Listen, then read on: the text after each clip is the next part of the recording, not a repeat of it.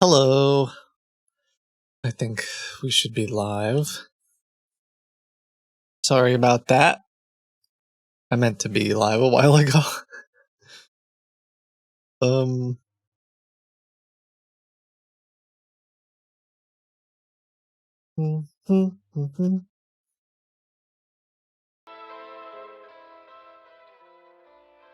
Okay. What's going on? Hello. I pushed the button. Sorry it took so long.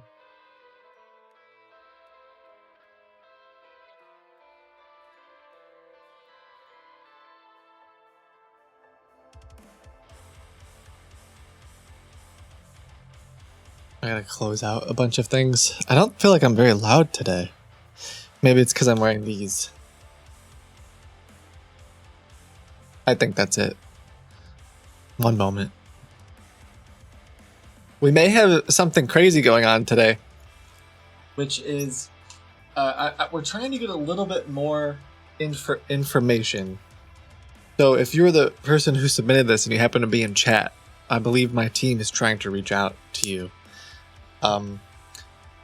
So last week or the week before, I was sort of ranting about publisher scams, the book publisher scams, and somebody emailed us and said, I'm a little nervous. I think I might be involved in a publisher scam. And you had sent some money for some services. It's been months. You haven't gotten anything. Seems a little sus. We found some other red flags. Echoes?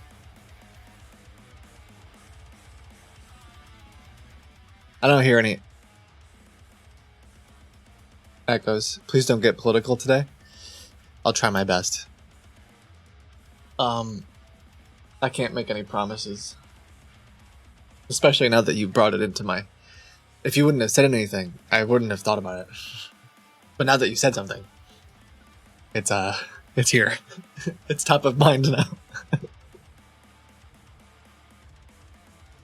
I did see, maybe it was Jon Stewart, someone talking about how important, especially like the youngsters, the younger demographics matter for like marketing and voting and all these things. I thought it was a really cool take. I thought that was really good. And he as soon as he said it, it's the same thing with us when we are talking to like potential sponsors or potential people who want to advertise with our show. They always ask like, okay, what are the demographics? And they're really what they want to know is the like 18 to 24 to 30, like that kind of. They're not like, and what he brings up in the clip is like they don't care about 55 plus. Like he's not even included anymore in what they care about. It was an interesting take, but yeah, I'll move on from that topic. I'm literally doesn't matter. Kit, do you have some time to talk about your car's extended? And that's just an overall, like, I'm sure some places do care about all kinds of different demographics, right? It was just an overall sentiment. So let's talk about a couple things. Today I was going to talk potentially at 1 p.m. We potentially are going to have a Zoom call with a scammer. I'm hesitant. It's very rare that a scammer is willing to get on a Zoom call, so I'm a little bit like, is this really a scam? But there's a couple really bad reviews of this company, including one of you sent in that you've paid some money for services that were never rendered, and it's connected to like book publishing related stuff. And it makes me wonder. But we're trying to get some more information from the person who submitted this. Maybe I will not stream the other person's video feed until I can confirm, like, yeah, it's definitely a scam. But It's very strange. There's a lot of red flags. It's just, I don't know if there's enough yet for me to be like, this is for sure 1000%. What I know right now is that they're doing a lot of shady things on their websites, and they're kind of promising things that they like, perhaps they're embellishing a lot. And they are, there's some reviews of people saying, well, I paid them money and I never got anything, which that feels like a problem alone. And that's usually enough for me to want to call. I think if they weren't willing to get on a video call, I would be immediately like, well, it's a scam. But the fact that they're like, yeah, let's get on a video call just makes me feel like, am I missing something here? But I don't know.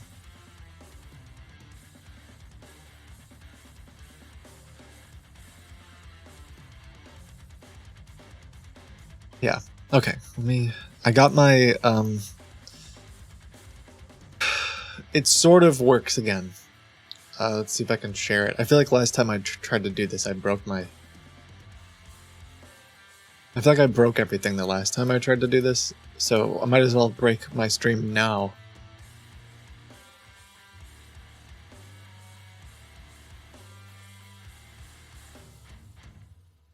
Dun, dun, dun.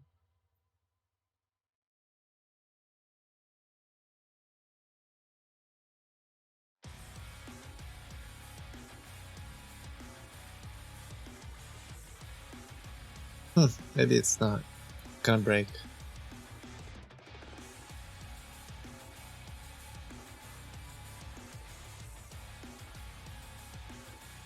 So I kind of got the face thing to, I feel like it's flipped. I'll have to figure out how to fix that. But it's not terrible. I got enough gray hairs, you know, to make it work.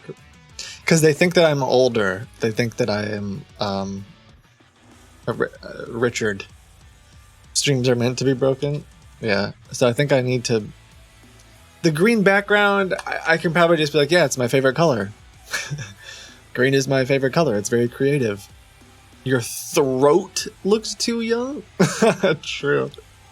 Well, because there's no. I'm literally just plastering. I'm essentially layering wrinkles on my face. Maybe I'll have to stand closer to the throat looks young is something I've never really heard people talk about. It's definitely something that I wear. A big coat. I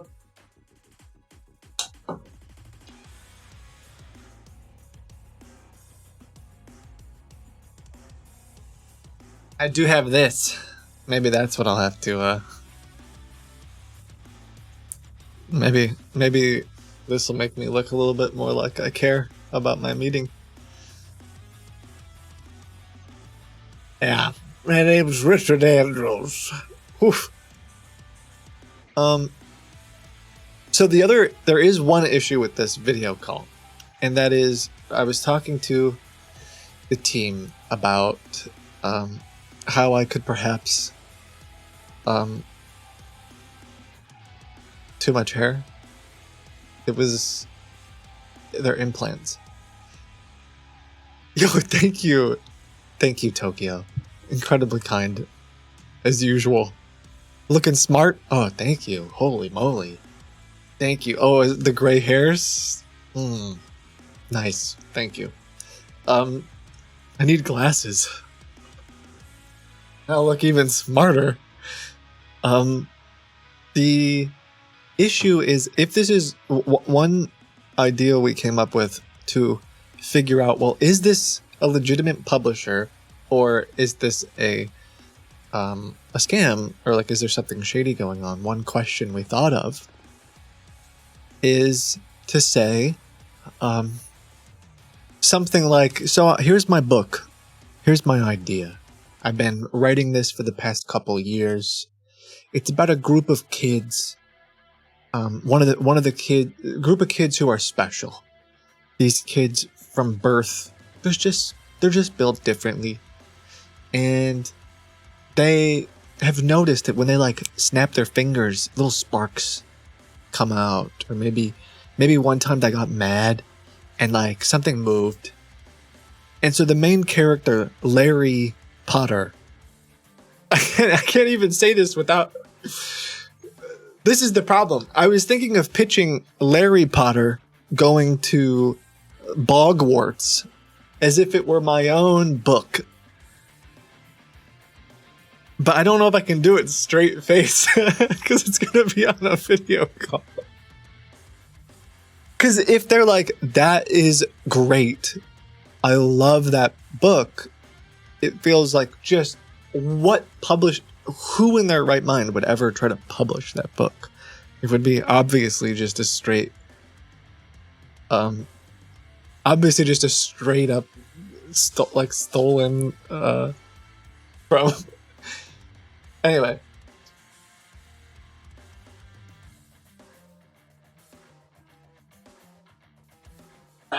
Practice? Maybe instead of Larry Potter, is there like another way to... a less obvious... One idea was I just start reading the B-movie. I just read the B-movie script to them and say that this is my book. Which I also like that idea.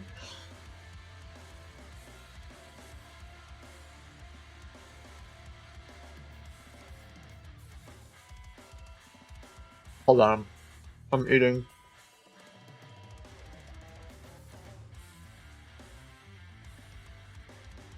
I'm just worried that... What if the scammer doesn't know... Sorry. Let's not even call him a scammer yet. What I'm trying to do is have it be a book that should most... Like any literary agent, anyone who's involved in the publishing world should very clearly know. My problem is, like, I read Great Gatsby and Catcher in the Rye and To Kill a Mockingbird and all of the, like, if you look up the top 10 books, like, I probably read them all in school. Do I remember any of it? No. Not even a little bit. If you were to ask me questions about any of those books, I couldn't tell you a single thing. So, unfortunately, I can't. I'm not sure if I would do a good job. Yeah. That's what AI is for?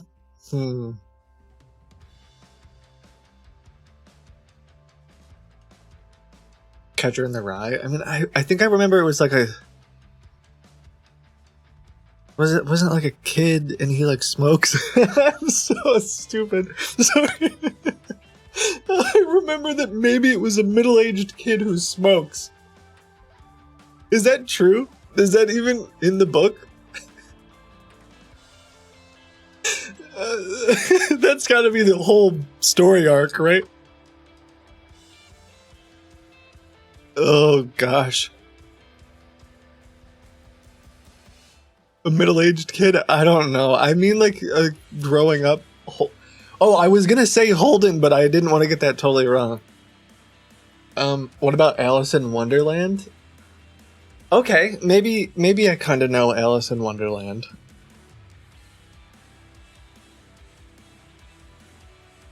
That should be like a pretty obvious thing. And then I could do the Jabberwocky poem word for word from memory. 'Twas brillig, and the slithy toves did gyre and gimble in the wabe.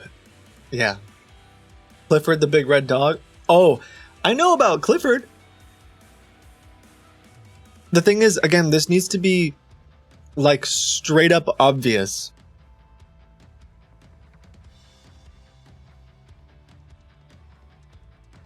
Right? Like, shouldn't it be completely obvious that anyone involved in publishing books should know immediately that I would be stealing something? And like, I don't know, is Alice in Wonderland something that you could... Is it like in public domain now? I don't know. Is it old? the Bible. I thought about the Bible. I thought about saying that I want to publish the Bible, but like I think you can sort of do that. I'm not sure. My little understanding of that is that translations of the Bible are copyrighted. So I think like certain translations are copywritten, but like just in general, I don't. I think I could just be like, yeah, I want to Lord of the Rings.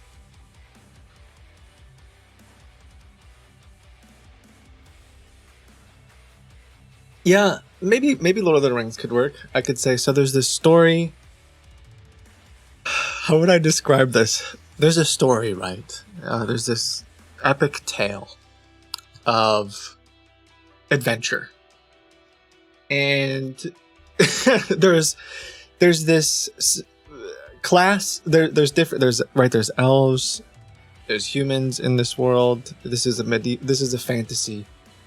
And there's a group of sort of, let's call them, I can't think of how to say this. How do I describe a hobbit without being offensive? Let's say, we can't call them halflings. Let's say these are people about half as tall as a human. And they're called bobbits. And bobbits have really hairy feet. And they love to live inside of holes in the ground. They dig holes inside the side of hills, and that's where they make their home. They have very hairy feet. And one of these bobbits is named Hilbo Haggins. And Hilbo hates adventure. He hates the idea of doing anything out of the ordinary. But one day he gets a knock on his door. It's the friendly witch, Wandolph. And Wandolph says, hey, it's time to go on an adventure. That should be pretty obvious, right? That should be... I'm on the edge of my seat. Time to get to work. There's a dragon that's got a bunch of gold. And you have to go get it. Nobody else can.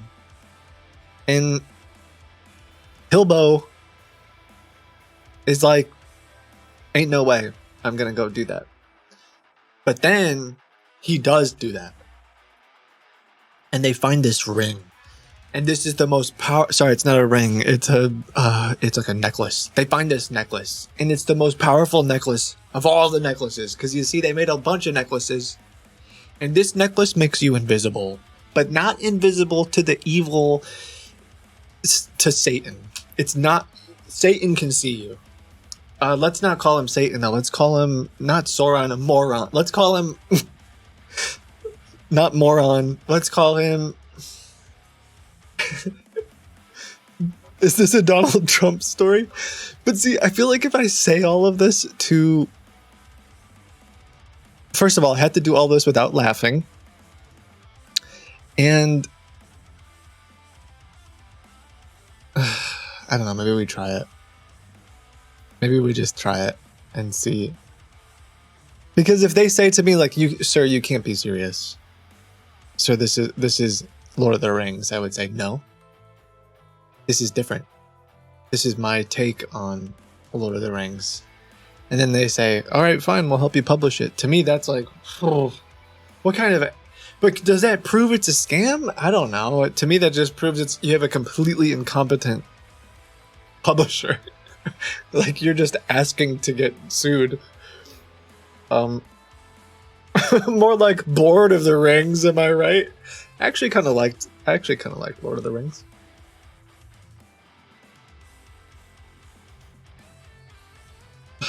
Lord of the Ring combine books.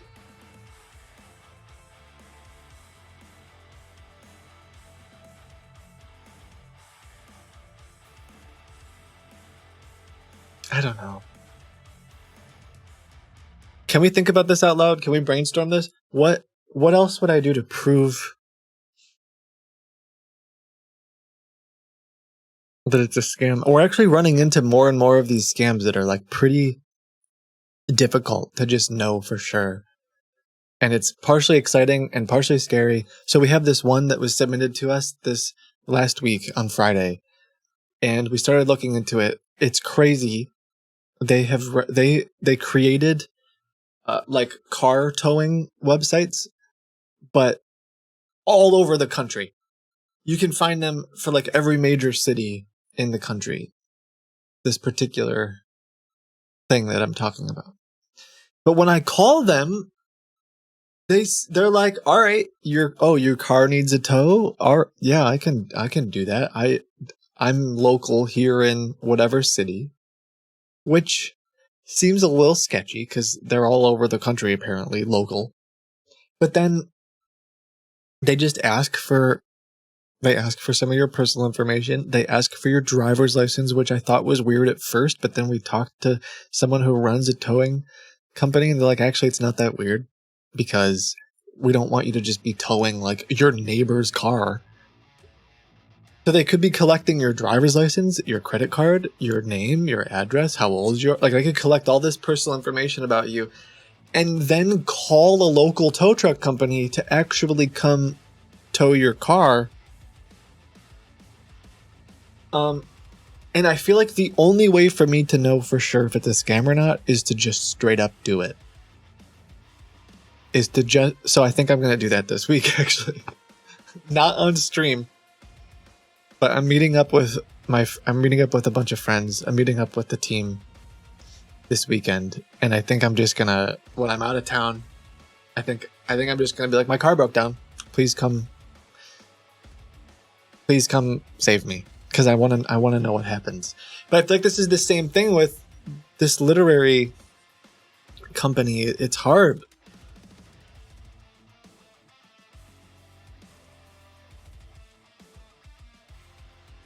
It's more proving a scam if the story is not changed much and they accept it. Get temporary plates? What, so they don't know who I am? I'll just use some random. I'll just lie about all of it. Easy. Super easy. I'll just lie about literally everything. And then if an actual tow truck person shows up to like a Wendy's, I'll go to a Wendy's. I'll be like, hey, I'm so sorry. I'll interview them a little bit, make sure they got paid. If it didn't get paid, I'll pay them. Like, right? It's not so bad. Just commit a crime? I don't feel like it's a crime at all. This isn't even a little bit of a crime. Also, you're going to be there, Lucifer, so you can commit the crime for me. You won't believe it. My car just started. Yeah, there you go. My car just started working. It's crazy. No, I would pay them. Like, I would pay the person who showed up, especially if they didn't get paid. But what I'm getting at is I feel like the only way to really know if it's a scam or not is to go through it. And like, this is what we've been doing for years, right? I would call the number. It's a fake virus pop-up. They say they're Microsoft. Well, I know you're not Microsoft, but let's see what you're going to do once you get on my computer. So I let them on the computer. Turns out they lie and say that you have viruses. Turns out they lie. It turns out, and we figure out how the scam works.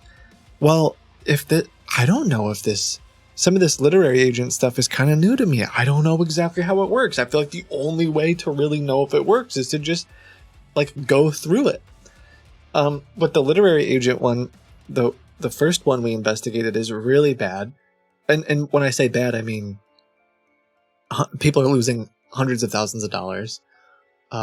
We spoke with a handful of victims.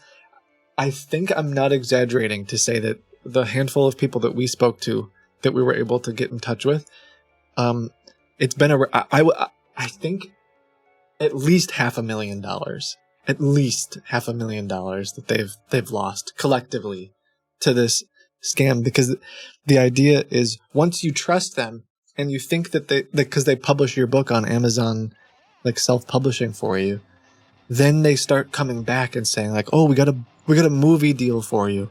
We got an interview request for you. They give you these promises of glory And then they say, like, in order to get the movie deal, we're going to have to hire some lawyers. It's going to be about $17,000 to hire lawyers. We'll cover $7,000. You just covered $10,000. And you're like, holy crap, my book is going to become a movie? I'll pay 10 grand. That's incredible. But then something happens. The movie deal falls through. But that's the cost of business. But hey, a couple weeks later, there's another movie deal. And then they just kind of keep, and then they tow your car. It's wild to me that anyone could have $500,000 to lose. I'm saying collectively across, say, 10 people, which is still a significant amount of money, but yeah, not one single person, but I'm self-published and I get these calls and emails. Please send them to me, please. I would love to cover more of this. And so that's what we were talking about a little bit today, to go back to maybe help me brainstorm. When I ranted about this a week or two ago, someone in the community said to me, Kit, you made me nervous. A lot of the things you said seem like maybe happened to me. I paid some money to a company. They were going to help me. I believe the term is ghostwrite or some kind of, it sounds like you had written a bunch of the script, but it wasn't quite finished. And so they were saying like, yeah, we'll finish it for you and then publish it. But it's now been months and they aren't contacting you and they haven't done any work. And it's kind of feeling a little bit like maybe they lied about all of that. And from our little bit of investigation, there's some red flags, there's some concerns. But what's difficult, and so they want to get on, for those of you just getting into the stream, the potential scammer wants to get on a video call with me in an hour, in 50 minutes, which is very interesting.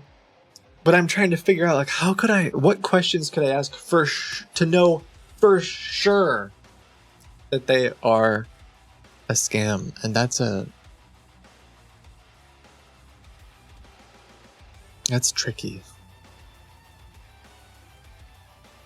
Maybe will you guys help me brainstorm for a minute? I know this is sort of like an intro and some people get mad if I'm not constantly calling scammers, but listen, there's some prep that has to be done. I was trying to do this before the stream and I just don't have the right answers right now.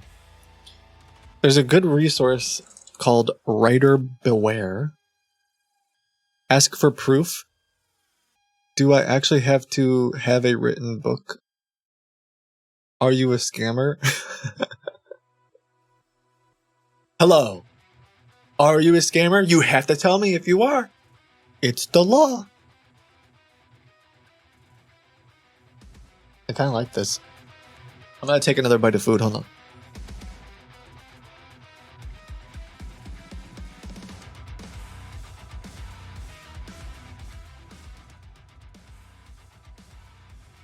Ask for past projects? I'm unironically eating avocado toast. It's literally toast that I smashed an avocado on with sesame seeds and like something, I don't know what the heck else it is. Unironically. The most millennial thing. Is it good? Yeah, that's fine.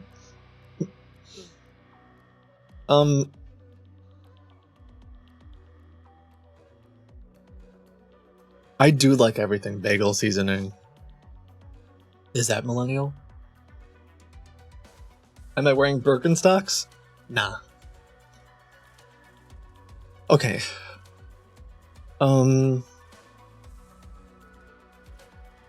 Soy sauce? Oh no, it's like a miso something sauce though. It is so very similar.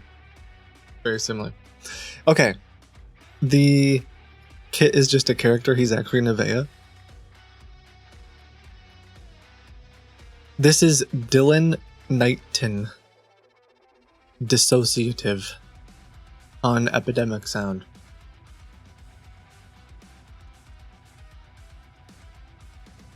Okay, I should be writing these things down. You guys are giving me good ideas. Let me situate myself. Let me sit down. Let me write some notes. This is serious. This is important work.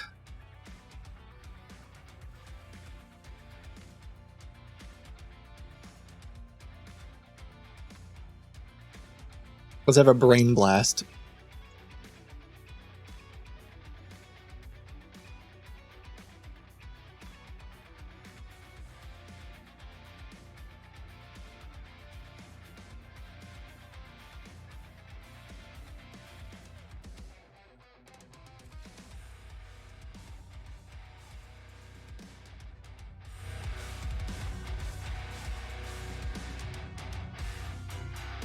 Ask what their favorite book series is. But yeah, what if they just say something obscure? It's like, fine, I mean.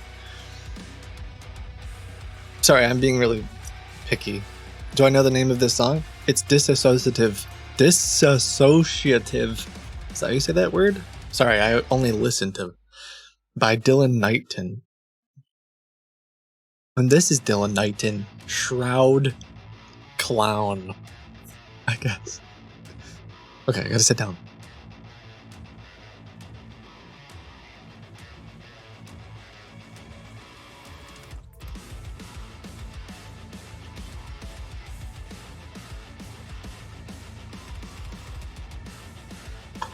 Ooh, interesting. So I'm also being told I have on good authority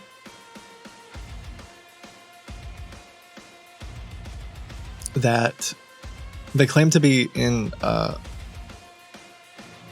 California, but the names that they go by is not registered in California, which is definitely sus.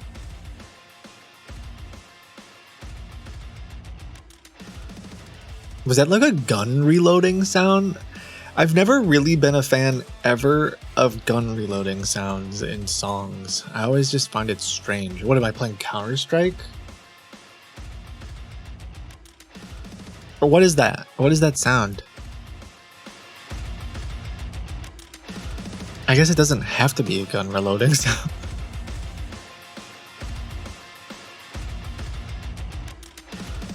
It could just be some metal sounds. Metal music, metal sounds. Okay, hold on. I have to pull up chat now. This is a really good resource. There's a lot of interesting things about publishing, literary agents and stuff on this website.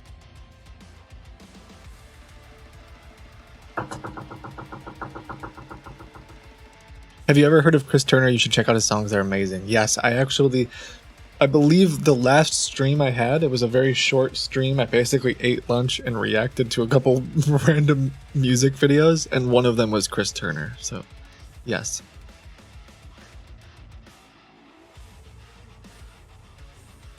That was me knocking. Yeah.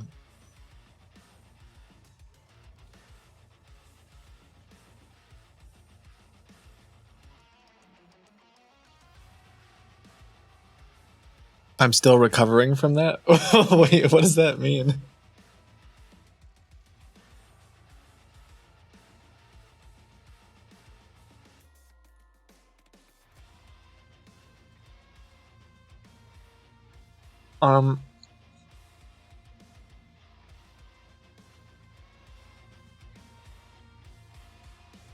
Look at this though. Look at all the names of these companies that have been literary. They just change the names of their companies all the time.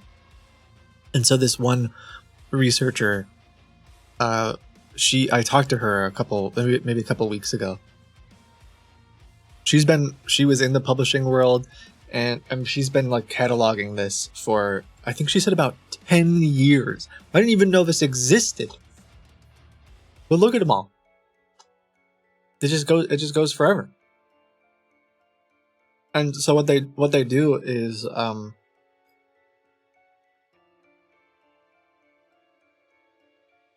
they just, as soon as one gets burnt, like you'll see a couple of the ones that we were talking to on stream are on this list, and they kind of shut down now. They just move on, and they'll just make a brand new one.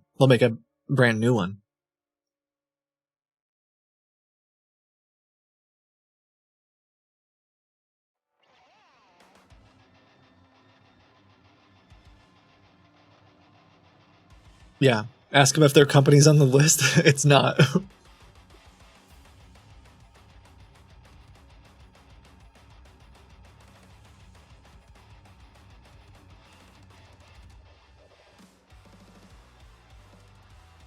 Okay, anyway, I think they have a list of like...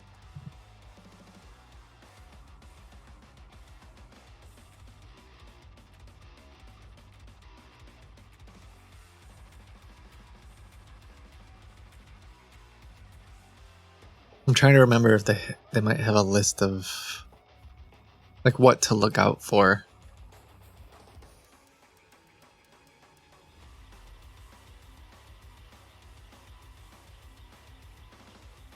I'm trying to remember.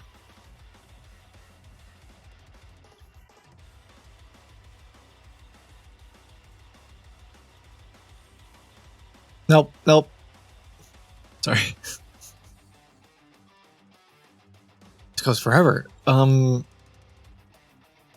can't find it. Okay, I'll let you guys give me ideas.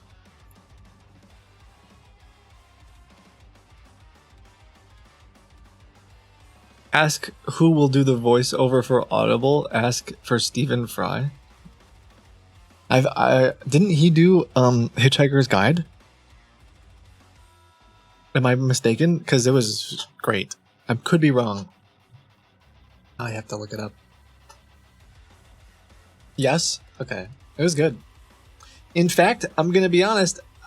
I think halfway through the Hitchhiker's Guide series on Audible, it switches to a different person. No, that's not Hitchhiker's Guide. I think I was listening to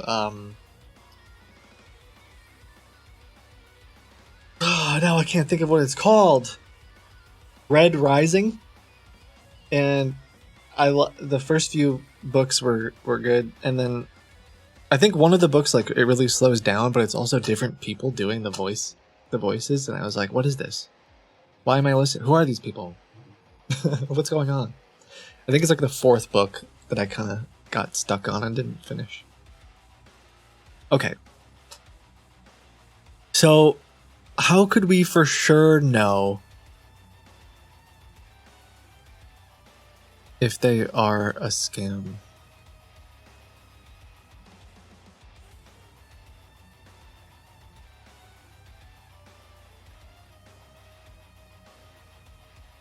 What if you submit plagiarized content? Yeah. Oh, Yayu. If I say your name, that Yayu.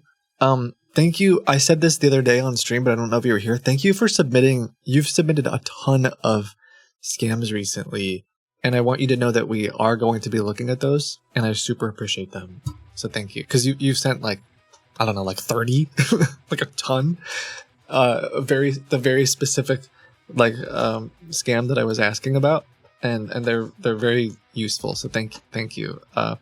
For those of you that don't know what I'm talking about, I'm hoping that we'll be able to do it live, though I don't know if he'll want to.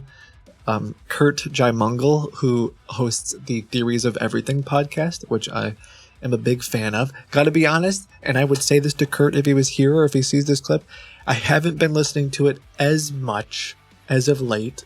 He's been doing a lot more like UFO type interviews, and that's just not as much of my thing personally.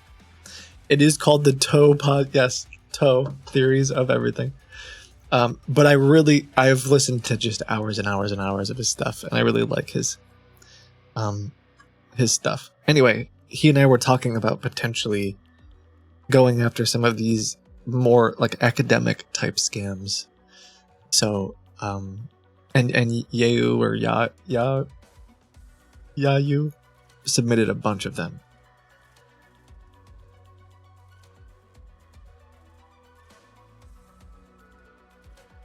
Okay. So one idea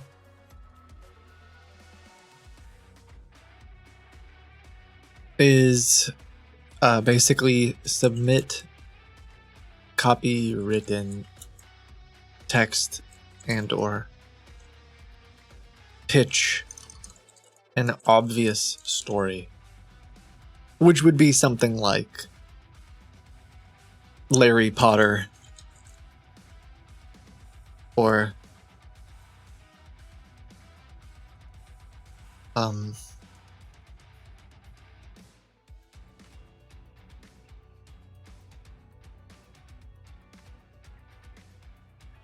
what was the other one we were talking about? Lord of the Rings?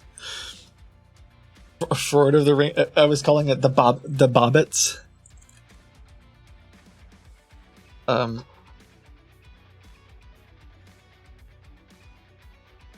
I don't know if I'll be able to do that without laughing, and it's going to be on a video call, so I have to think about that. Instead of Game of Thrones, Play of Seats. It's the Play of Seats in which, I'm going to be honest, I didn't read that one, I watched it, and I don't know if I could explain that very well. I would just say, so there's a bunch of different people, and they're all trying to, like, get in the hot seat. They all want to lead the entire world, and so they fight with dragons.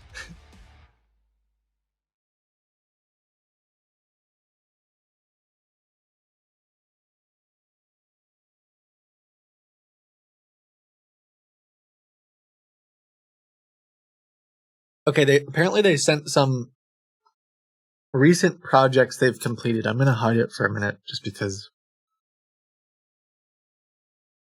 I don't know what we're gonna see.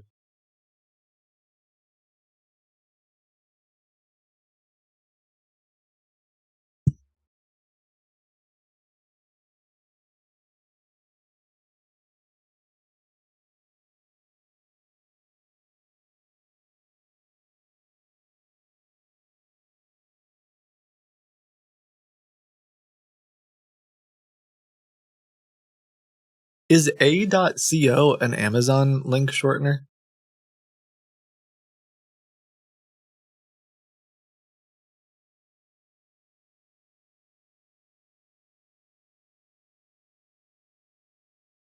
Okay, I got a unanimous next. Yes, sorry.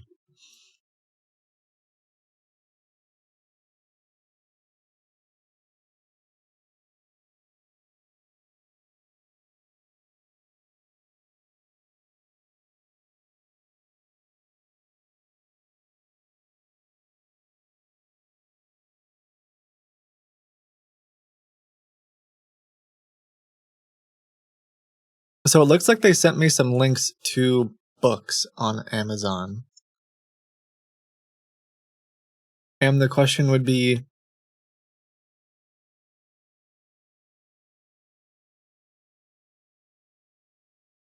I'd almost have to contact these authors.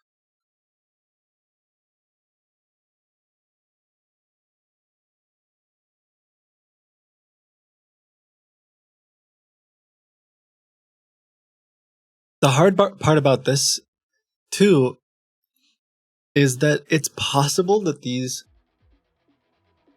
scammers, if they're just getting started, so the way that the Mike, the literary agent we talked to, the way they would typically run their scam is after they publish the book for you, then they would start to really scam you. And so, like, right now, man, it's tough. Sorry, I'm trying to think about what else could I ask. The description is ChatGPT. Let me read it.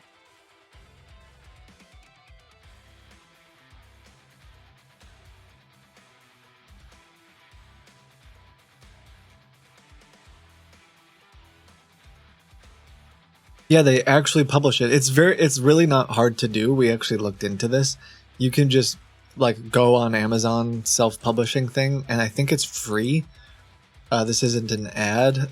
I'm pretty sure you just submit your like a PDF like a manuscript or whatever, and then that's that. They just take care of all of it for you, and they'll take a percentage of the sales.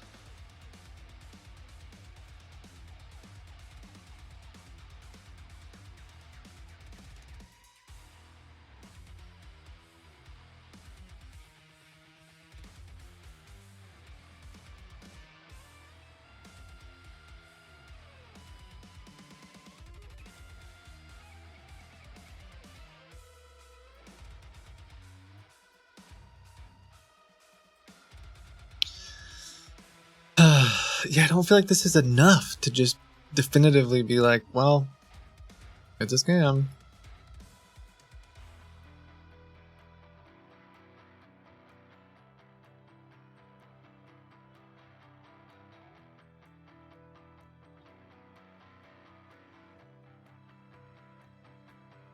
Yeah, it's print on demand. Yep.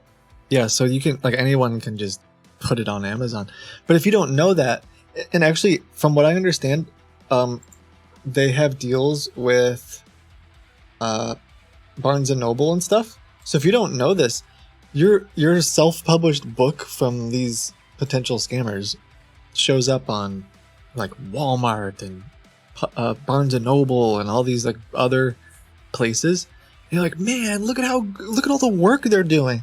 They got my book out to the whole world. Yeah.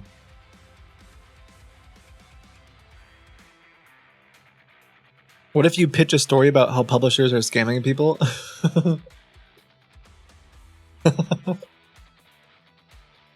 Someone said they are providing a service, Kitboga. It's of limited or questionable value. This is what's really complicated.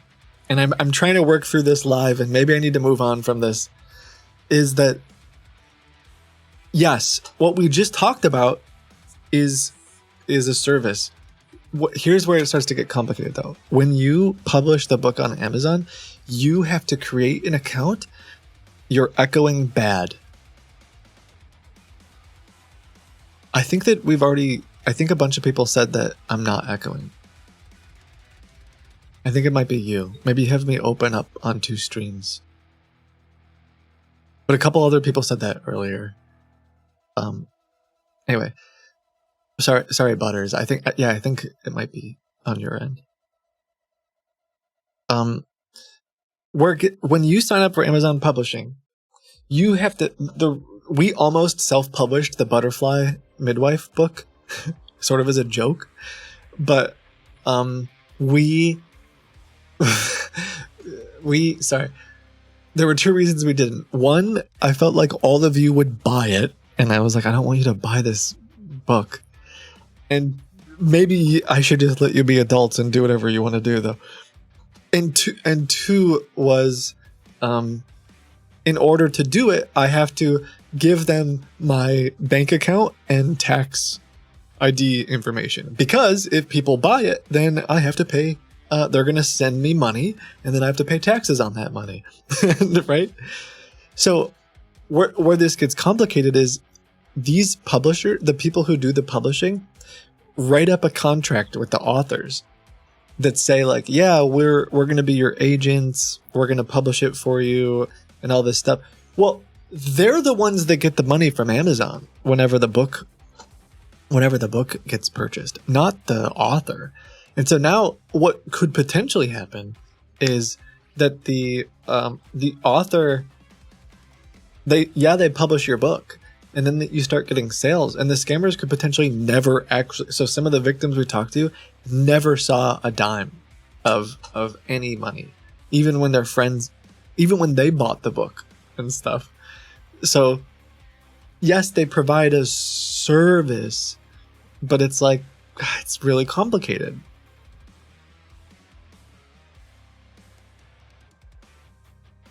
It's hard to communicate with scammers. Yeah, I did it. I did this a couple like a month or 2 ago, and then I have one that's going to call me in half an hour. And I'm trying to think through how could I definitively prove, like how could I ask them some questions that proves if they're a scammer or not. And I don't know if it's possible. Hold on 1 second. Hello? Hello?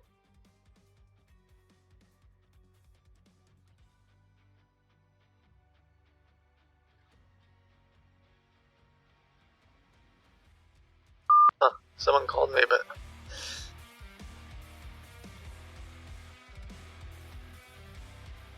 It sucks that you have to work so hard to prove it is a scam, even though we all know it is. Well, that... We don't for sure. I have definitive proof of the other literary agents that I've talked to. I mean, the other guy, I said, you left me a voicemail saying that there was going to be a movie deal for my book and you want to represent me. And he just went along. He was like, yes, because that's the way their scam works. This one might not do that. I don't know. I guess I could float that idea. I guess that's another thing I could do is say, like, so I was talking to one agent who said that they could get me a movie deal. Is that something that you can do? And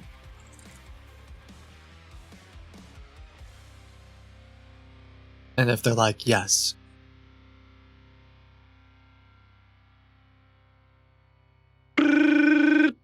Announcement.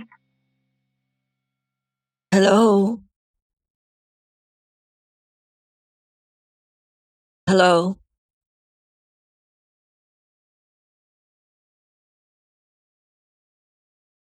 Hello? How do they scam you after you publish it? Take the money? A couple different ways. So one of them is they would take the money. The main way from the victims we've talked to is that they would afterwards start coming up with lots of other things that you need to pay for. So, for example, they would say, we found that Good Morning America wants to interview you.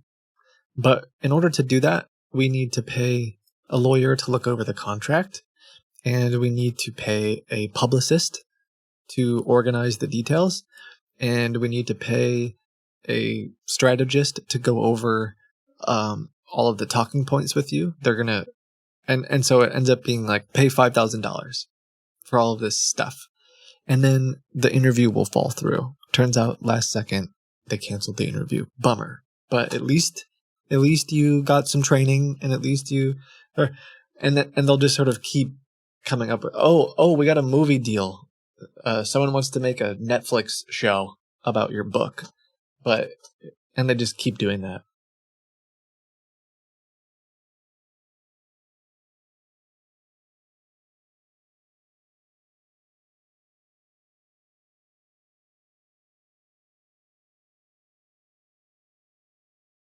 Oh, thank you for writing this up. Thanks for writing this up, Jordan.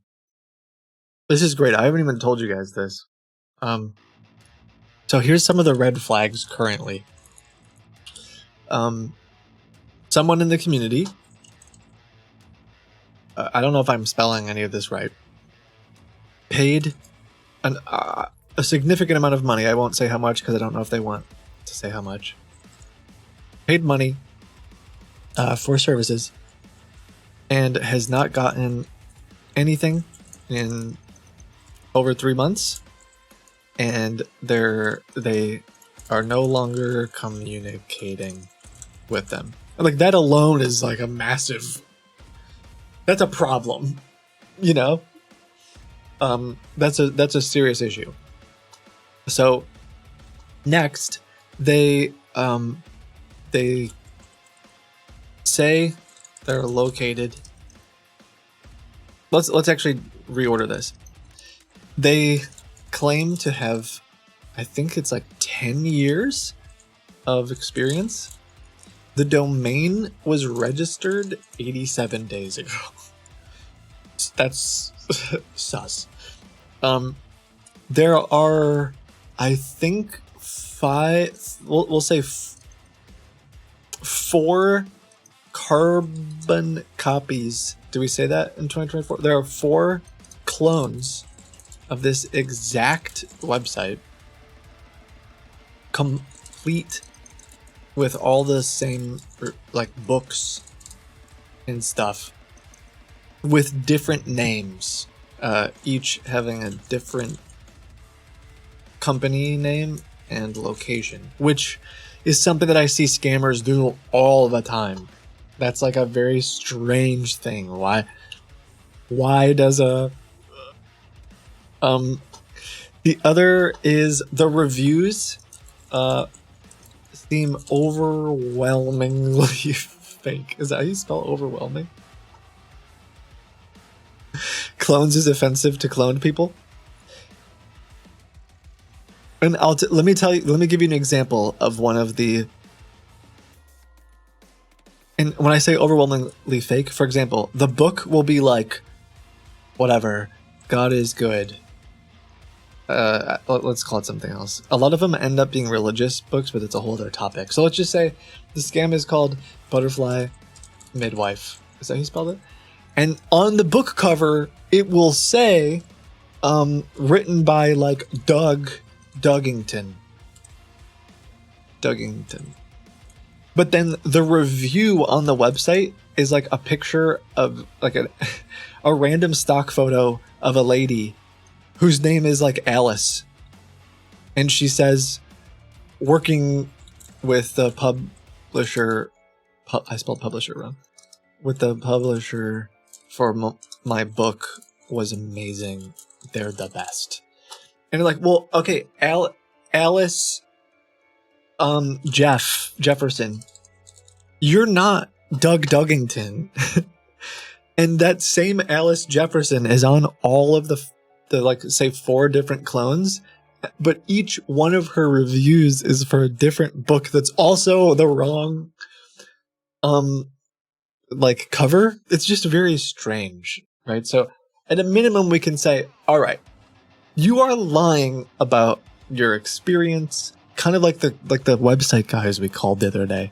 You're lying about your experience. You're lying about your past services. Lying about who has been in who's been using your. Can I increase the font size? I honestly don't know how. I don't even know what this is. I don't know what I'm using. I can just use something else. This is text editor. I tried control. Oh, I didn't try control plus. Nope. Okay, hold on.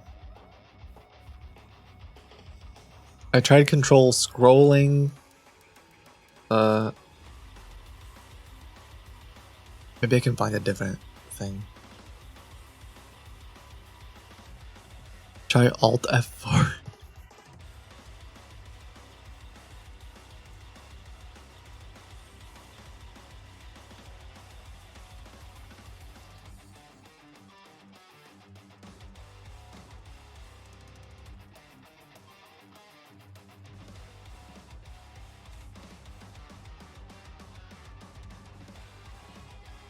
Let me see.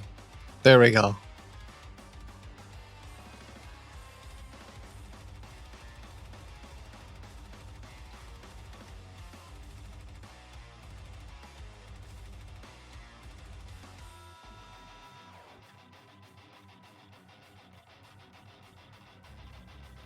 I have an unregistered Sublime on here, apparently. Everywhere I go.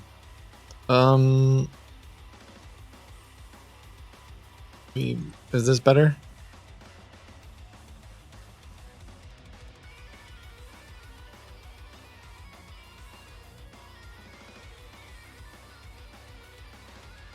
Can you read it now?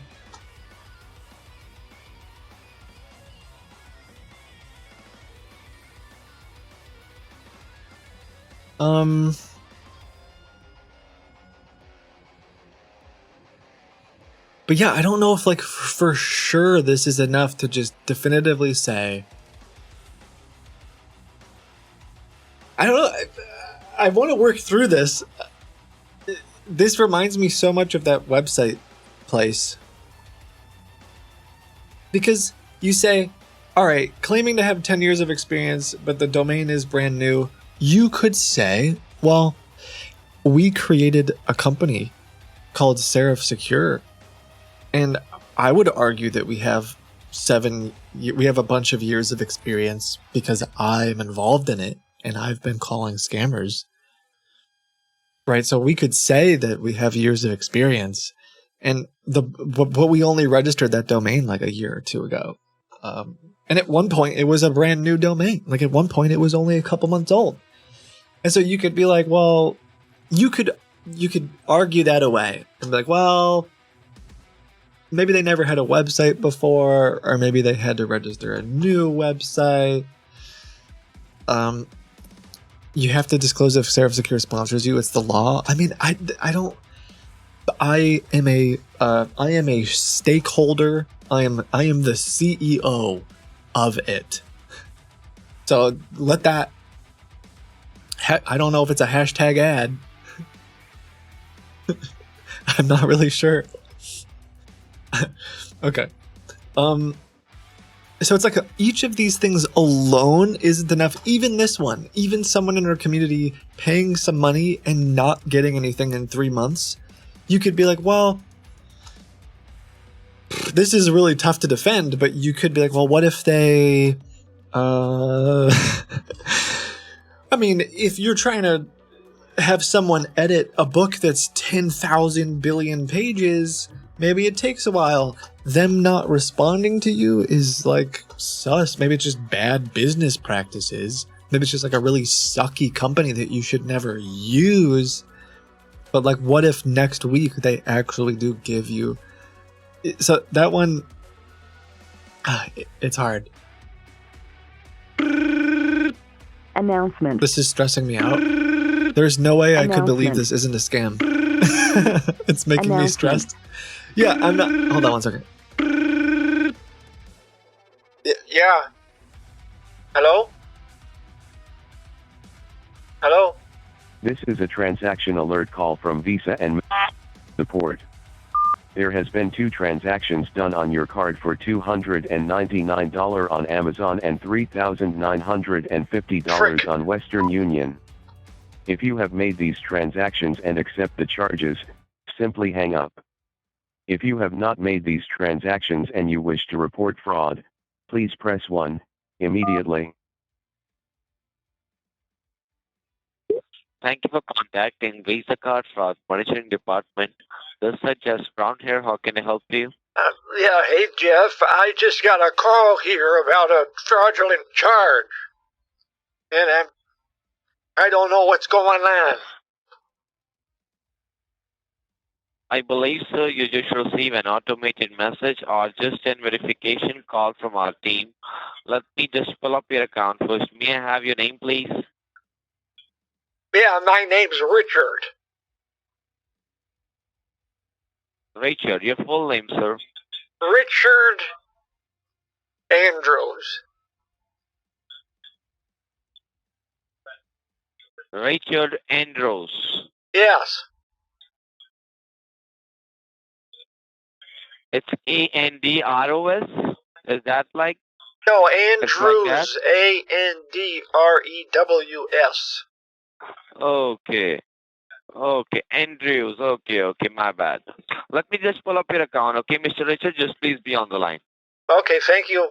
I only got a few minutes because I got a dentist appointment, so I want to get this canceled. Pardon me? Just look it up.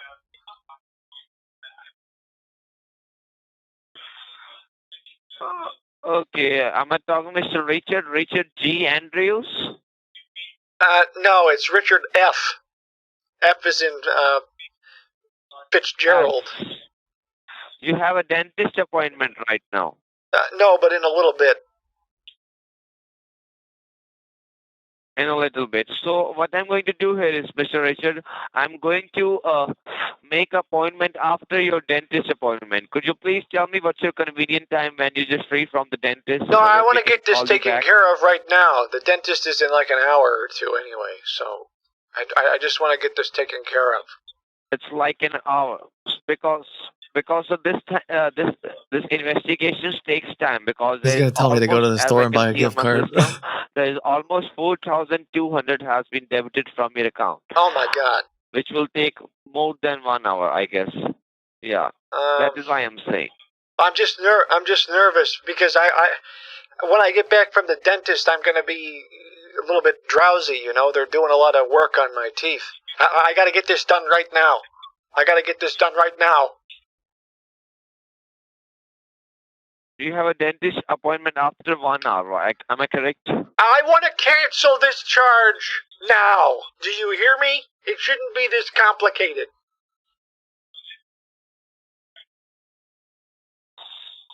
Let me just pull up your account, okay? As I'm able to see over here that your debit card is being charged for 2 transactions on 2 different online websites. The first charge is of $299, which is done on Amazon online website for an electronic item purchase. And the second charge is of $3,950, which is done on Western Union online website for sending money to overseas. In the words of Did you make these Shaggy, transactions? wasn't me. It wasn't me. Okay. And does anyone in first of all, could you please double check that your debit card is with you or it's been stolen or lost? I have it. I've got it. You have. And does anyone in your family have the access of the card who could make these transactions on your behalf? I don't think so. My grandson maybe, but he's a good kid. He usually just uses it to buy things like for video games, you know. Okay. As I'm able to see over here, sir, that this transaction has been charged from your debit card and this transaction has been made online over the internet. Could you please confirm me, do you use your card over the internet? I have before, yes. You have before, yeah. Yeah, I've used it on the internet computer, before. Sir, or on your computer or on your phone? Yeah, on my computer.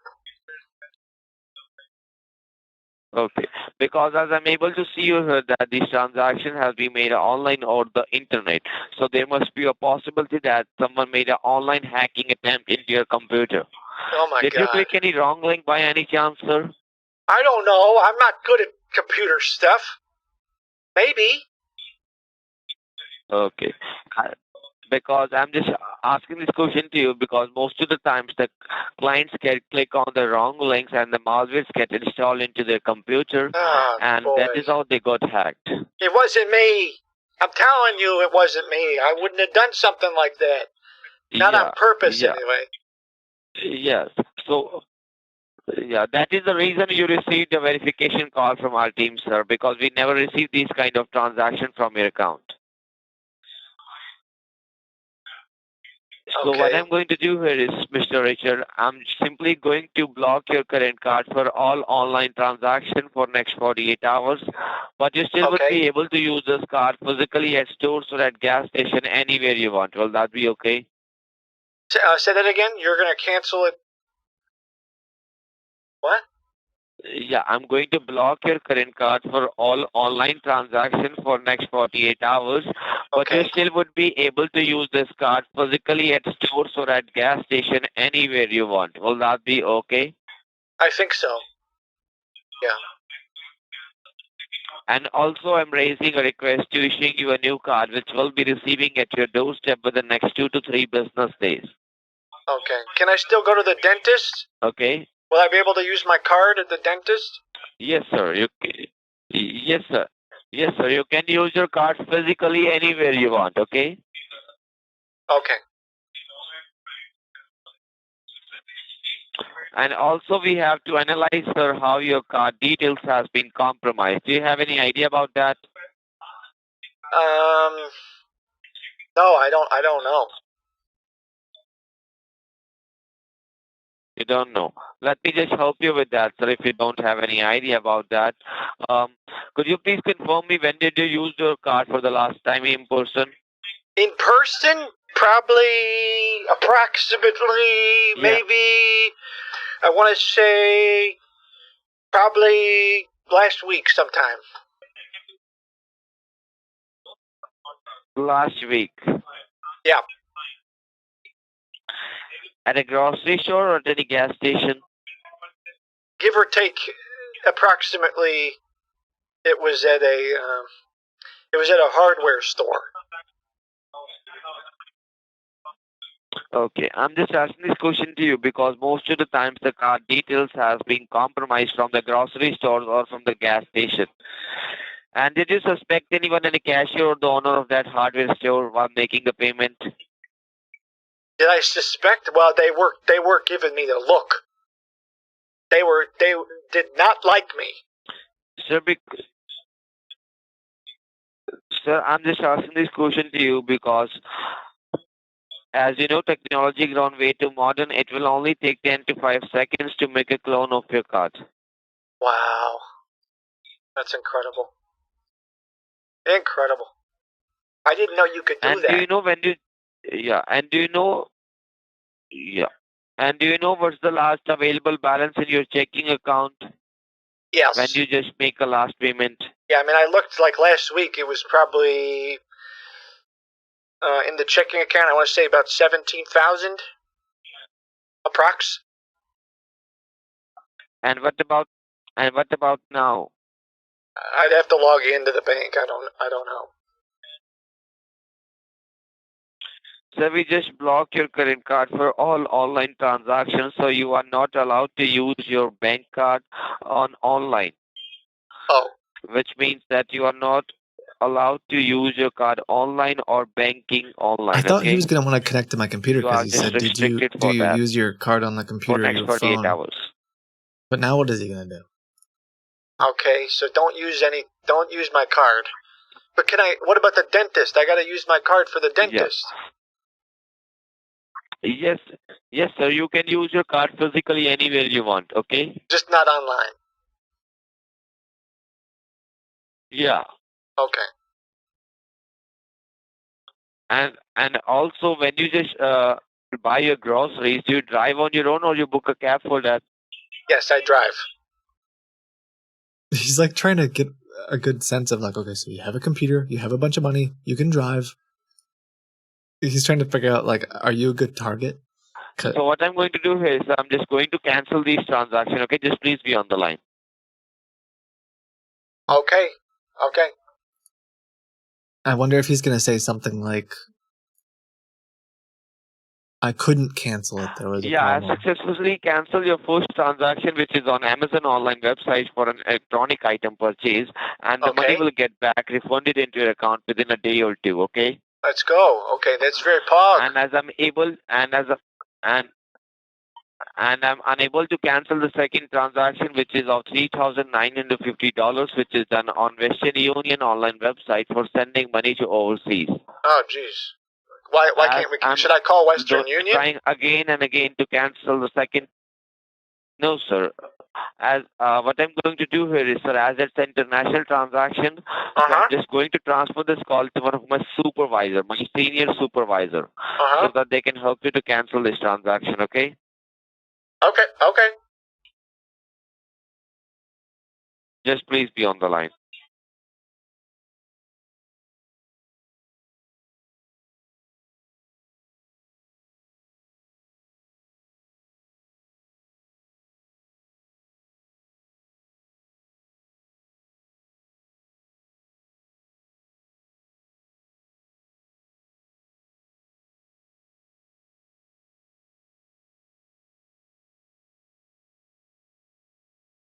Okay, we're going to try to push the Zoom call like 10 minutes. This is Stephen Martin. I'm the Senior Customer Manager. Well, I'm talking to Mr. Richard.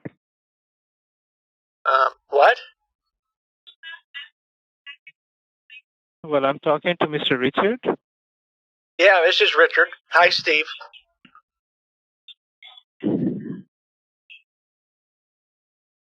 Yes, Mr. Richard. As I'm able to see over here, we got an update that there's a 2 fraud charges has been coming out from your account this morning. Yeah, I guess they canceled the first one. And then are you going to be able to cancel the second one? Your voice is coming a little far from the phone. Can you come closer? Can you cancel the second one, I'm saying? Can you cancel the Western Union charge, please? Well, sir, I'm facing trouble to hear your voice. Are you talking on speaker or what? What? Hello? Are you talking on a speaker? I can put it on speaker. Sure, hold on. Can you turn off the... Yeah, can you hear me now? I got you on the speakerphone. Hello? If you can hear me, okay?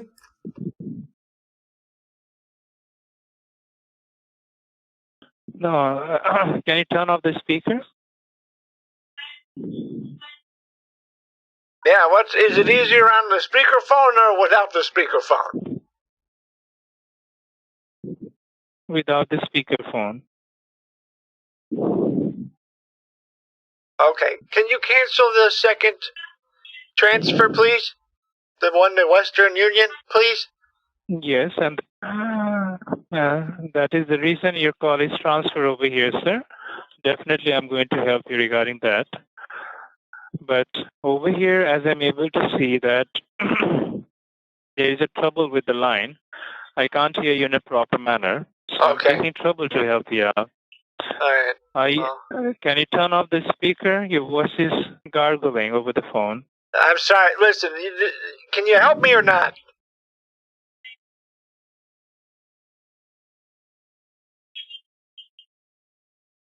I need help. I'm not gargling, alright? You know, but why are you talking so far from the phone? Are you using a computer? Can you help me or not? In order to talk? Can you help me or not? That's what I need to know. This isn't an this isn't a Twitter live stream. Okay? Can you help me or not? No, you're streaming. That's the reason your voice is coming a little far. You know what? I don't have time for this. Have a good rest of your day. I'll call Western Union. Yeah, you have to record. I'll call Western Union. Don't want to record? He didn't understand my joke. Okay, I'm just gonna call the...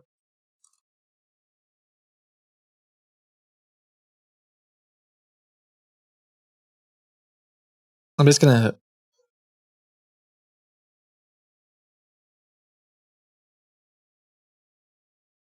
I thought that there was gonna be something interesting going on, and so I wanted to push the next call, but...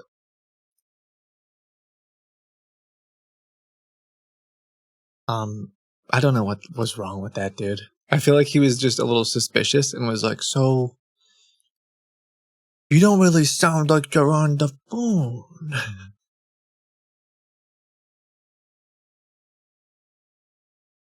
Okay, I need to move this old little webcam right here. And I don't know, I can try to crop it for you. But let me explain why. Because I have to go on this other call. I gotta go on this Zoom call. And I need to look older. And so it's gonna look like this now.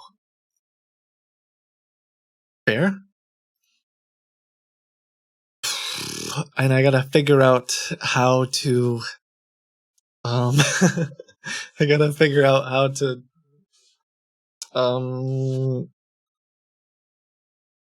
Let's see.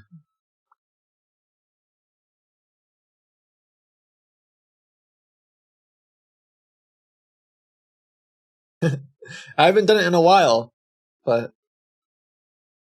we'll see how this goes. Give me 1 second. It's the CEO of GoPro.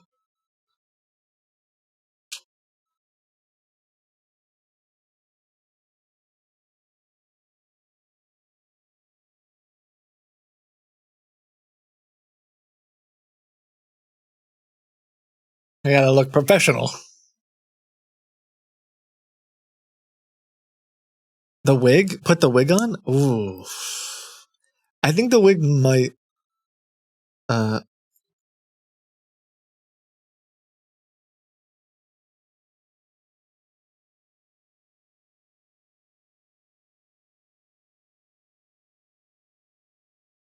Let me see. Your hair is too dark? Guys, relax. The worst thing is explaining the green wall. I'm just gonna have to say green is my favorite. I think that's the most complicated thing, to be honest. Um,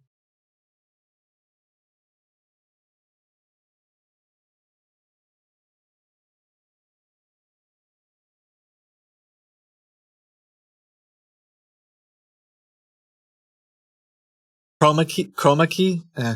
I guess on Zoom I could do it. I'll do that on Zoom.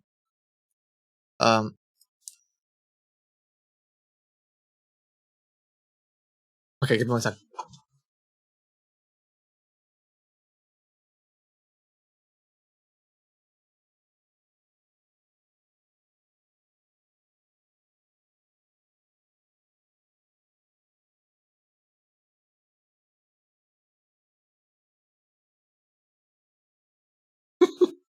I feel like this looks too.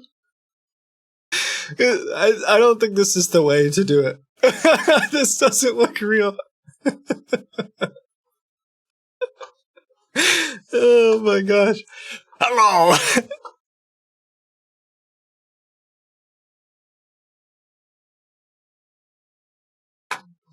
It looks worse.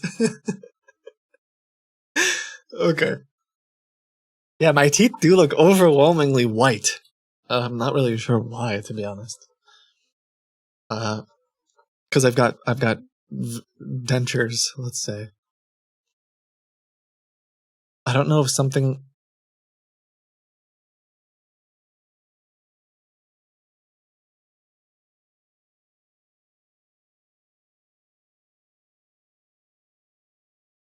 All right, we'll just go for it. I'm not really sure what's going to happen. One thing that's going to be an issue is I think for starters, I'm not going to show my I'm not going to show their Zoom call to start because I'm just a little concerned. I mean, I don't know. I have very mixed feelings about all this. I want to at least record it though. So, give me 1 second. We stalled, by the way. We said that we're driving home. So they said, okay, I started the Zoom call and I'll be here when you're home.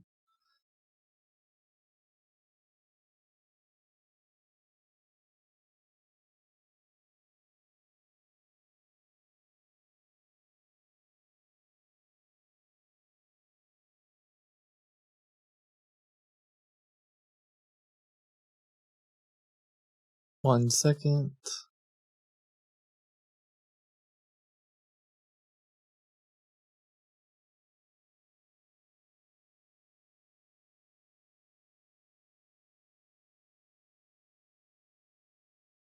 Maybe I'll do something like this. For now. The thing is, if I look to the side, I feel like if I turn too much, it starts to get a little. So I have to make sure to not do that a lot.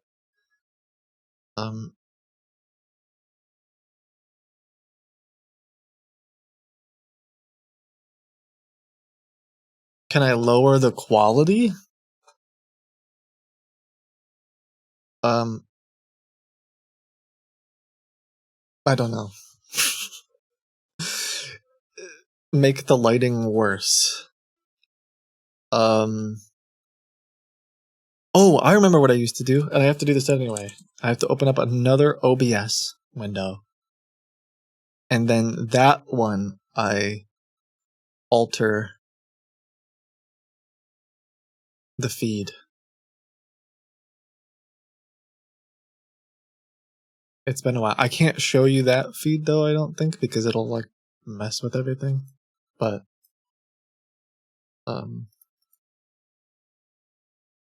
yeah, I have an OBS scene called Webcam.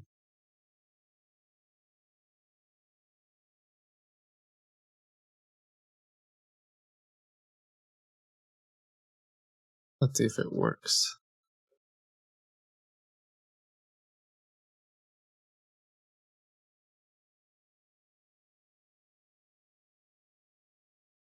Oh, nice, it does.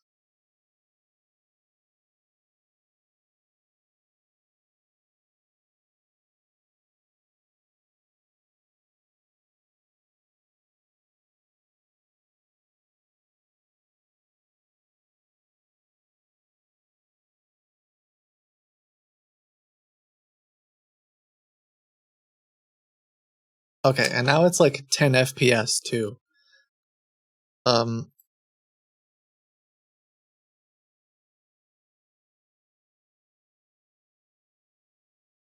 You don't see the 10 FPS video, but I have it a little bit less quality, I think.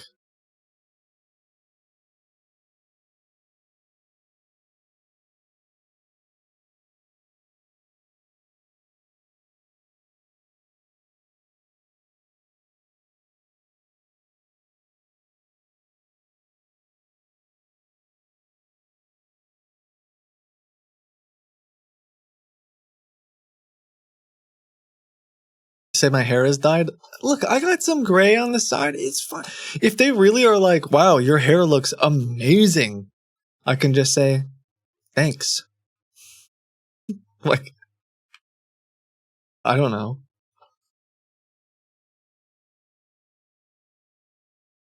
I'll be like, thanks. My barber is gonna love that. I'll let them know.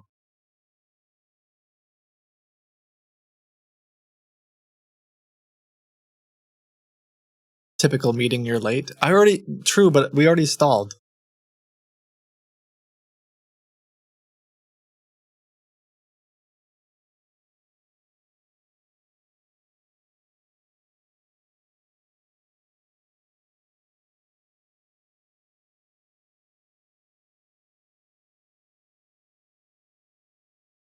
Okay, hold on.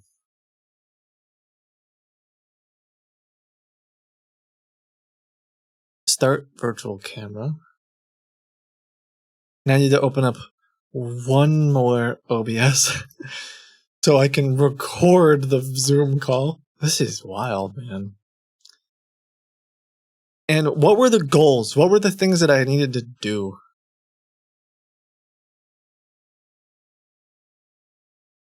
It was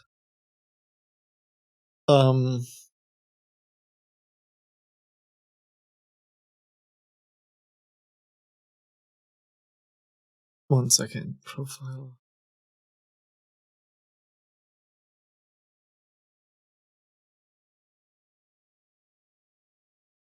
Can you join a Zoom? I gotta log out of Zoom. My Zoom is gonna say Kitboga.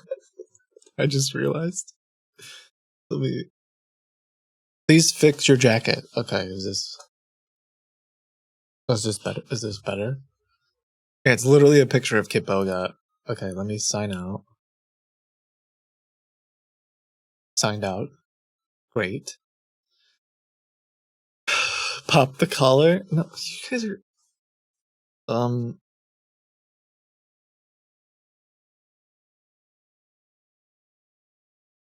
Where are my notes about what I need to ask?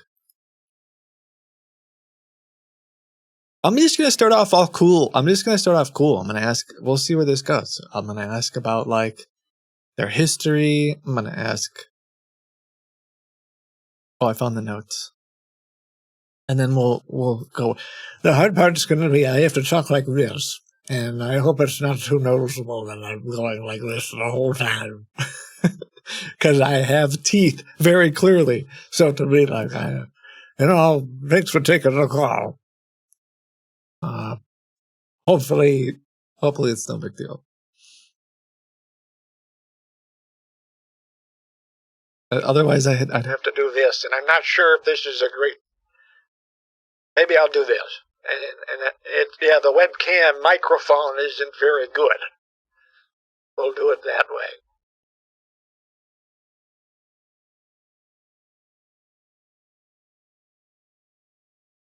Okay, Zoom. Where's the Zoom? I'm actually a little nervous. Also, my name is Tom, I think. I'm a little bit nervous. I don't know what to expect here.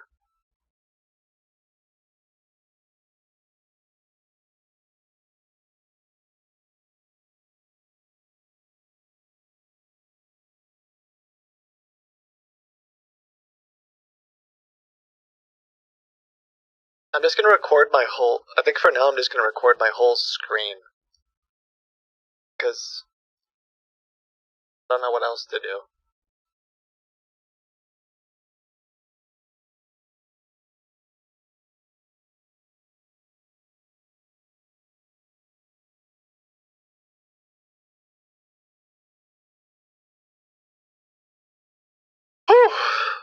Wow. Man, I don't normally get nervous about stuff. I guess it doesn't super matter either, but I'm like, well, I want to know, like, what's the scoop on this one?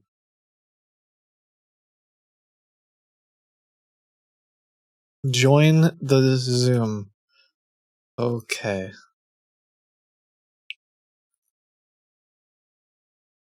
You can't turn sideways? Shoot.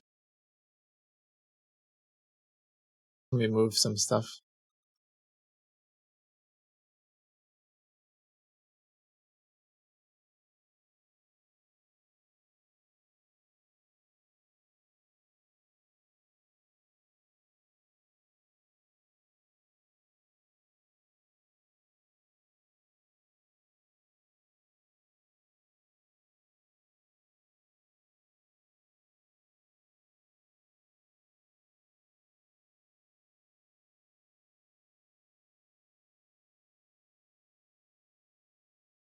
Oh no. It's already ruined. It's already ruined. I literally signed out. But it still says my name is Kitboga. Oh gosh, it's already gonna be ruined. If they saw that, it's already gonna be over. I literally I hate stinking Zoom.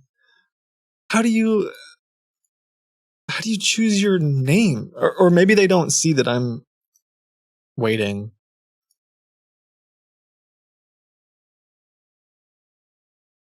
Change it in the Zoom app? What, do I gotta log back in? Actually, I might have I might have another Zoom account. Just run with it. Kitboga's my grandson. The problem is if they look it up, that's the issue.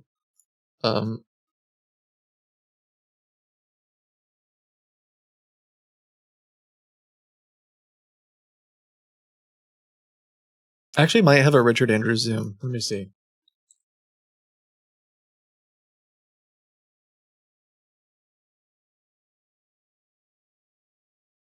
Oh, I think I do. Yo. Oh, there we go. Please say I didn't mess this all up. Settings, video.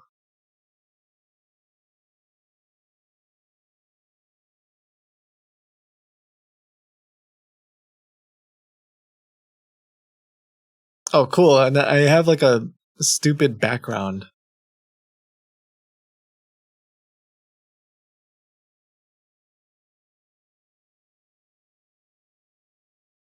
Audio. Test, check. Perfect. We're ready. You are Tom. Well, it does say R. Andrews. That's true. How do I change my name?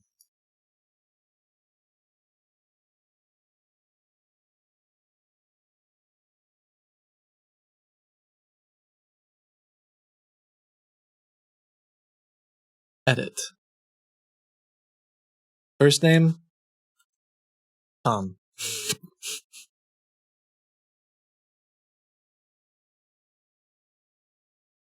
I'm just gonna have my display name be Mr. Andrews. How about that?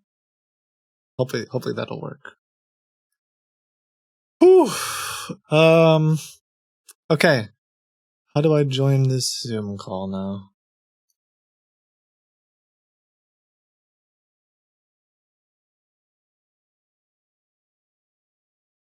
Your last name is Goodwill? Shoot! Why did we make everything so complicated? It's my own fault. Okay. Edit. Mr. Goodwill.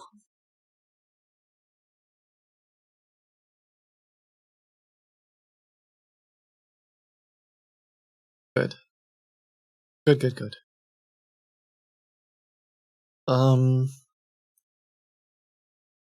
Okay, guys, I can only have so many things open on the screen while I do this without turning my head a lot.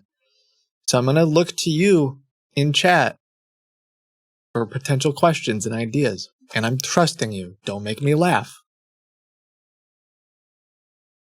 This isn't funny. This is time to be serious. I can't laugh even a little tiny bit. You understand? Okay, join a meeting.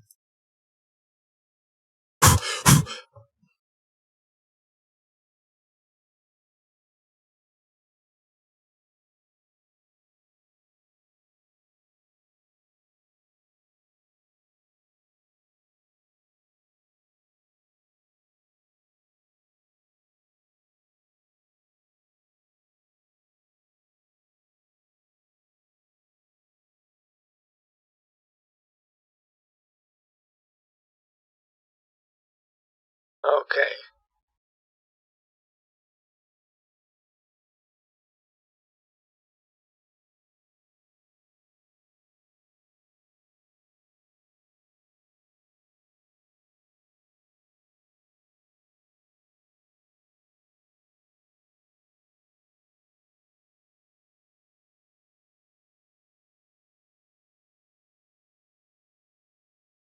Hello?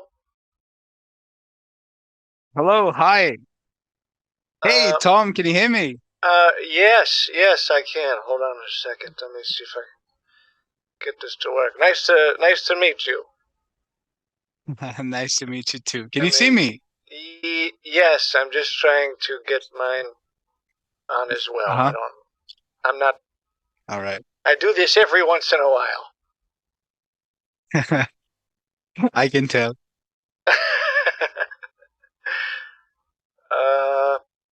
Okay. Can you see me yet? Not yet. No, I can't see you now. Video. I got this web camera on my computer. Like an external camera? Uh,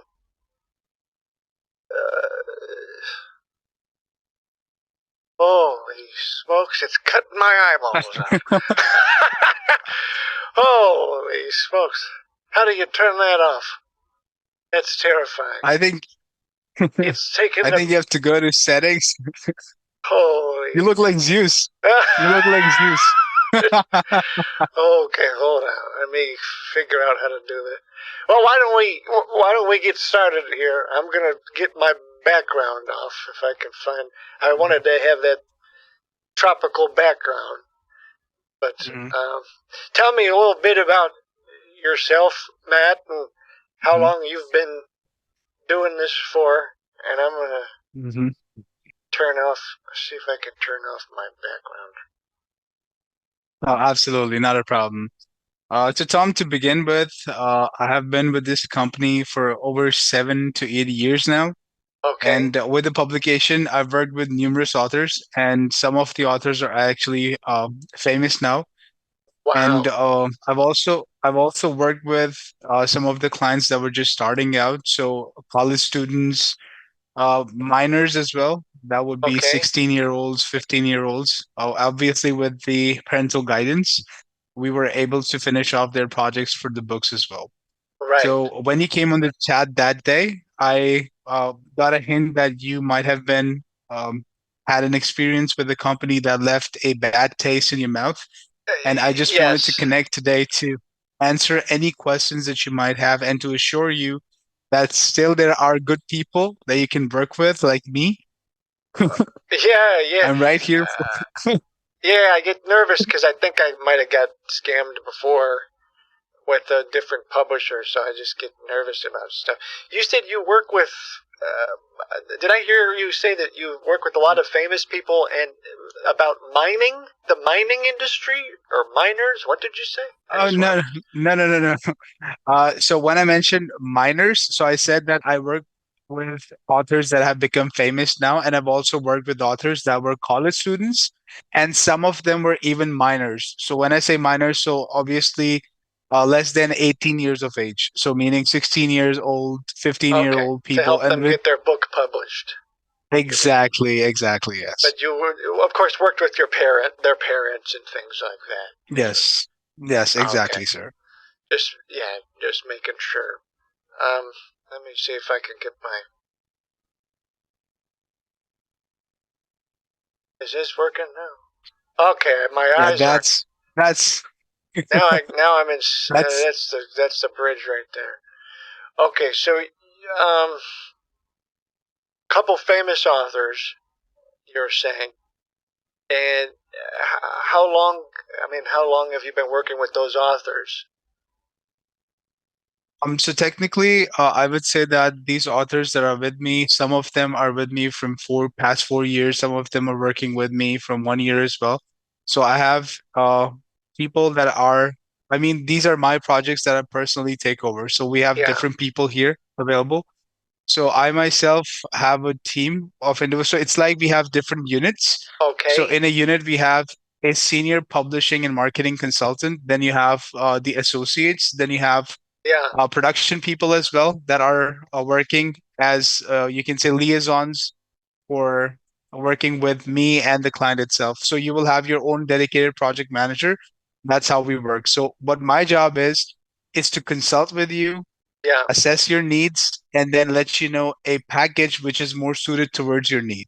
Now, as Okay. soon as, let's say, the next steps would be that everything goes well, ceteris paribus, we get you assigned a dedicated project manager who will be giving you constant updates consistently. He will be Yeah. with you on the emails, Yeah. calls, and Okay. you get that right. Yeah, that makes so So much the sense. dedicated Yeah.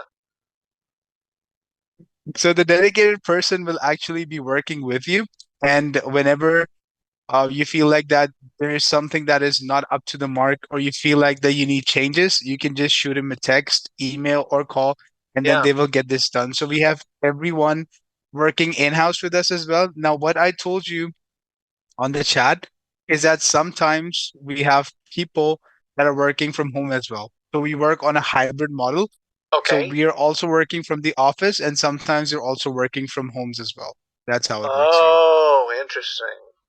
Okay. Well, that after COVID, we had a lot of people moving to working in Yeah. the house, and I'm not sure how I feel about that, but um, if it's more comfortable and you can still get the work done, why not? I guess. Yeah. Do you Yeah. know? I mean, Go ahead. oh, please, sir. Please. Yeah. Honor is all yours. Thank you. I'm curious. Some of the famous authors. I mean, anybody I would recognize, like Tolkien or. Actually, sir, not that famous, but notable names would be there is Peter Goville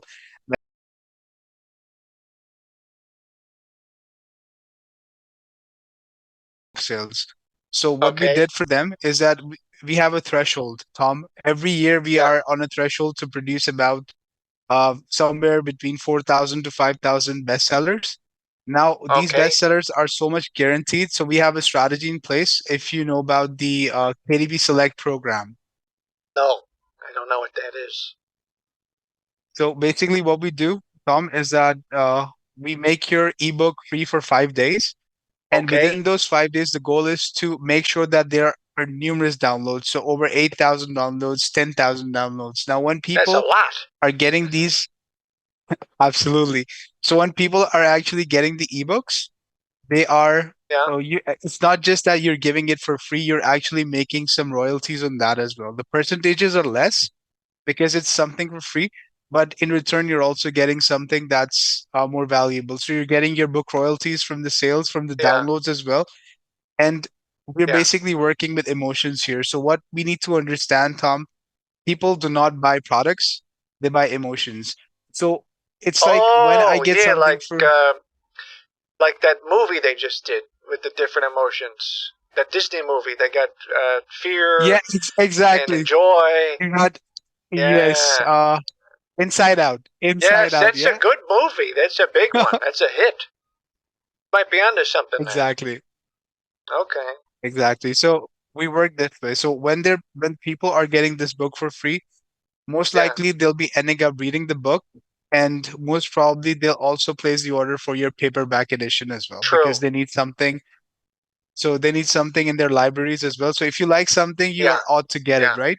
So that's the basic mentality. And once you get enough downloads on Amazon, your book will have the bestseller tag. Now, this is something Okay. that we guarantee.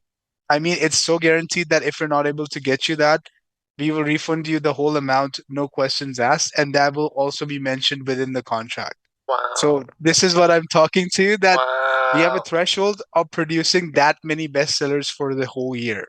Wow. So basically, if guaranteed bestseller or your money back is what you're saying. Exactly. Yes, sir. That's I'm also writing incredible. everything down so that when after this call, so I can send you the minutes of the meeting as well, so that we're discussing the bestseller strategy. Now, along with that, as soon as your book has that bestseller tag, we take screenshots. So we're going to be promoting that activity that, hey, give this book a read because it's a bestseller. It has this, this, and this. Now, that particular article Uh-huh. that we will be writing would be convincing the people to buy your book. It will Yeah. have your your bio as well. So, what the author, how did you come up with the idea for the book, and then it will also outline some of the excerpts Yeah. from the book itself, from your manuscript, and then Okay. we will add a call to action button which will redirect these people back to the buy page of the book, making sure that they're either uh, checking out the book when they're adding them to the cart. Now, the best part is that every platform that we publish your press release to has an audience of over 100,000 people. Now we're talking about Wow. 250 plus platforms. So Wow. that's about 1.8 million to 2 billion people that will have access to that article that we will publish. Yeah. So So you do the math yourself. that's that's quick math for me. You said there's 250 different places, each with Yes, sir. 100,000. Yes, sir. Wow, that's almost a billion people. That's incredible. Almost. Yes, sir. So now, even if 2% of these people actually come to your page and only 1% of these people actually buy Yes. the book, you're still very deep in sales. So that's how we're working with. So these famous authors that I was telling Mhm. you about, Yeah. these authors are famous because they're making some good sales and with their book being on bestseller. So basically, bestseller is something that is like, for example, if you're in a race, you're on the first position. Right. Now you're on the first position for like 15 minutes, right? Now Sure. Okay. this guy sneaks up on you and then he just takes over and then he's now in the first place, right? So bestseller works exactly. So it Oh, stays I for a saw that limited on the time. Olympics. Yeah. Okay. Yeah, so exactly. So uh just like that second person is passing you, so your bestseller tag remains there for about a month or so, or maybe less. That depends that somebody else Okay. is also working to get their book on the bestseller, right? Yeah. Yeah. So as soon as we get that tag, we get that secured by taking the screenshots. Once we have that, so we have something to prove that your book was bestseller or is Right. bestseller, and then we promote that. Okay. Along with that, we also take care of the social media handles for you. So if you have like a Facebook page, Instagram page, you have a YouTube channel as well, we can take care of that for you. Okay. Yeah. Along with that, I don't have much. So before, when I was working with this other agent, they told me it was a good idea, and they were saying that there was going to be a movie, which I got very excited about. Um, Now, of course, that's my dream. I would love to have this be adapted to film. I don't know if you guys have any experience doing that, or if you mostly just do the promotion of the book. so we do have, see, what I would say that at this point of time, I will not suggest you the Hollywood treatment because, see, what we need to do is first we need to get your book into a playwright, right? Now, What's when that? that playwright is created, so basically it's a screenplay. We will turn your book into a screenplay that will be having Yeah, some dialogues as well so that people can actually practice. Now, that script, we yeah, have so since we are like a recognized entity, we do have some of the producers and directors as well, which we actually pitch the idea to. So we submit your playwright, your script to them. And if Okay. they seem that this is something that they would like to work with, then they place the offer to us, which we place Gotcha. to you. Then we let you know that this is the offer from that person. Would you like to take it or not? Yeah. So at this point of time, I think first we need to get your book published, Right, and right, then we right. need to consider all of that afterwards. Okay. Yeah, well, it's something we started working on. It is a difficult and expensive process, I think. So I'm yeah, See, just curious about it. But I don't know. Have I told you much about? I got a couple different book ideas, a couple different books I've written. I don't know if I told you about any of them. so that's exactly why we're here today. Okay. Now, first of all, I would like see I there's a little intricacy here that I only have like 5 minutes remaining to this meeting. I'm sending you another link on Oh, the chat. You can join that meeting so that okay. we have another 40 minutes to discuss everything up. So Where let me just quickly create. that's an intricacy. That's Um, fine. That's fine. I, I'm sorry, I have not Nope. paid for Zoom. I was not even. Hey, that's fine. So Got to be frugal. no, In this economy, I mean, who's paying for it? exactly. You get the idea, right? Yes. I All will right, look at Tom. the Zoom. Just give me a minute. I am creating another one. So, Tom, I might have to end this meeting. I will send Okay. you that link over the email within the next 2 minutes. Do you have access to the email right now? Yes. Yes. Yeah, that's fine. All right. Okay, All right. we can Amazing. end this call, and I'll just join the next one as soon as it comes in. Yes, sir. I am looking forward to have a Yeah, me discussion with you. too. So please don't go. Yeah, I'll be here. No, I'm here. Thank you, Matt. I'll All call right. you back. No, not a problem, sir. You can leave this meeting. I'm sending you the new one. Okay. Okay. Okay. Man, he's definitely what's the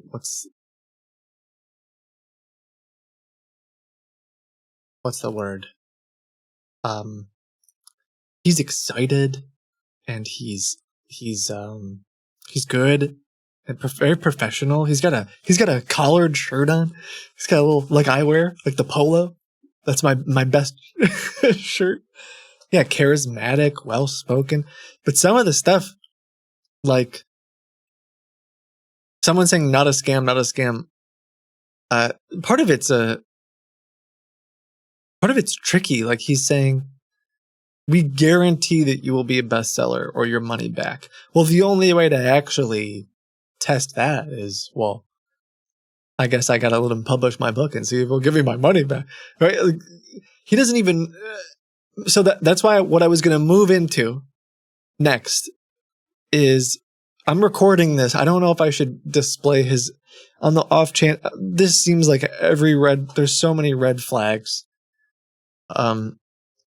So I'm not sure about putting his video. Maybe let me think about it for a second.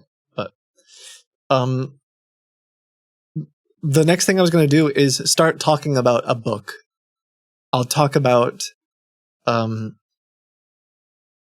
book idea, which will be I'll probably do Harry Potter or something completely obvious, Lord of the Rings, and I want to go that route. I did think it was interesting that he didn't say no to the movie, but he was like, well, we'd have to get someone to write it. So the other idea is I could be like, well, I already wrote it. And I could pull up the B-movie script. Maybe I'll start.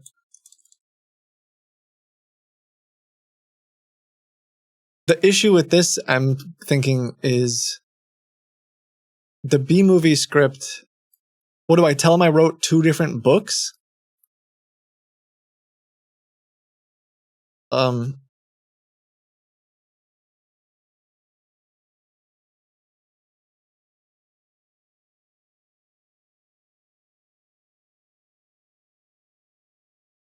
Because if he's like, no, we can't publish that book, then I'd be like, well, I do have one other book I wrote, which is called Larry Potter or, or whatever.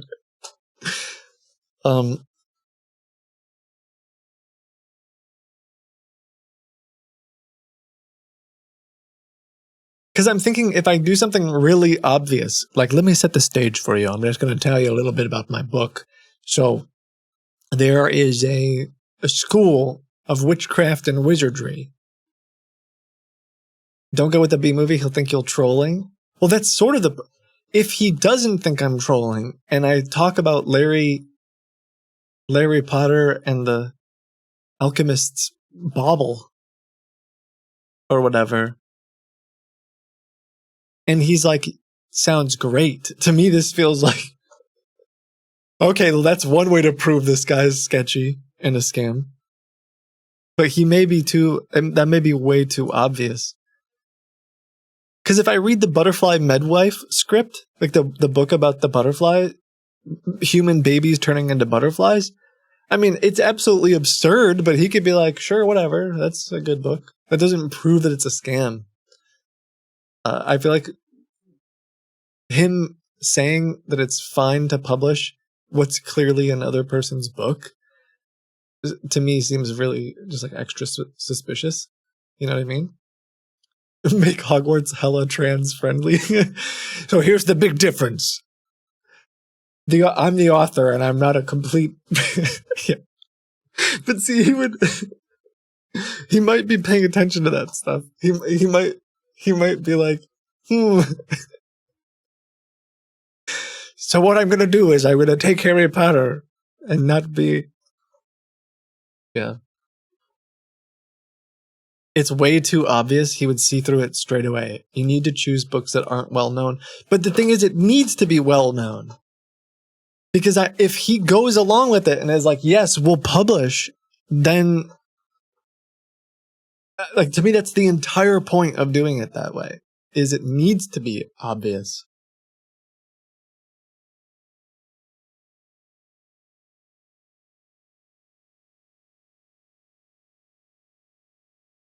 Okay, so Jordan says that you just got off with Amazon support, and they said that they do not contact publishers. Anyone claiming that they work for Amazon contacting you is lying. There are no contracts that they would have you sign. I mean, that is interesting. Oh, ask if they have a contract with Amazon directly.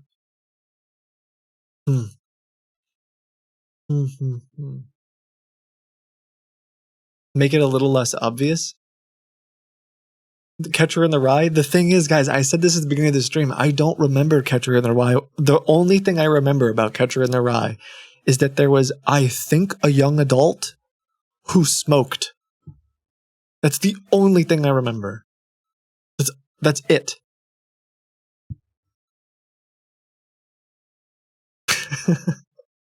So like I can't make a knockoff of that book because I don't remember any of it. What about Shrek? So there's this very large green guy, and he lives in a swamp. Like he'd have to know. He'd have to know. Like how is that not more trolly than Larry Potter? And there's a talking donkey. And they're best friends. And they go on adventures. Finding Nemo? I could try Finding Nemo. I feel like I could. It's based off a true story called Shrek. This book is actually based off of a true story. I can't do this. I'm gonna laugh. This is on a Zoom call. Do you understand? Oh my gosh. Is there any other way to figure out?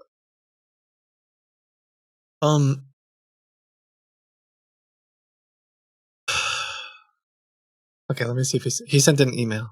So I'm gonna hop back on the Zoom call. This is insane. I don't even know what to do. I feel like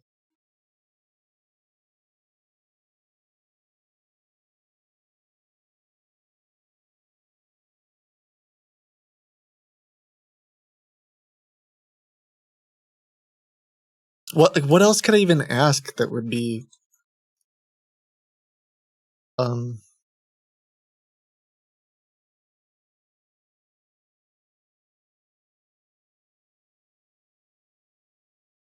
I feel like we talked about this before, and we didn't really have a definitive thing that I could ask him about. I could start asking for money and references and working with Amazon. Yeah, that's fair. I can try some of those questions. Also, Blucifer, I think you were DMing me. I can't look to the right. So can you just at me in chat? Wait, 5,000 bestsellers a year is 14 bestsellers a day. That's actually, I didn't even think about that. That's interesting. Did he really say? I guess he did say the 5,000. Huh. Okay, hopping back in. Thank you for gifting subscriptions. Thank you very much. Ask about the submission process. Okay.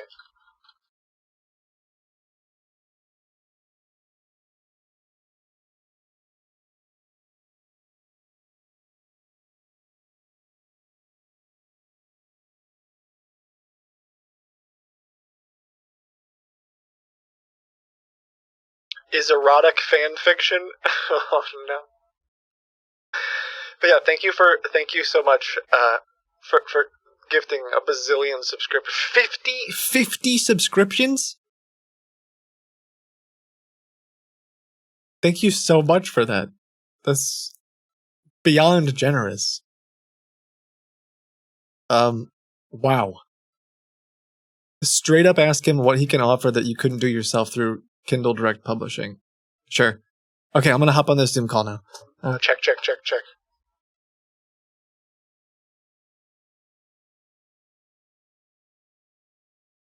Hello? Hey, Tom, can you see me? Can you hear Yeah, me? sorry about that. Took me a minute to get... I'm not the most tech savvy guy. But I think I can get Oh, back not on here. not a problem, sir. You came this far, so I don't think you'll have problems. So let's talk about, you said 500 bestsellers a year? That's a lot. Mhm. Did you get that last year? Or is that just your goal for this year, or what were you saying? So basically, what I was saying that Tom, Yeah. so basically, what we need to understand that we have two organizations. Now, one Okay. is Global Publishing Agency, and the other one is Global Publishings that you came to Okay. the website chat from, right? Now, the Okay. parent company,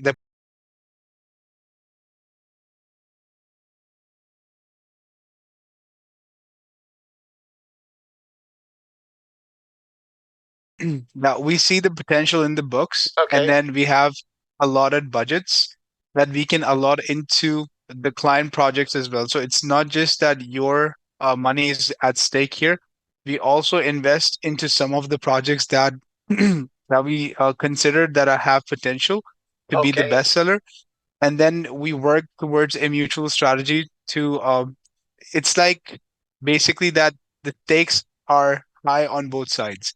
So you're also investing and we're also investing. That provides you with lower prices, more benefits, and then you can actually get this idea that when company invests into your book, you get the utmost priority, right? So better service, better production, Yeah. everything, because we are also kind of micromanaging the project itself, because now Like a everyone family. has exactly I like that. sir. So that's how we work. So when I Better say 500 ingredients, bestsellers better a year, pizza, Papa John's. yes, exactly. It's not so okay. 500. I guess I don't have a clear. Did you have? Let me try to do the math. Let me get a calculator here. Mhm. So 500 people divided by 12. It's about 40 bestsellers. Let's call it 40 bestsellers a month. How many? Yes, sir. About how many bestsellers have you had this year so far? So, sir, from the starting, that I would say that up till now we have created over, I think, 270, and we're still working towards the mark. So it's almost the 13th of this month, and we're sitting somewhere around 250 to 270 bestsellers. So how it works is that once we get Wow. our clients onboarded, and Pretty we have close. recurring clients, we have recurring clients as well. So Yeah. we have clients. So it's like that some of our clients have only one book with us, and some of our clients have like 250 books, 270 books, 280 books. So they're just writing. And as soon as they're finished with the manuscript, they send the manuscript over on the Yeah. email, and then we take care of the publication. So Wow. that leads me to my next statement, which is that would you be more interested in just publishing your book on Amazon globally at this time, or would it be more focused towards an international approach? So we have international platforms available, like Yeah. some of them notable platforms would be Barnes and Nobles, Blackwell, Bertram's, Afrohead. Then from United Kingdom and Europe, we have James Bennett, we have the Nile, we have Fish Pond. Then we move towards Wow, Australia and that's New Zealand. fancy. So yes, sir. So we pretty much cover the entire world, and however, we do not focus on Asia Pacific countries and African Question for origin you. because Let me interrupt you. yes, sir. What is this? If we go through the Amazon route, don't they Hmm. publish this all over the place? That was a really good question. Now let me answer that for you. So when Yeah. I say global publishing on Amazon, Tom, I mean that wherever Amazon is present, your book will be available. So Amazon.ca, Amazon.com, That's great. Amazon.co.uk. Yeah. So that is just available on Amazon, not any other site. Now, when I go to Barnes and Nobles and I search Yeah. for your book, I will not be able to locate it because you never published it there. Does that make sense? Oh, I thought Barnes and Noble pulled from Amazon for some reason, like their feed. No, sir. Oh, No, actually, no. okay. So how it works is that we have these publishing platforms available, and since we have worked with them so much, it's like we get a benefit that our work is done immediately. So if you go Okay. yourself, you need to have a traditional publisher, which is a no-go. So, Tom, it's a no-go in 2024. Why I say this?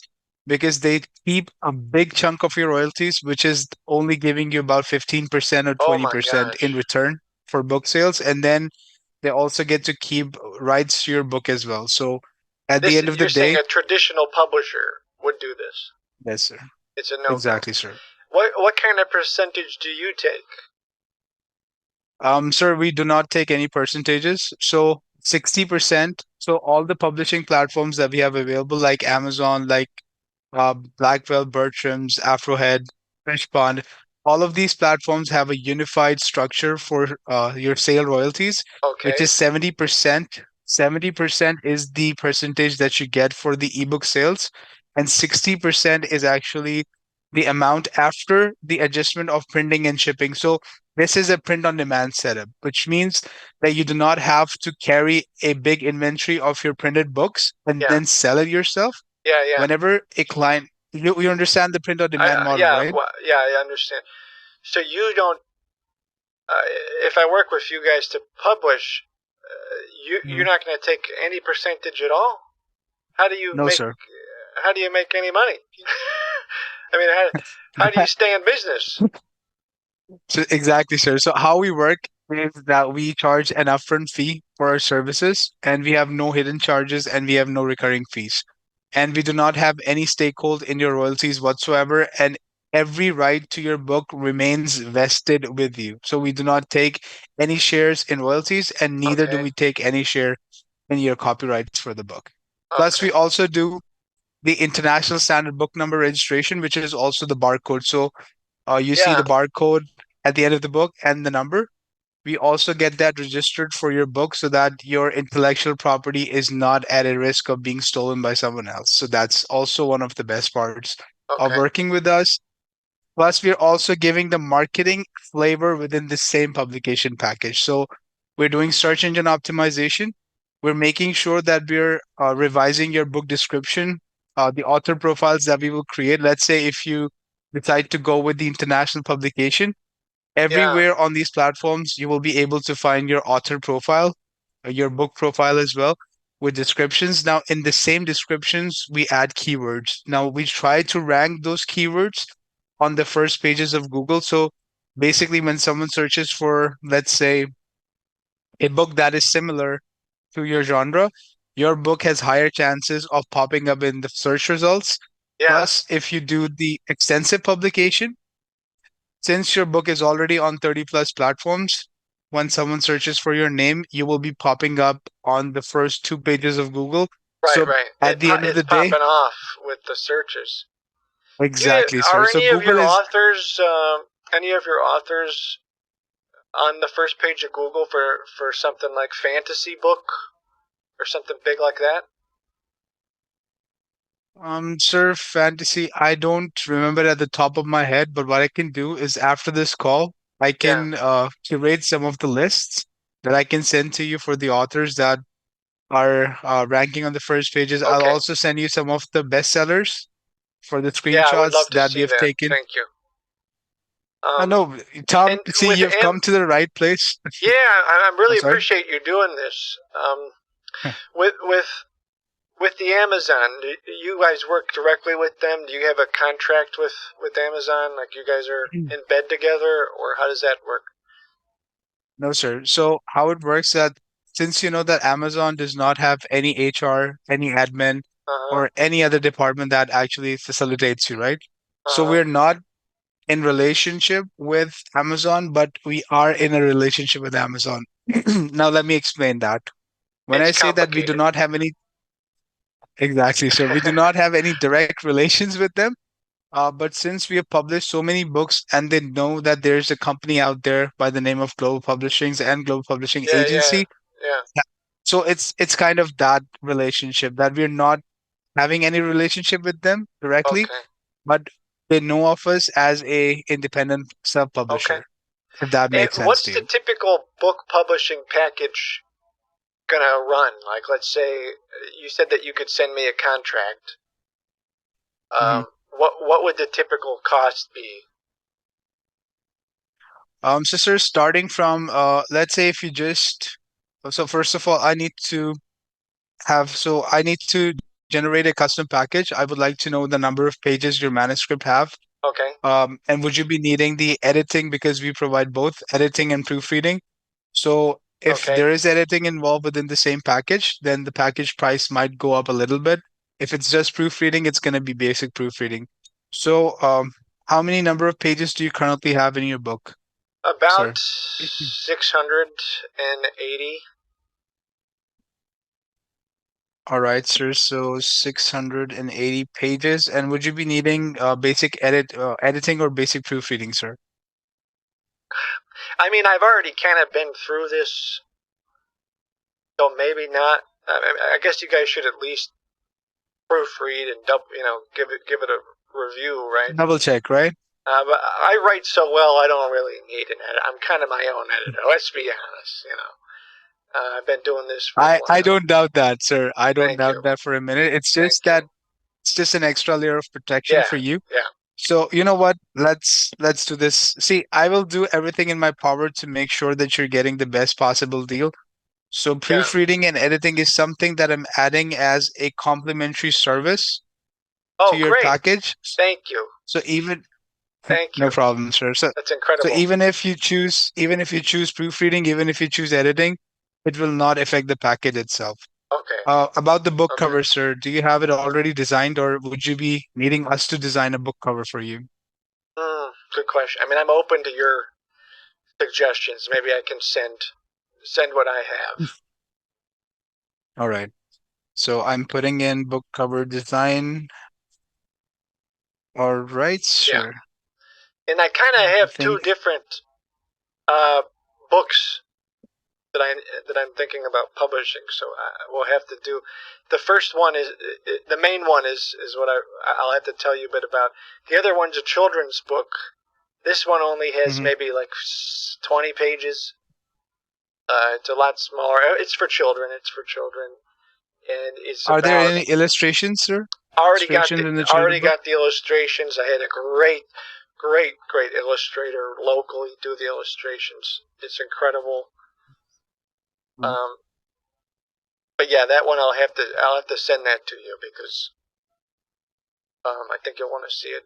But so the children's book is to get you an idea. So can you get anybody on the bestseller? Like you don't have to have like a real popular genre, because the children's book is based on a true story dream that I had maybe about 6 years ago. I woke up in the middle of the night. I was sweating. And I don't know if you've ever woken up like that, just completely drenched in sweat, because I was having what I thought was a nightmare, but I have now since realized was actually just a true story about how when I was a small little baby, I actually was a butterfly. I remember being in the cocoon as vividly, and I'm telling you now, I wasn't on any drugs or anything like that. This was right. I just, because a couple of people have said, "What were you smoking?" and I said nothing. This is just my own brain. This is, I got a lot going on up there. I've talked to a lot of people. A lot of people say I have a very high IQ, maybe the best IQ out of anyone in the room. And I'm telling you, this really happened. So the children's book is trying to explain to people that everyone was at one point a butterfly, and then you go through the cocoon phase, and as you grow up, you hatch into a butterfly, and you fly into a beautiful meadow. You meet other butterflies, and then you turn into a human baby. And so the book is called Sir, Butterfly Midwife. It's about the real, true story of human origins. And I don't even want you to have said, this sir, be. butterfly midwife? Yes. And I don't Mhm. want this to be published under fiction. I think this should be nonfiction, because this is, this is true. I actually talked to a PhD student, and very smart guy. I mean, this is one of the best PhD students. He went to a bunch of schools, some of the best schools. He looked over the manuscript and said that this has to be true. So I'm thinking that this should be maybe in schools. I don't know if you ever work with Scholastic, is it, who does the school deals? But yeah, what are your Sir, thoughts? What do you think about that? Is that a bestseller? actually, sir, you would be surprised that there's an organization called SAG-AFTRA that has a project that's known as Storyline Online. Okay. So what they do is that basically they get famous celebrities like maybe Tom Cruise, Ryan Gosling, and they actually read out the books, children books, and then they have videos posted on their websites. So I've actually heard the concept, similar concept, I think, in one of the videos, but it was not so much into the steps and details that you have. But I Oh, do so Tom Cruise believe was talking about the butterfly. Yeah. Interesting. mostly the butterfly effect and not exact butterflies. Okay. Uh, Okay. but yes, I do understand the concept. And if you want us to publish this in nonfiction, that's not going to be a problem because we can Okay. just mention it that it is based on a true story and nobody actually knows the And true story science. itself.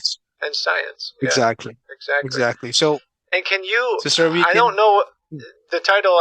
Maybe it should just be called the butterfly effect. I was thinking a butterfly was my wife, because in the dream I meet my wife as a butterfly before we got married. But so I was thinking of calling it a butterfly was my wife. But do you think the butterfly effect is better? Sir, actually, butterfly effect is something that, let's say, if a butterfly like pushed its wing too hard, it might cause a tornado at the rest that side of the world. So butterfly effect is something that might confuse the Really? people. Yes, sir. It's a concept. It's a That real can't be. genuine concept.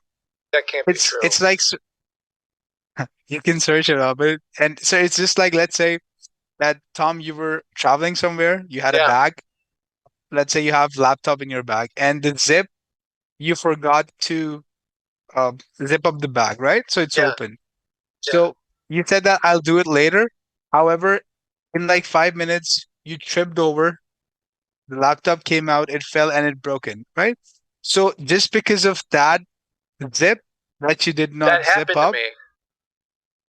that's called the butterfly effect, basically. Oh no, I'm talking about human babies being coming from butterflies. That's a different. So exactly, sir. So I think butterfly midwife is Sorry, better. not Uh, no, not midwife. Butterfly was my wife. Sorry, I might have said that. I might have misspoke. Not butterfly midwife. Butterfly was my wife. Do you think I should just butterfly call it? was. What if we just call it butterfly babies? The true origin of human life backed by science. Is that You know what? You know what, sir? The best part is that once you have your own dedicated project manager, he is actually the one who will do an in-depth research. So he will look at okay? another other books, similar books, and he will also compel into different genres as well, different categories. Yeah, I'm pretty So at sure that nobody point, else is delving into this topic. It's a very serious yeah, topic, but to my knowledge, I mean, it's so true that, especially the young kids, I mean, what they're being taught in school these days, they wouldn't even get hmm anywhere close to hearing that the little larvae in their backyard are actually going to be human children, people, yeah, right? I mean, exactly. the In little, 7 years, sir, in 7 years I've been working here, I've never came across a similar concept up till now. So I can say that yeah, your ideas are genuine. Your ideas are genuine, yeah, and I think that this might be something that we will be willing to invest in as well because it can become a maybe if it grows, it can even turn into a children TV series, TV show, maybe a cartoon that would be or anything like that would that as be well. incredible. That's honestly the dream, is to spread my the science of this, to spread all of the facts, really hmm just indoctrinate the youth with something that they need to know about. I think that would be important. Yeah, I think, sir, that's a fair idea. So the name itself, let's not worry about the name itself right now because I think Yeah, once the in-depth research is done, you will still come up with ideas. So even if the book, probably, probably. I have a lot of ideas. We need to put we need to put butterflies back in schools. You know, they've been getting rid of real science from schools for a while now, so we need to get this back in there. so how about, so I came up with a suggestion just now. I mean, we can Yeah. just name it butterflies, colon, back to school, exclamation mark. You just gave Mm, this idea yourself. I mean, butterflies butterflies and back back to to school, it school. also makes a connection. I think it's missing the part about human babies, but it could Yeah, work. I feel, We could I workshop feel it. like there's something missing. Yeah, Maybe I think, butterfly colon back to school semicolon where babies come from. yeah, Something like that. I think it's a drag, but I think it might work. Yeah. Well, longer titles like I don't think we're going to come up with a title like To Kill a Mockingbird or you know, Great Gatsby, whatever we're going to call it. Butterfly Gatsby. We can't. No. It's So just maybe something like butterflies colon regeneration, reformation, rehabilitation, something like that. mm, I mean, we can use the R series, so yeah. we can also name that. You can actually have like 3 words, like you have unity, faith, discipline. Then you have reformation, rehabilitation, rejuvenation. Is Then that you can pretty actually popular? so yeah, these names, these kind of names, they actually get popular because they stick on the What tongues of about people talking about the butterflies? book. Beautiful baby butterflies or baby something with baby bottle butterflies. Beautiful baby butterflies. Something with the I mean, why BBB. not? Why not, sir? Yeah. Why not? I don't see a problem in there. So how much? Like, let's just get to the brass. Let's talk to the brass taxes. How much would you guys want to invest in a project like that? I mean, are we talking like a couple thousand, like 10,000? What kind of investment would your company be doing Sir, actually, that depends. So, what's going to happen is that I will, since you are already aware of the process now as to how we work, Yeah. the next thing would be me letting you know the packages. And let's say once you make a selection for the package, I will ask you a qualifying question. So, that's almost about 3 questions. And then I will check the Okay. system if you. Like what questions? Can you ask me one of them, maybe? Sure, sir. So, are you taking any form of disability or social security from the government at this time? Yes, I am. Social Security. All right, so Social Security, is your monthly income less than 10,000? Yes. All right, so it's gonna be less than 10,000. All right, and have you ever participated in any sponsorship programs offered by our company? No. All right.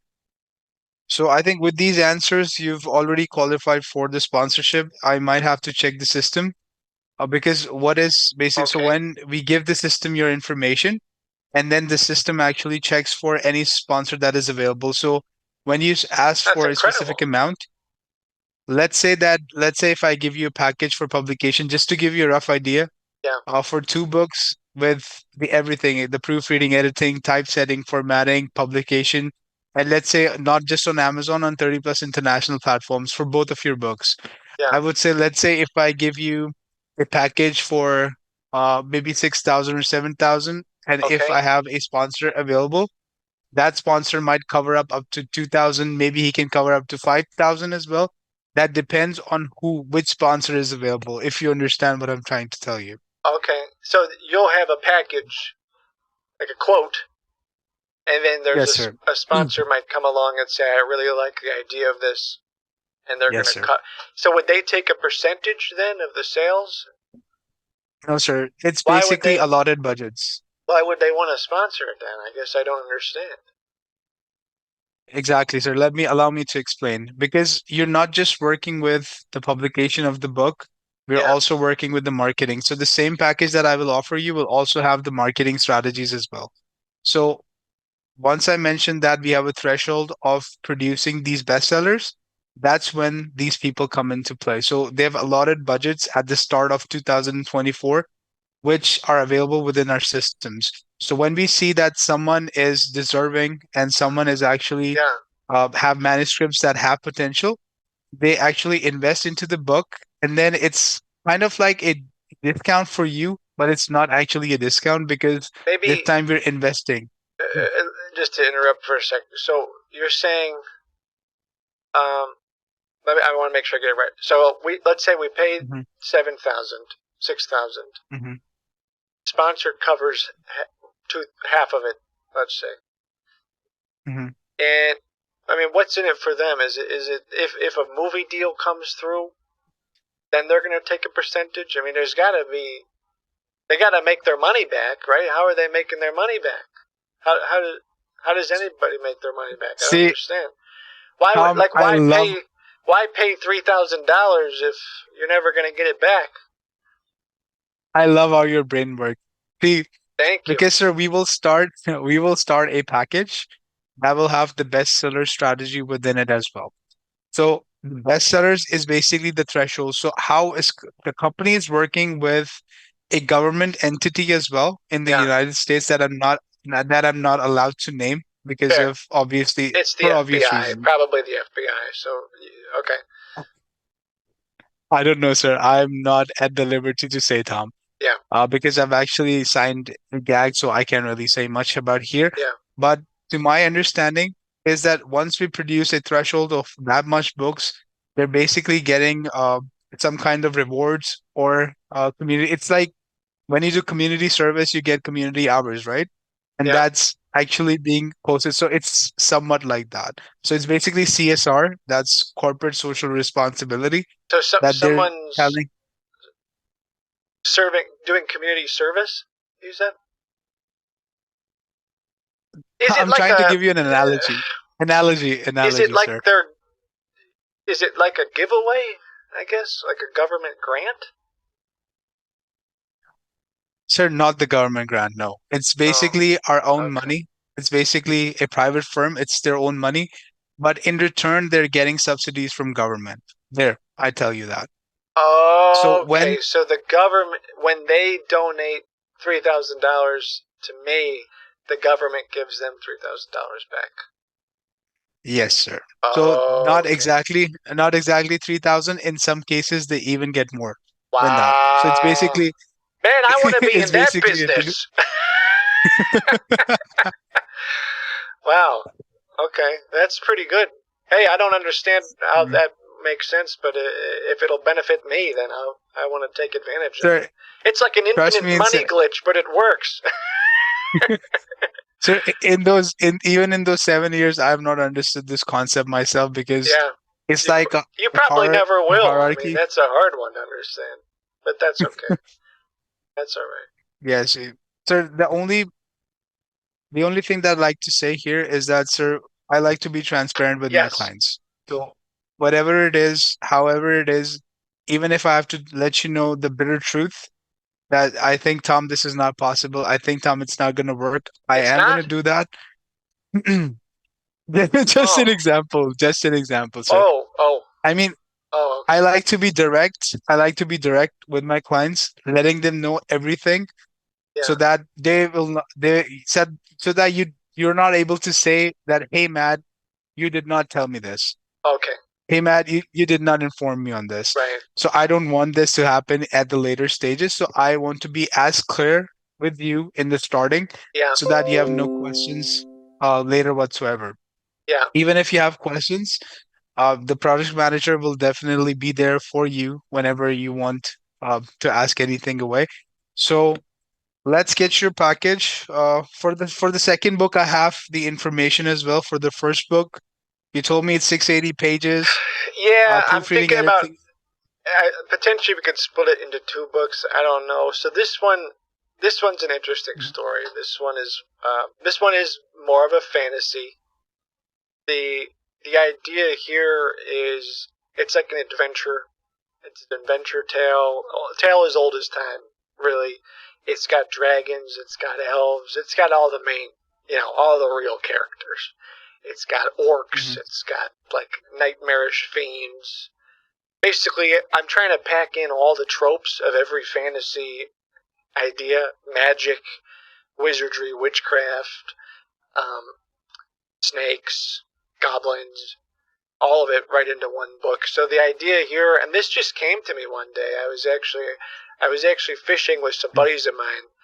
We were spearfishing off the coast, and Mhm. we came back in and we were relaxing, kind of relaxing, all cool, and they were grilling up some of the fish, and it just kind of hit me like my life is an adventure, and I need to tell people about it in a roundabout way. But I had never wanted to go on an adventure, and so it's the story of a what would you call this? It's like the anti-hero, right? It's someone who doesn't want to be a hero, but is actually a hero. And so it's essentially me as the main character, but I'm about half my height. I'm not full height. I'm about half my height. I hair all over. I'm still a human, but just very hairy human. Big toes, big feet, and almost like a mole or a naked mole rat. If you're familiar with those, I burrow and make a home within like hills, right? So I kind of make my home inside of a hill, if you say. And this just came to me one day. I don't know if you were a writer yourself, but it was all just flooding in as if I had seen this before, or maybe I dreamt this before. I don't know. So I'm relaxing in what let's call it a cottage underneath this hill, and just this wizard comes to me and he says, it's time to go on an adventure. It's time to do something with your life. And I say, ain't no way, kind of slam the door on him. But he comes back later, and he's like, we gotta go. There's a dragon. The dragon has a lot of gold, and his name is the wizard. I haven't totally come up with the name yet.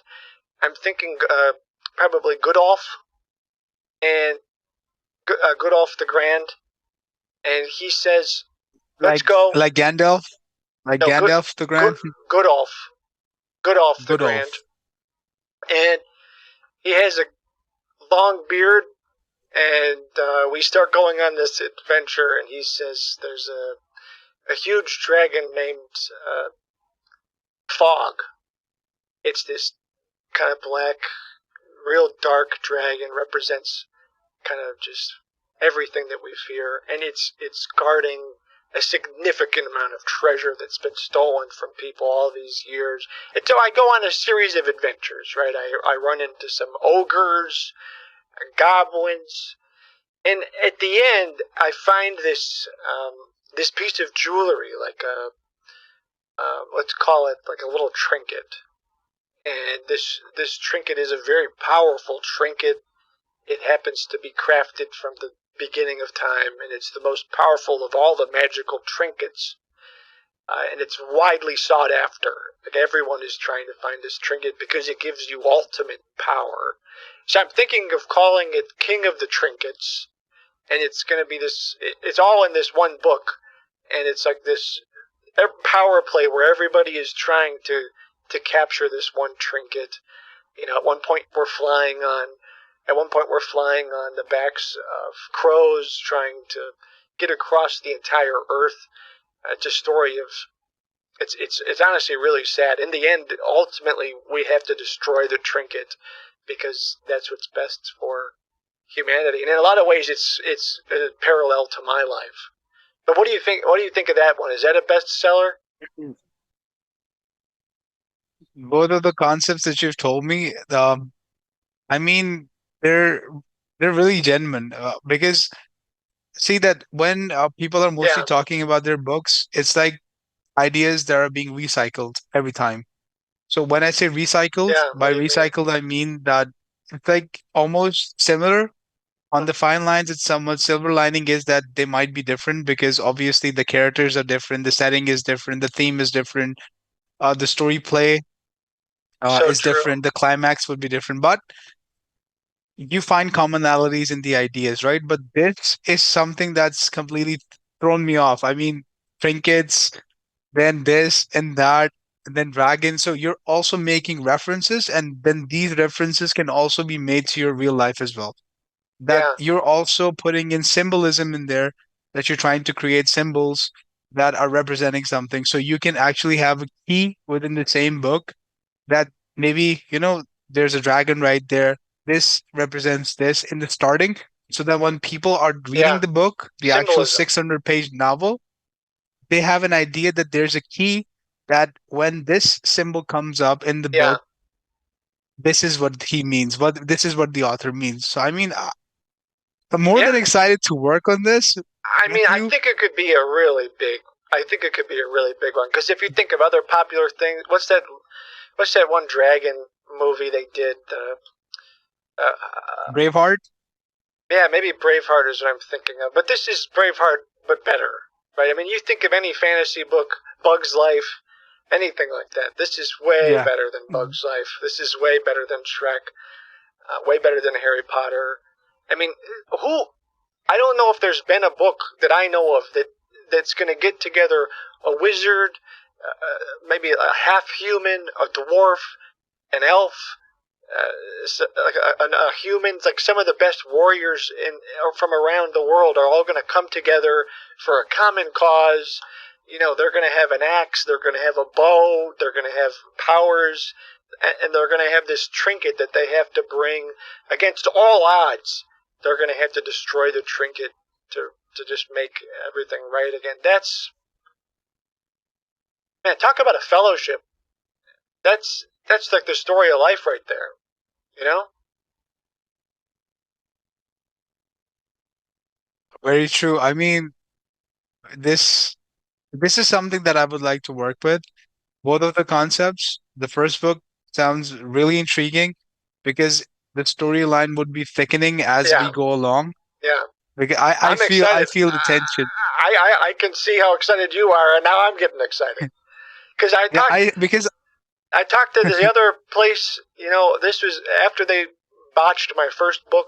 and they took my money and all that. I mean, it was Mhm.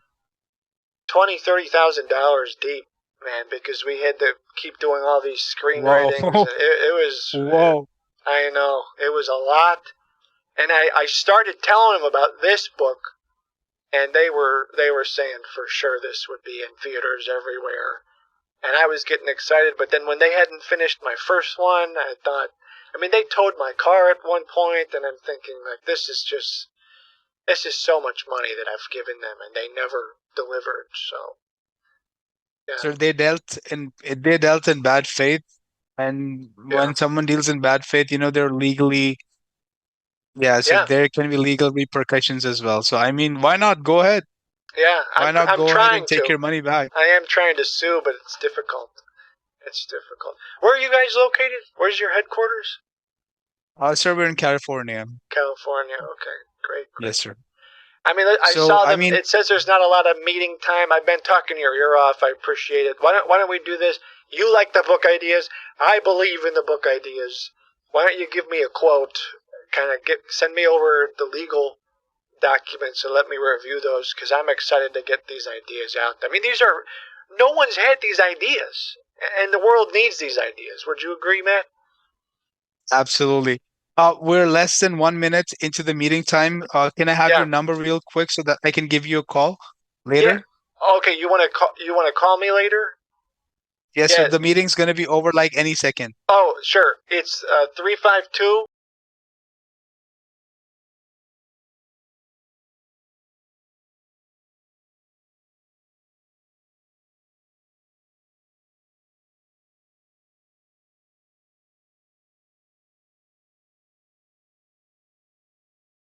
After this meeting, I'll give you a call, and I'm giving you a call right away, like in 5 minutes, and Okay. then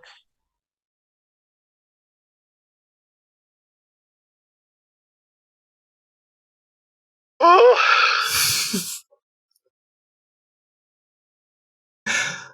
Okay, can we have a poll? Can we, the meeting ended. Can we just have a poll right now? Like, this is a scam, right? Can I stop? This can't be. Oh, it was so hard not to laugh. Oh my gosh. And you guys were saying some pretty funny things in chat. I had to keep going like,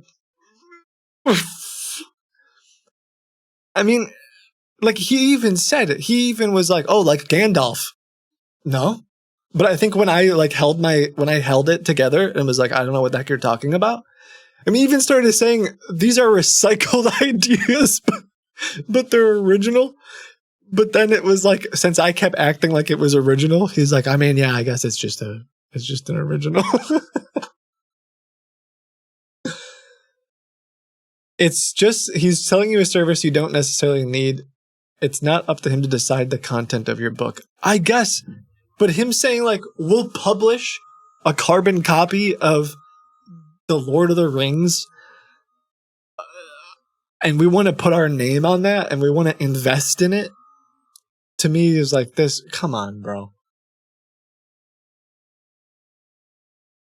He mentioned Gandalf and didn't call out your Lord of the Ring. Well, there was such a long pause at the end. Such a long pause when I was like, what do you think? After I said, I mean, what a fellowship there. A dwarf and an elf. I mean, he paused for so long because I think he knows for sure that I'm just saying, I'm just in his face too. I was recording it. He just had this face of like, what am I going to say to this? So the sponsorship thing feels like, how can that be legitimate too? Like the guy is saying, man, I don't honestly even know what the heck he was saying. He was like, I've been working here for 7 years. I don't even know how it works. Was he using a camera? Yeah, he was on camera. He was on camera. Traditional publishing doesn't take money from you. You need a representative to get it published. In publishing, you can't guarantee. Everything I've ever read is like, you don't pay up front for this stuff. I could be wrong, but the other thing that, because I've talked to a few literary agent scams, him saying, I wish I'll have to watch back the recording, or maybe you guys know. He was saying something about like that he thought that the butterfly book, which again is maybe that alone doesn't prove it's a scam, but being like, please publish this non-fiction book that's backed by science that says all humans come from butterflies. And then he was like, I think that this has the potential to be a movie. I think it could be a children's series, like it's a TV show. That whole line about being like, this has huge potential is, again, to me, like exactly like the other. It's appealing to, like, he wants me to believe if I work with them, I'm going to be the next big thing. And we're going to get movie deals, all this stuff. What I don't understand is also, why don't you take a percentage of this? Why on earth would you market the book and do all of the work and then get a movie published for you and take zero, like just take $6,000? Why on earth would you get me a movie deal for $6,000? Just for that's insane. At least the other place was like, well, we take 20%. At least the other place said they were upfront about, like, I don't know, man.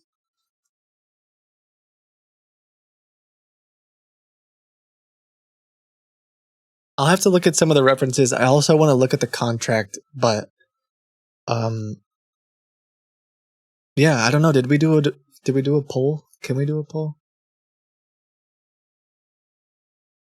I mean, what's our consensus here? Do we have enough to say, like, it's a scam? I feel weird even saying that, like, even that I have to consider that or think that it's just like this 90% scam. My dad has a publisher and they keep 90%. I'm sorry.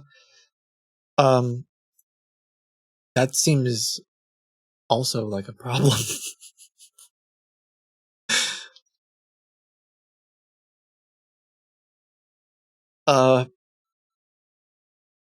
That seems like an issue.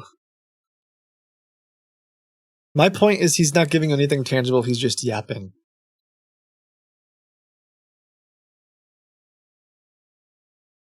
Chat is confusing capitalism with a scam. I mean, the more you think about it, the more I learn, the more I think, the more you wonder. But yeah, it's mostly useless. A mostly useless service preying on gullible people. No, there's elements. There's elements that are beyond that. There's elements that are like, okay, I just said that I want to publish a non-fiction book based off of a true story that was a dream about how all humans are butterflies. And then he's like, that is an award-winning book right there. That is going to be a TV deal for sure. We want to invest in it. That's insane. No, no, right? Like, now you could still say, well, that doesn't prove it's a scam. It just proves the dude is willing to say anything to get your money.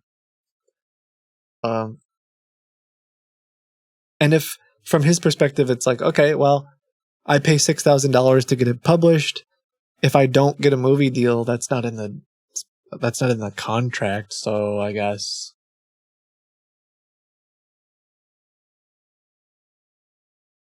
Just listen to when he said we guarantee bestsellers. It's so obvious.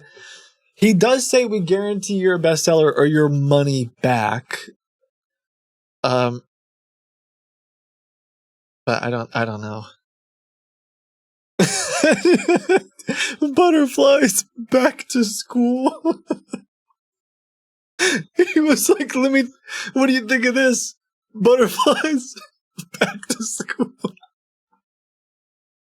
And then what did I say afterwards? I was like, butterflies back to school, where babies come from. And he's like, yeah, that could work. There's something there. Maybe we're on to something. He specifically said they will screenshot bestseller for confirmation. The way I understood that part was like, you're only going to be bestseller for a little bit. Here's my understanding. We're going to make your book free so that everyone downloads it. So that then you become a bestseller, which I don't understand how you can become a bestseller when it's free, but maybe whatever. And then once it says you're a bestseller, we're going to take a screenshot of the book and make the price not zero. Now we're going to have it cost money. And so then everyone's like, well, it's still a bestseller, so I guess we're going to.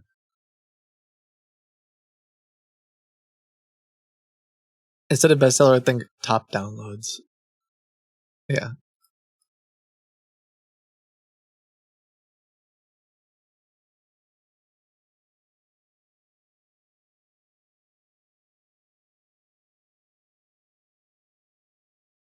Huh. He started talking about payment and a contract before hearing the story. He didn't once ask about the story. Is that a normal, genuine? That's true, Stacy. I mean, I was the one who really pushed it. I guess you could say from his perspective, like, he doesn't really care. Like, you could say, all right, well, if my job is to, because there's a different, to the person that was saying something about like capitalism or whatever. If you throw morals and integrity and all that aside, let's say I'm a voice. Let's say someone was like, kid, I want you to do a voice. Okay. Even I think you could relate it to even like the sponsorships that people do. There's sponsorships that come through for the shadiest stuff. Or are they like, we want to pay you thousands of dollars to gamble on stream or to promote Raid Shadow Legends? And I think Raid is garbage. So I'm not going to, but you could just be like, all right. And you don't have to ask about, is the game good? You don't have to play the game. You could just promote it and make money. So you could say, well, that's what he's doing. He's like, whatever, give me $6,000. I'll publish your book. I don't care if it's good. But I think it goes beyond that. I just think it goes beyond.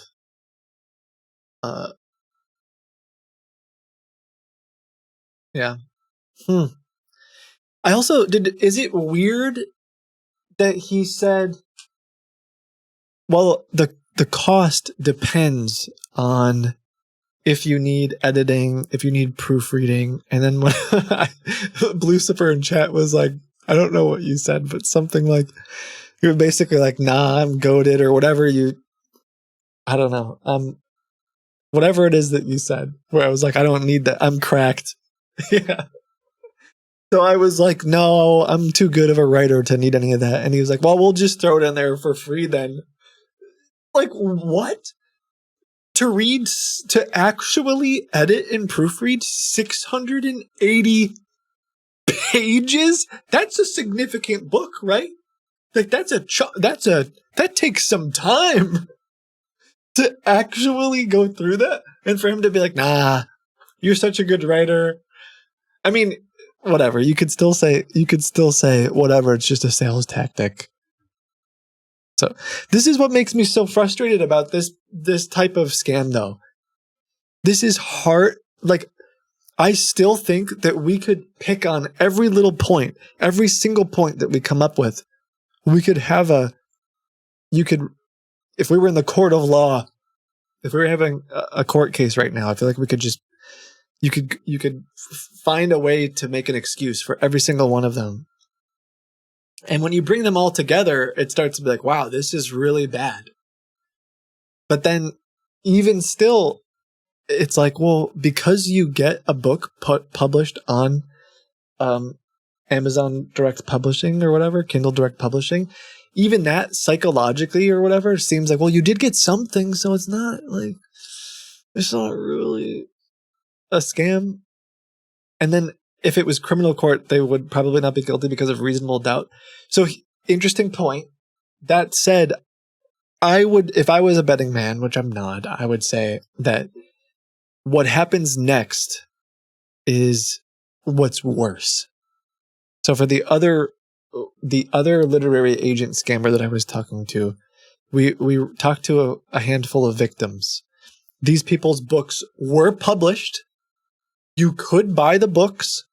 You could go to Barnes and Noble and you could buy the book. These people did buy their books and had them in their hand, and they were very proud of this book. But then when they came back and told you, we got a movie deal, and Paramount Pictures wants to buy your book, the rights to your book. We need to have a lawyer go over it. And like all these other things start to compound to where we talked to people who had lost hundreds of thousands of dollars because over the course of years and over the course of dreaming that their book is going to become the next big thing, they would just pay, here's $10,000, here's $15,000, here's $5,000, and they would just keep paying money over and over and over again until all of a sudden it's like, I spent $100,000.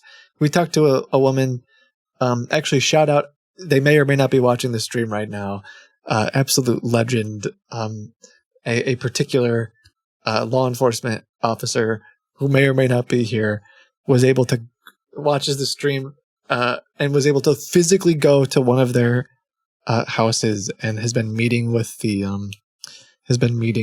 family. But it's such a disaster situation where they're literally taking out loans and refinancing their house because they can't live. They can't afford to live because they've paid everything to this scam, believing that any day now my book is going to become a movie and then I'm going to make all my money back.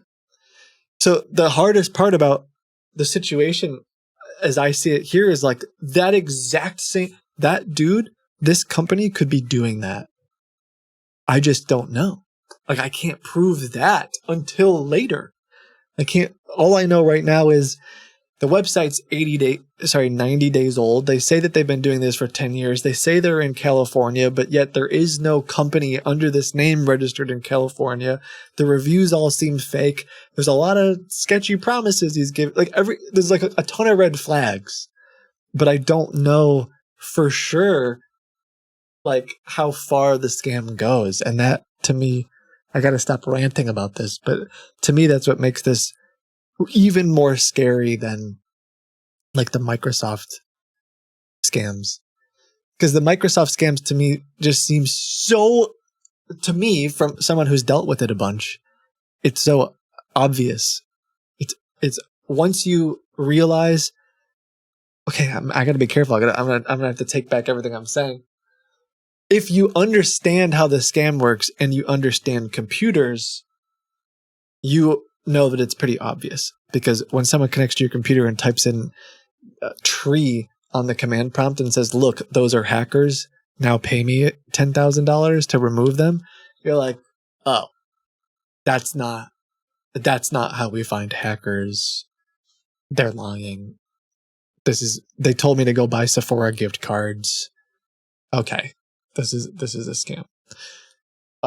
I understand why people fall for it because people think they're talking to Microsoft, and I could also argue that once they get on your computer, that's really bad because they can now steal your identity and all this other stuff. But yeah, with this whole literary type scam or the website scam we were doing last week, it's not as obvious. And because you actually get something tangible, I feel like,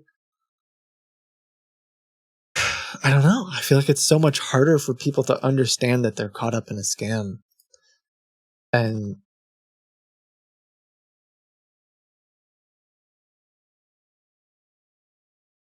sorry, yeah. Gosh.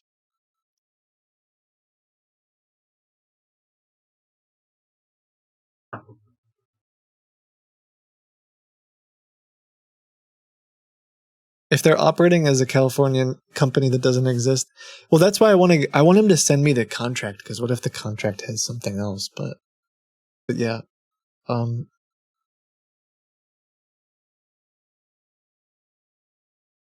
it's just a bad publisher. What does that mean, though? Are you saying?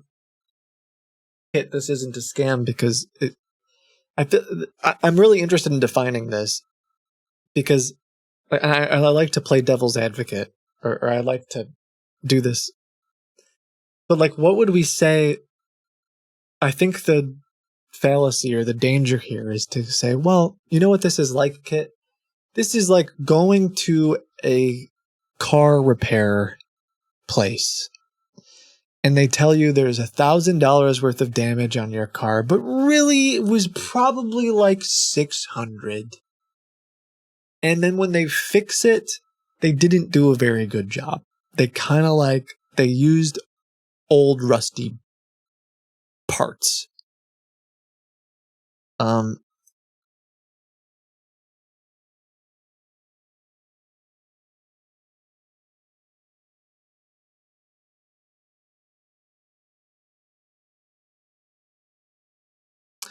Oh, someone just said, my neighbor fell for a pop-up.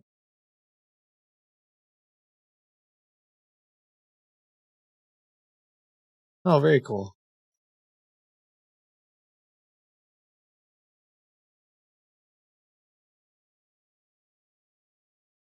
Sorry.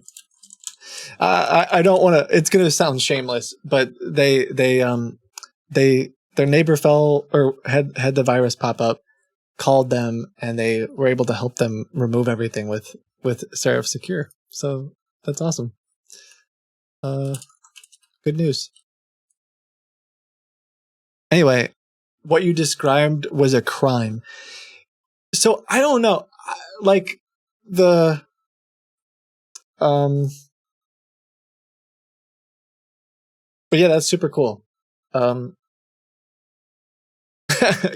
Shameless plug. But what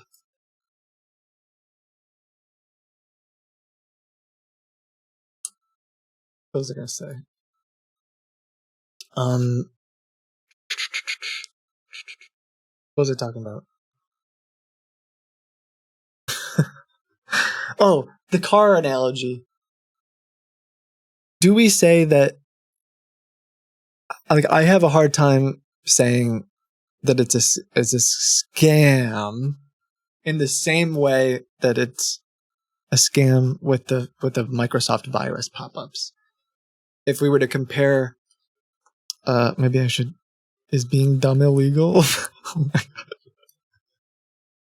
God. No, it's not. I don't know how we would make being dumb illegal. But would we just pick an IQ and then anyone below that is just sent straight to prison?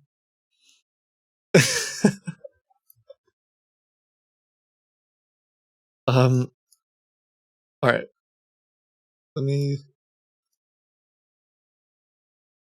check something. I hope it's okay. This is helpful to me and perhaps helpful to you. I'm trying to like work through all this.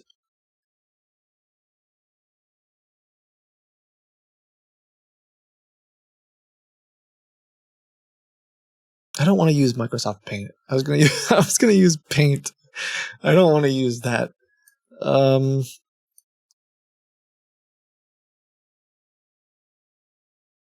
What can I do?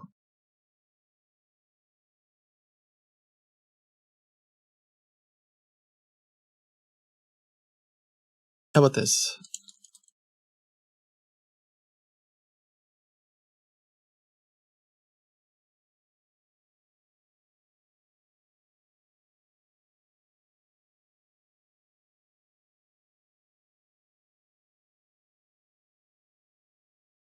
I don't know how to make these bigger though. That's a sentence that I just said. I don't know how to make the text bigger.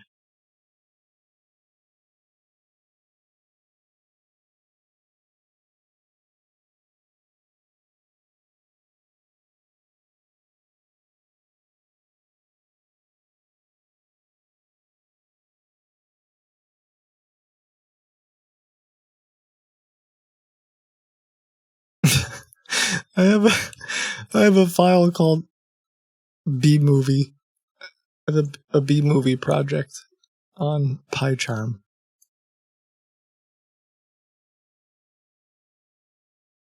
How's this? Is that going to be big enough when I write test? Or I go, okay.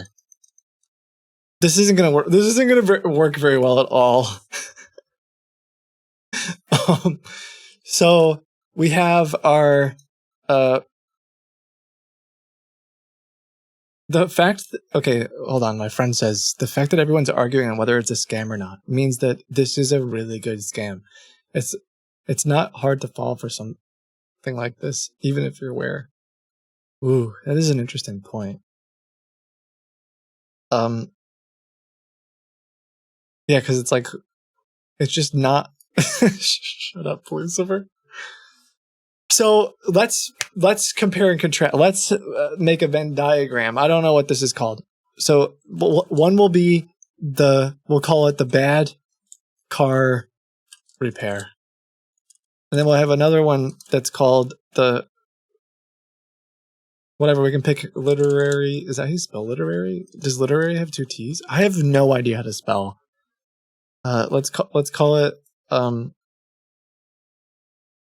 What about the website?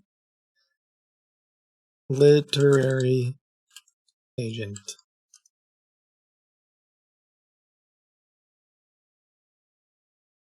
So, if the bad car repair place, if they say like your car, let's say your car gets, you're in an accident. I don't know, whatever. Your car needs $1,000 worth of work.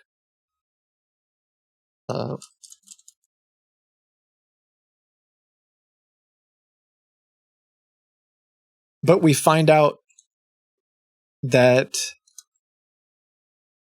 it really, you got 3 quotes, and other local companies say that's BS. It should be $500. And then when they do the repair,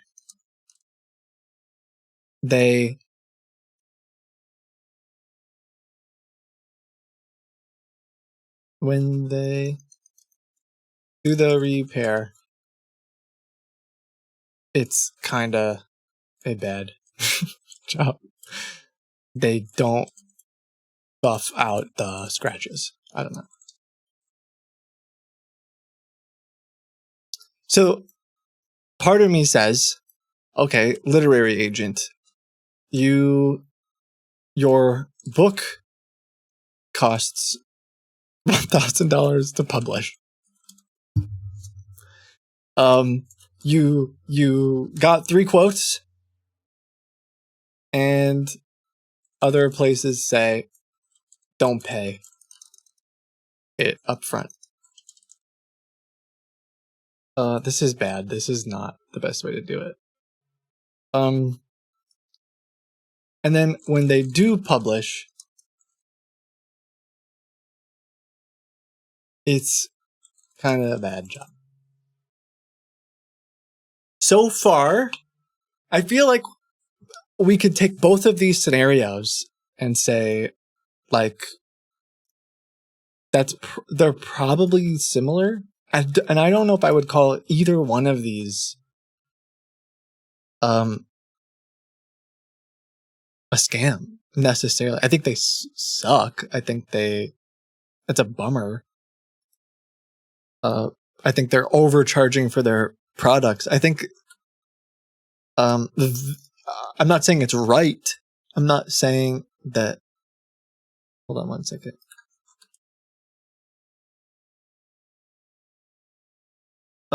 They're just garbage companies. It's scummy, maybe is what I would say. I had this thing in the we've talked about this before over the years. I had this in my last video, although I don't think I did the greatest job of explaining it in the last video.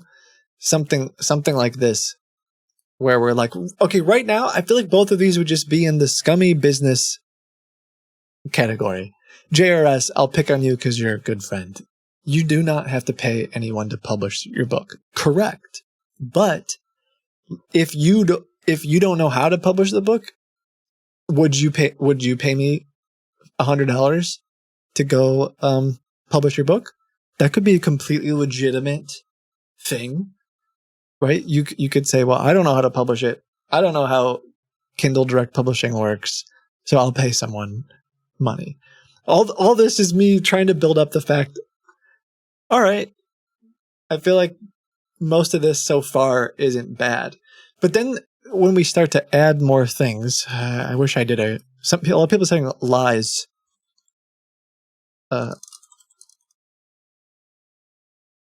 Maybe that's where I think that's where things start to get tricky. If the bad car repair place says, they say something like, we have 15 years of experience,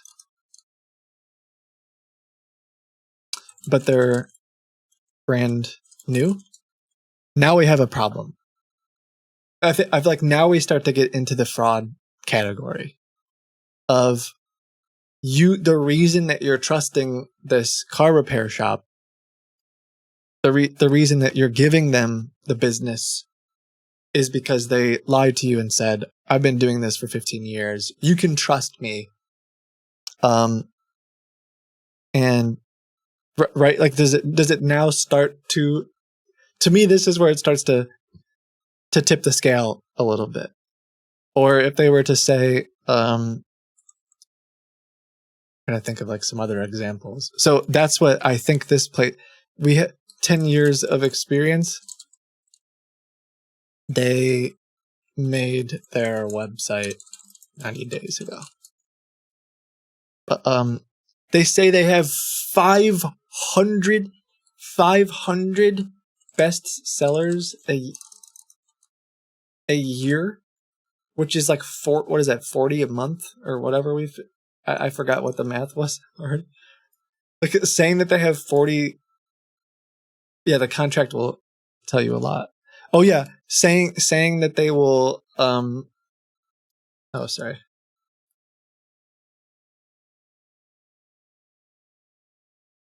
But yeah, I'm trying to work through this. Sorry if I'm sure for some people it's not your thing. But empty promises like guaranteeing a bestseller is legal. It's called puffing. It is illegal though. Thanks Sloppy Joe for the cheer, by the way. To tell you things like they had 500 bestsellers or that they work for the government. I mean, I don't know if that's true. I don't know if you're a lawyer or not. How do I scroll down? You said, let's see. Sloppy Joe, cheer 1000. Empty promises like guaranteeing.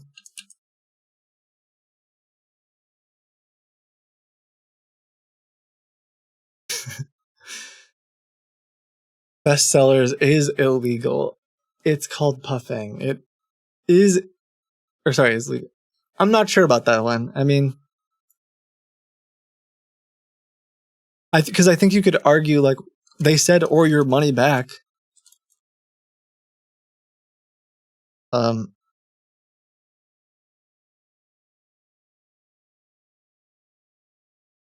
think it also depends on how do you define bestseller? Like, is it a New York Times bestseller, or is it just according to something on Kindle? But sorry, I'm not trying to pick on you, Sloppy Joe. I really appreciate the input. Because you're saying like the 500 bestsellers. Oh yeah, the whole working with the government thing I find very strange. That would be another. Yeah, if the bad car repair place says, we can't tell you who, but an org from the gov that we work with will cover costs. Like, that seems real sketchy. That's very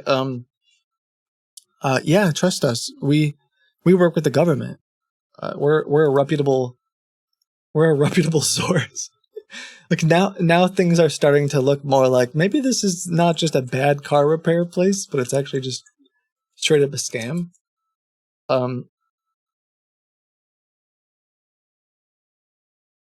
Interesting. Okay. I feel like there was one other thing my Jordan wrote. I'm not gonna find it. If they said, if you found out that the bad car repair place wasn't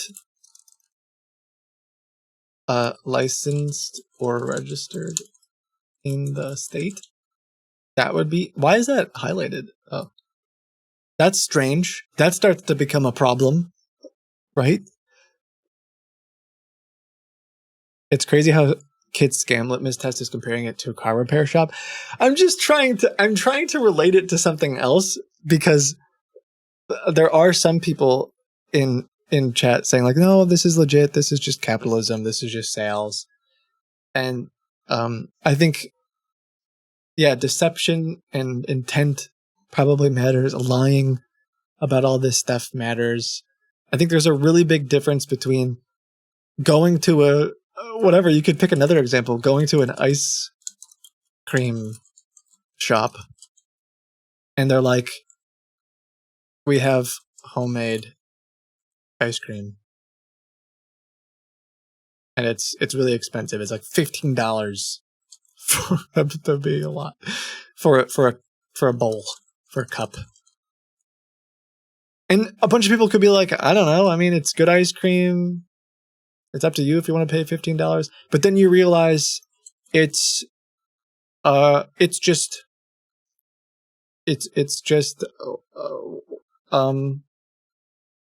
manufactured. It's just fat-free frozen yogurt from from Walmart. Now we're like, you're committing fraud. Like, now, wait a second, you're telling everybody that you made homemade ice cream. You made homemade ice cream. This is capitalism. No, I'm just kidding. Yeah, I feel like somewhere there's a difference.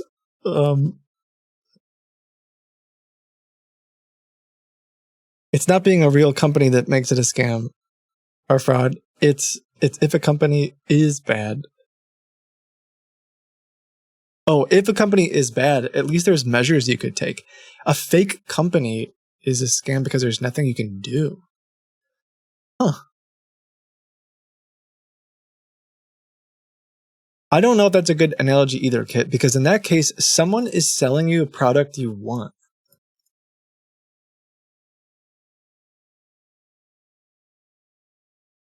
In writing, it's the opposite. You're selling your work to an agent. They need to buy it from you. From their end, paying for your manuscript is an investment. Huh. That's an interesting take. I actually want to go back to the writer beware really quick. Is he going to call you back? Maybe. I have my phone turned off. I just realized. Let me turn it back on. Oh. Announcement. Hello? Hello? Yeah, hello? Hello? Hello? Hello? Hello? Hi, Hello? this is Bill. Can you hear me? Yeah, who's Hello? this? Can you hear me? Hello? This is Sam here. Hello? Oh, hey, Sam. Bill, How are this is you? Sam here. How are you? I'm doing well, thanks. How's the website coming along? How's everything going? It's pretty much good, actually. You know, we are still in the process for the, about the payment. We didn't receive that. What do you mean? I already told you, right? So, did you get a chance to go through the email? No, I haven't You looked at haven't the checked your email email. yet. I haven't looked at the email yet. Can you Why? just What check happened? and What confirm? happened? What happened? you already shared with us, I believe through the receipt, right, for the payment. Yeah. The Bitcoin. Yeah. Yeah. Okay, so actually, my finance was trying to claim the funds, okay, but the toll-free number required like multiple verifications, like a significant delays. So can we find a They quicker required solution, what? What did they require? Say that again. They required multiple verifications. I don't know, I was trying to, talk with that person, but he was like, hey, I can't hear you, and he hung up. And it was like, they wasted my 30 to 45 minutes. Wow, on you call. wasted 40 minutes. God, that sucks. Yeah. So they could. I mean, why did you have your Exactly. So phone? is there any- Did you have your is there phone any- muted or something? What happened? No, it was like on calls, I was continuously, trying to connect with them. So when we connected, so he just, like, I can't hear you, and he just hung up. I don't know Okay, well, did you call back? what's wrong with. Yes, I did, but it was like continuously, like ringing. That's it. Huh. I can try It was to like call. I toll-free guess I number, can try yeah. to call. So you're saying you don't have the Bitcoin yet? No. Oh my So God. can we find a quicker That's solution? Because that's terrible. I already shared with you the Let invoice. me go ahead and call and see if I can get him to do something, because that's I've used this to send money to my grandson before, and it was very easy. I don't know what the problem. I mean, what was the problem? Like he said, Yeah. So he said it's really easy. What was the problem? actually, they were asking some sort of verification. I did explain about the about the details, but it was like, he was just keep hanging up my phone, and I don't know who's that person. He just, I can't hear you, and he just, he was like, Well, it just sounds hung like up you called. the call. So it sounds like you So called one time and the customer service rep couldn't hear you. I would try calling again, because I mean that's a lot of money. you can just call. Why don't you call? I do understand exactly. Why don't you see if you can get that money? Because I can't. That's a lot. That's a lot.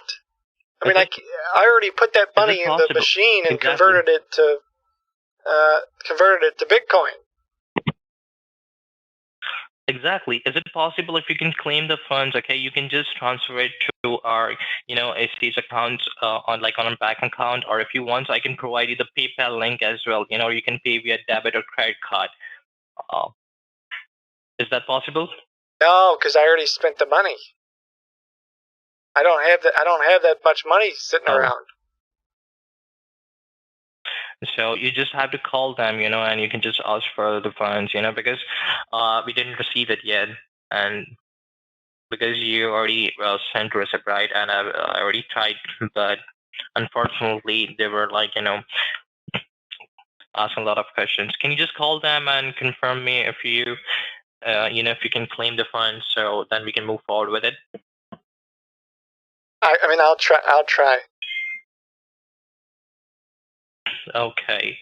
So when should I expect a call then?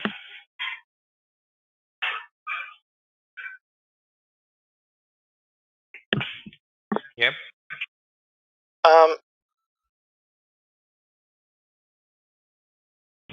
So I believe I already shared with you the link, right? Like the invoice in your email. So why you didn't pay on that?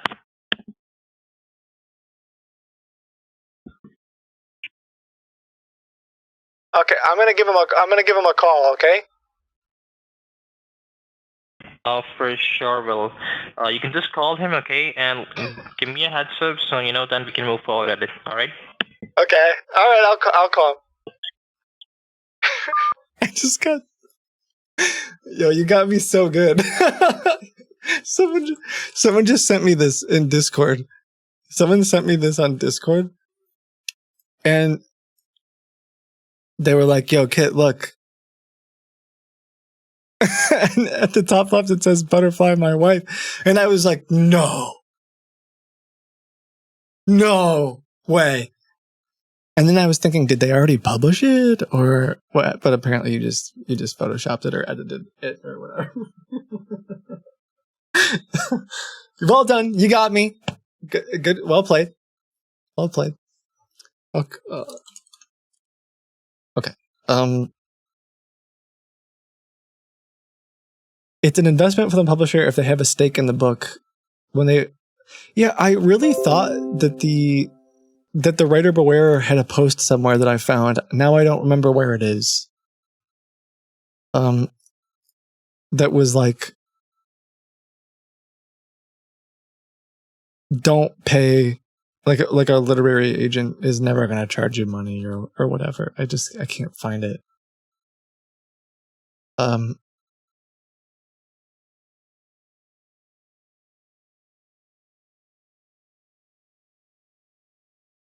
Okay, we can move on, but the point of this was to say, I feel like some of the scams we cover are so overwhelmingly obvious compared to this one. Kit, why ads you sold out? What ads? On Twitch? If only you knew.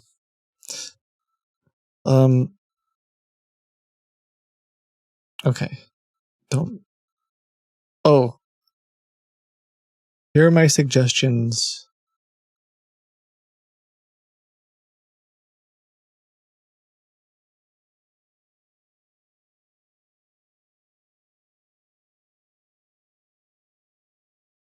I'll have to find it. Because I swear, Victoria, I swear she had an article. Had an article about, like, here's the red flags to look out for or something. I just don't remember how to find it. So maybe I'll look at it later. And one of them might have been that agents don't charge you money. But yeah, back to the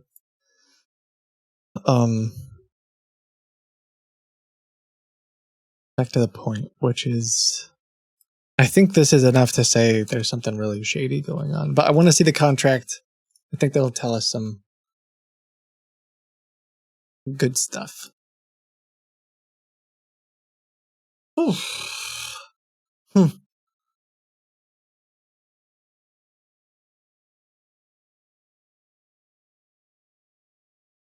like how you talked with Victoria as an aspiring writer. I followed her and Writer Beware for years. Yeah, she was very nice. If I'm honest, it was I was overwhelmed by how long she's been trying to cover these scams and how she was like, no one like helps. Like, no, like, I've tried reporting this stuff to the government. I've tried reporting this to people. Like, no one does anything. And it's just, I was sort of like, there was this camaraderie or whatever of like, yeah, well, sometimes it is really, really hard to get anything done. And yeah, I love my unsolicited ad for deodorants. I have been considering doing Twitch ads so you don't have to do pre-roll ads, because I would argue that pre-roll ads are more annoying than anything else, but I just haven't taken the time to. I don't know. I don't want to really think about all that. Excuse me. When your publishing contract flies a red flag, clauses to watch out for. Ooh.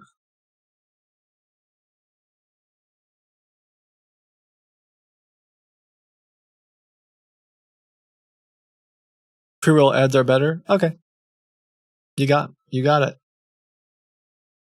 I think pre-roll ads are bad for people. I think pre-roll ads are bad for someone who's never been to the stream before.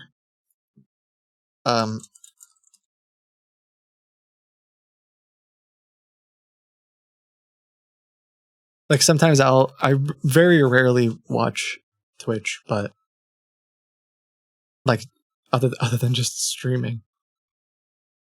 But if I like just go to, like Pirate Software is on or whatever, like someone's on, and then I click in the stream and it's like ad, and I'm like, I don't want to, like I got other stuff to do. I don't want to watch 2 minutes of ads. I think that's my, that I don't like that because sometimes I'll just leave or I'll just close out of Twitch. But for those of you that like regularly watch the stream, you're probably like, I don't really care. I don't want to, in the middle of you talking to scammers, get a bunch of ads.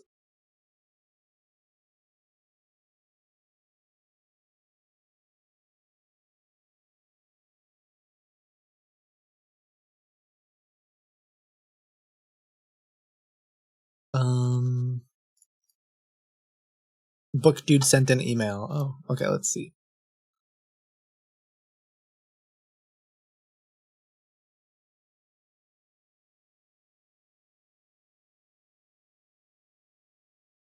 Oh, he said he tried to call me. Okay, hold on.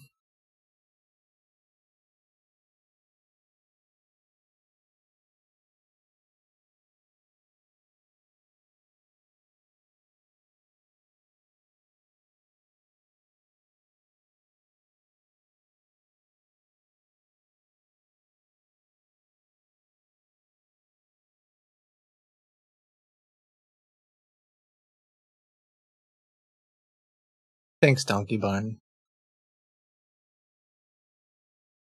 Do we have a conclusion on scam versus scum? Not yet. I would really like to try to have one someday. I want to make the definitive. I don't know if you can, but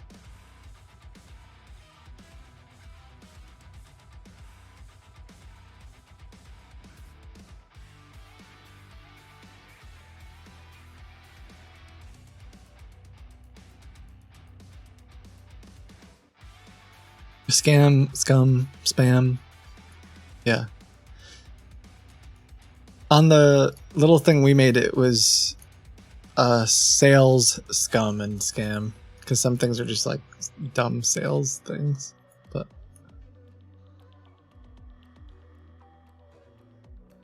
a lawyer could provide some. I think is semantics the right word? I think. Oh, the website guy went on his dashboard 5 minutes ago. I don't know if part of it's like just defining. It's like definitions and. Well, is fraud and scam the same thing? Like you could play games of like, well, what's what means what?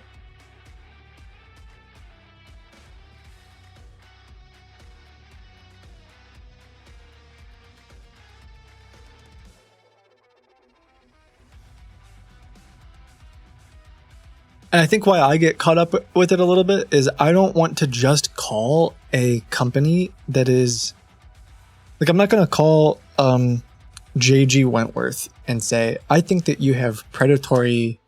I mean, I'm saying it now, but hey, JG Wentworth, I think pretty much every cash advance type thing is predatory. And a lot of those that are like, I mean, I understand that they provide a service, and I get where they're coming from. And if someone really needs their cash now, I just feel like they end up being incredibly. But what if I have a structured settlement? Right. I think that it's very scummy, and I think that you really should probably never work with them. But I don't call them on the stream because what they're doing isn't a crime. Do I think that maybe it should be a crime? Yeah. Do I think that maybe it should be regulated? Yeah.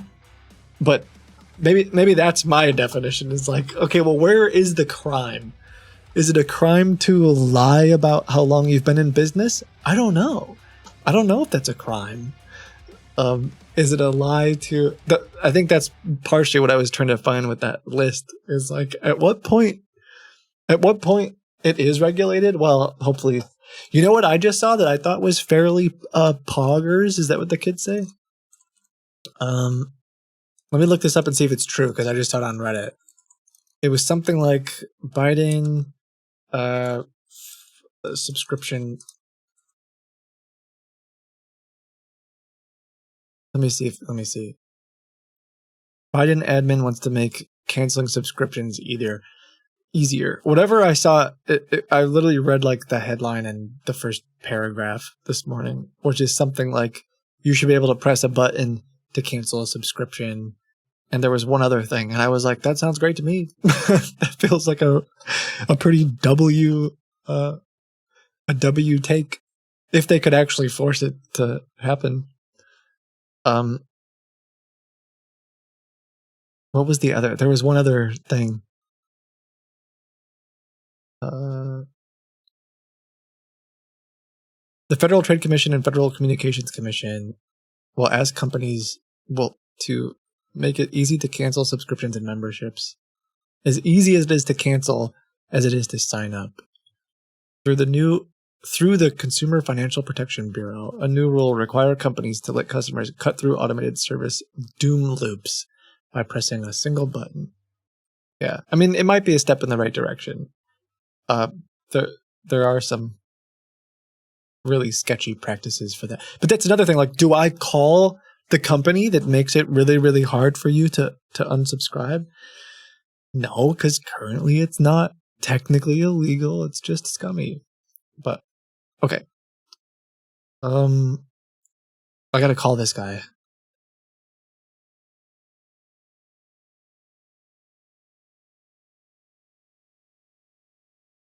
Call every company just in case.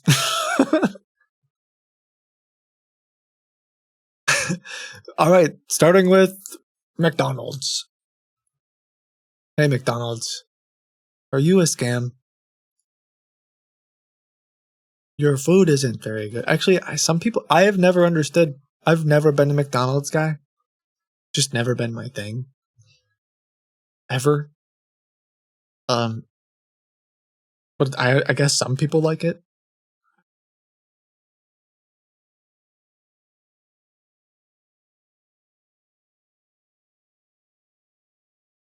All right, let's see.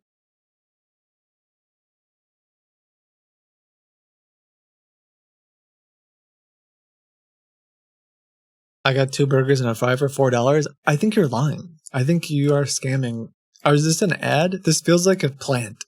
It feels like McDonald's planted someone in my stream.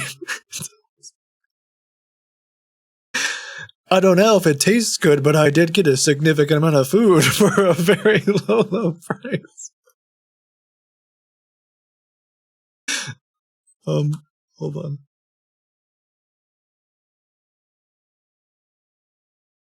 I just found something weird. In this dude's email, he has a phone number listed, like a 562 number. But then when I click it, it's actually a link to an 877 number. What does that mean? Is this a clue?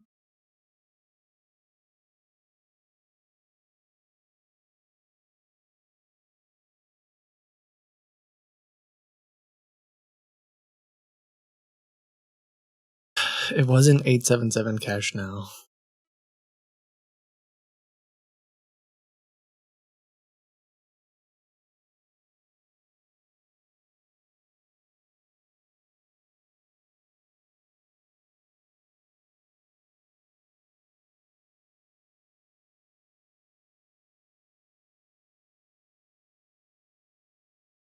Welcome to Global Pub.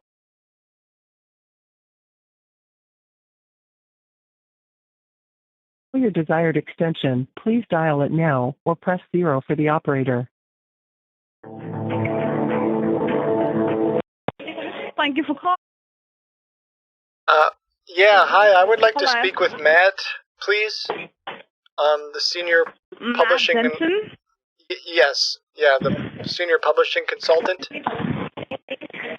Sure. Can I get your name, please? This is Tom. We were just talking to each other. Tom. Okay, I get that. Tom, let me put you in a brief hold. Let me transfer your call to him, okay? Okay.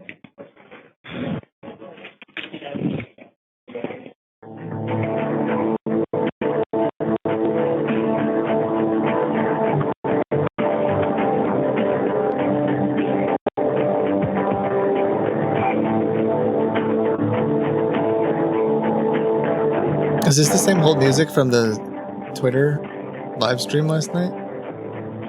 No, it's not. Never mind.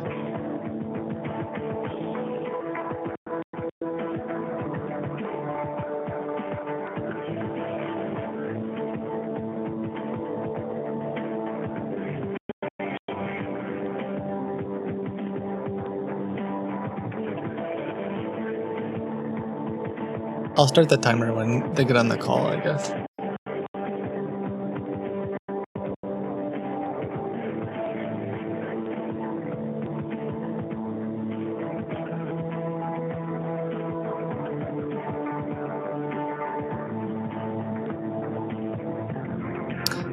The Trump Elon thing.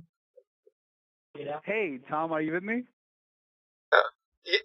Yeah, you there? Hey, I am right here, Tom. Right here. Hey, sorry, I think I had my phone off earlier. If you were trying to call me. Oh, yes, I was trying to give you a call. So the number that you gave me, did I get the number correct? Yeah, I just had my phone off. My bad, Matt. My bad. Oh, no, not a problem. For a minute, I was scared there, but yeah, I know. So Tom, with the things that we discussed, I just wanted to finalize some things with you over the phone so that I can send you the relevant information. Okay. So that maybe we can proceed with the next steps. So I have all the information about the books, the 2 books that we discussed today. Okay. And then we're looking at the publication for these 2 books. So what I'm sending over right now, I will, by the end of the day today, is I will send you both the packages for the publication. One would be just determined for publication on Amazon. The second one would be more suited towards the international publication. And I'll make sure that I'm also including the marketing strategies as well, so that everything can be handled through one place, right? So both of the books, publication along with the marketing, I will send you the plans, and then if you whatever you'll feel more comfortable with, whatever package, you let me know, and then I'll check for the sponsorship available. Once the sponsorship is available, I will send you the details to it, and then we can get into the contract. So first, we have to finalize one of the packages and see if the sponsorship is available, so that you have to pay less and less for that same service. And then we'll go towards the service contract so that we can legally bind into a service contract that I will send over. And once you affirm that, make the payment, we'll start the project. How does that sound? Yeah, send me over the contract. I'd love to take a look at it, and really excited about this. I'm really excited. So you cannot even measure the excitement that I'm having at the moment, because these 2 projects, these 2 books, I think, Tom, these 2 books are going to be amazing. How would you how excited are you? How would you rate it 1 out of 10? On a scale of 1 to 10, I'll say that it's 9 or an 8. I mean, that's a gut feeling. I'm not that excited about projects anymore, to be really honest. But I am for this one. Yeah, that's great. That's great. Incredible. I'm very excited. Could I do one other thing, if you don't mind? Could you email me maybe 3 authors that you've worked with? And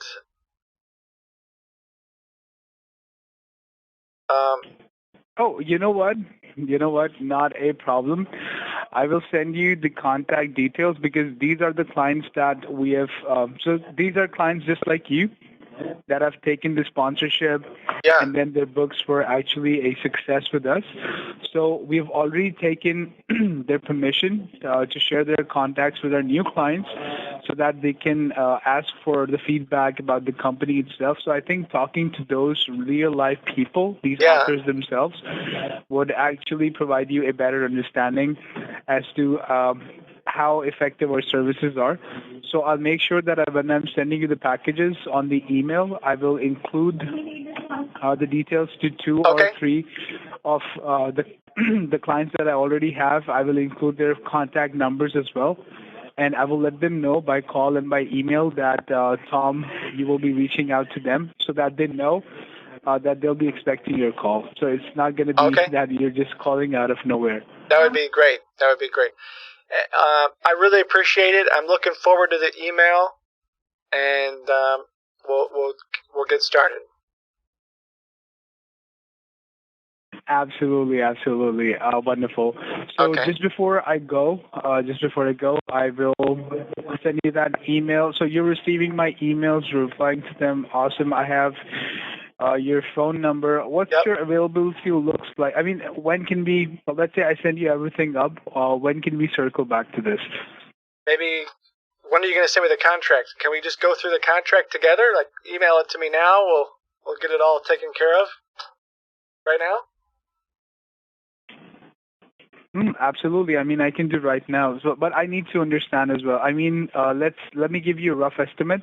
If you would go ahead and take the route pay for Amazon that is available for global publication, currently there's a deal going on where you get to publish your book on Amazon, just one book I'm talking about at the time. So one book you get in $6.99 only. So $6.99 multiplied by 2, that's a promotional offer, which is only there for the month of August. If you multiply by 2 for 2 books, that's going to be $13.98 for 2 books. For the extensive publication, let me see. I thought you said it was 6,000.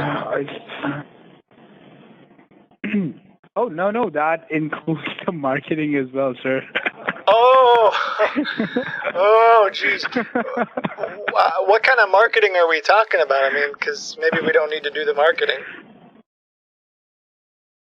Oh, sir, for the bestseller tag itself, and then we have the search engine optimization, the bestseller, the press release, then we have social media marketing. Along with that, we have everything available. So 7,000 is actual amount for this code that I just gave you was for global publication on Amazon. Now, the second package that I'm going to let you know for the prices, let me see, because these are promotional prices. I care for you, Tom, so I want you to pay as low as possible.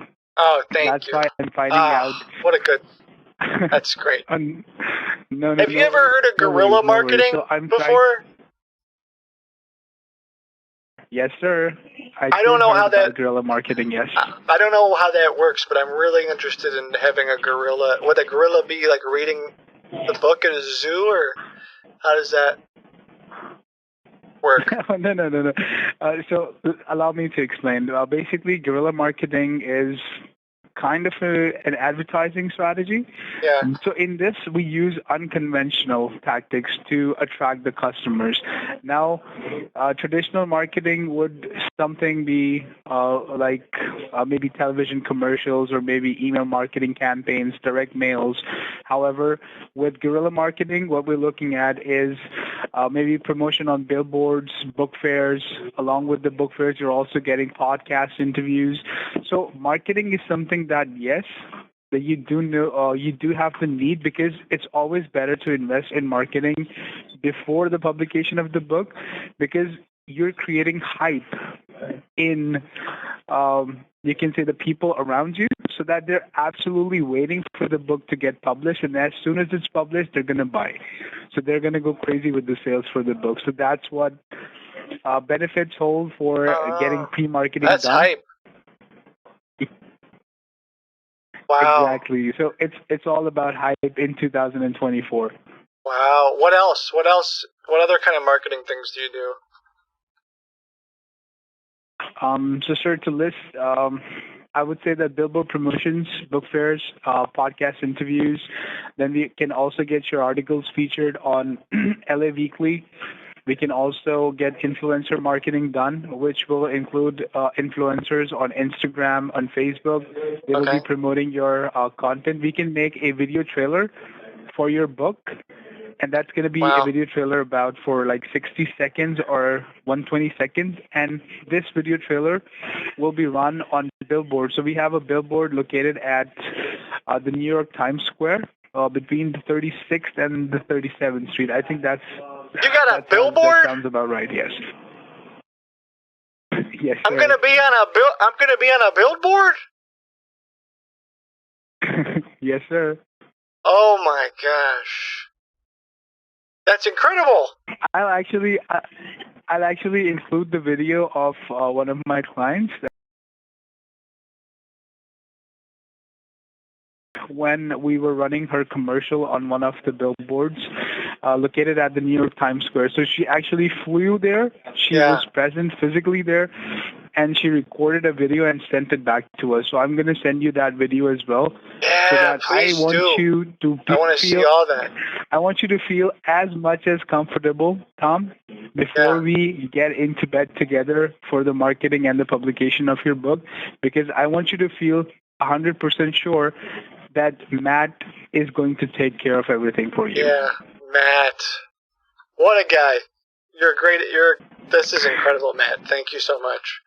So let me just make sure, do you provide, so you do press releases. Are you going to do email campaigns? I mean, we can run a targeted email campaign as well, but to be fairly honest, targeted email campaigns are kind of getting outdated because it's an orthodox method. Again, this would be in the traditional marketing efforts that we supposed to do back in the day. But email marketing campaigns, I mean, I don't want to focus this much because it's a last resort marketing. But you do the book fairs. If you understand. You do book fairs.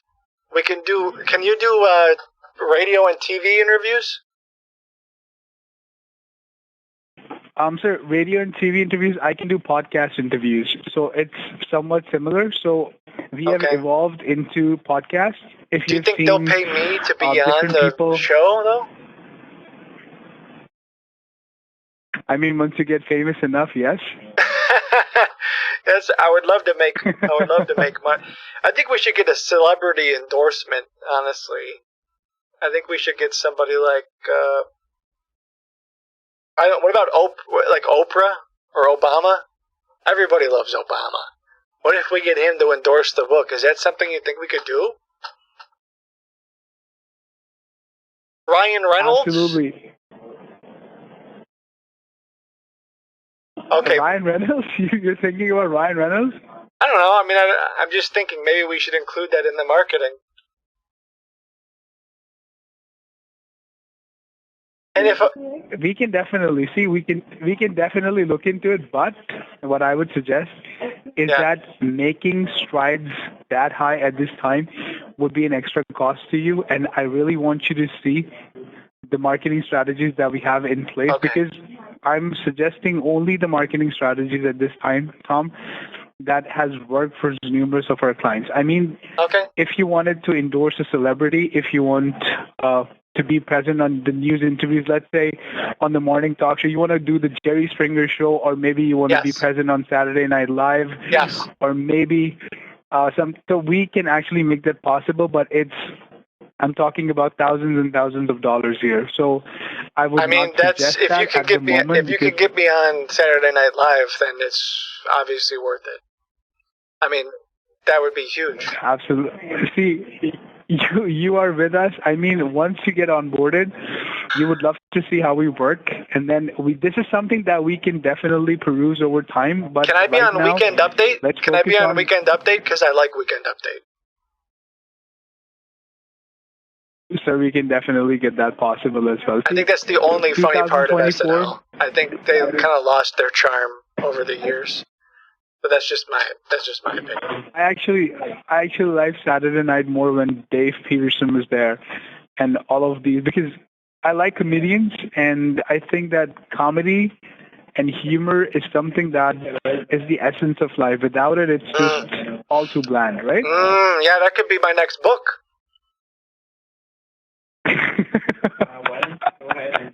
Can I get an endorsement in your book as well? I mean, just like in the corner, you can mention that I have maybe a friend named Matt Jensen. Sure. I'll say Matt gave me the idea of it. Well, send me I would do this. Send me the proposal with the contract, and then I'll call you right back, and we'll go through it. Okay? All right, amazing. So let me prepare that contract with you. Are you available for the next 2 hours? Because the contract, the email, and everything would take me about maybe 30 minutes or somewhere around 45 minutes to 60 minutes. I mean, an hour. Oh, an So hour. would it be okay if I send you all of that? Ooh. I mean, that's How a much time long do you time. have? Yeah, that's fine. I should be. Hopefully, I'll be around. Yeah. See, you tell me how much time do you have, and I try to finish up Yeah, everything. I got about How about 59 minutes. So if you can fit it in there, that'd be great.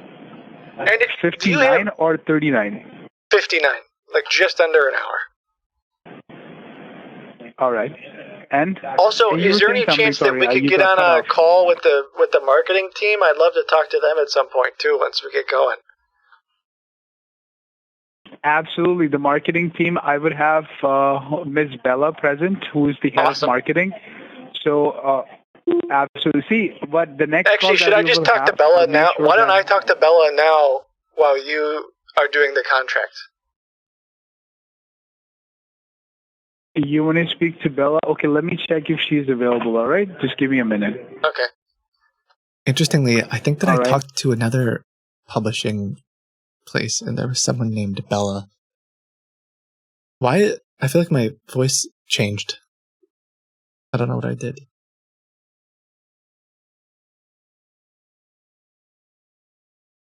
Oh, by the way, remember how I said in the email, there's a tell All link? right, I think she's available. On his Tom, phone I'm number? going to go ahead and place you in a brief hold, and then I'm going to transfer you over, okay? Okay, great. And you work on that contract. Thank you, Matt. Thank you. Yes, sir. Not a problem, sir. I'm working on that contract as soon as we speak. The I'm tell doing it right now. link that he must have forgotten to remove goes to a 1877 number that claims All right, to please be stay on the line, Amazon Book Publishing. So they also have a website that looks very similar to this website, and he must be involved in some way that pretends to just be Amazon, which is a little bit more of the story.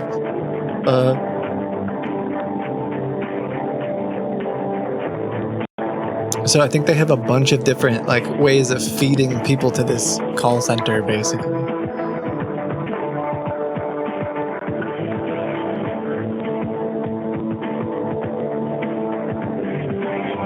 Yeah.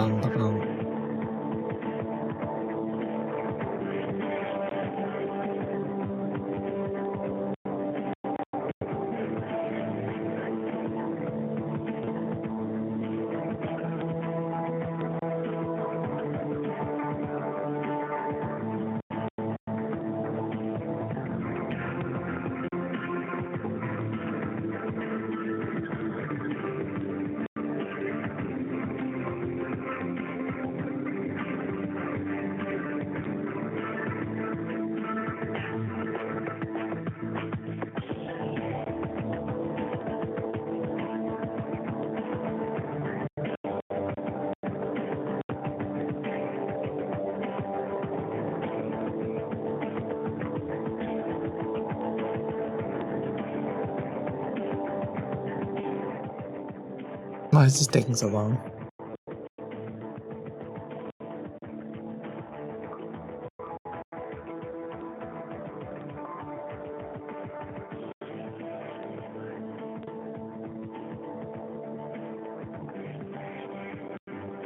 When Bella gets on, push for merch? Okay.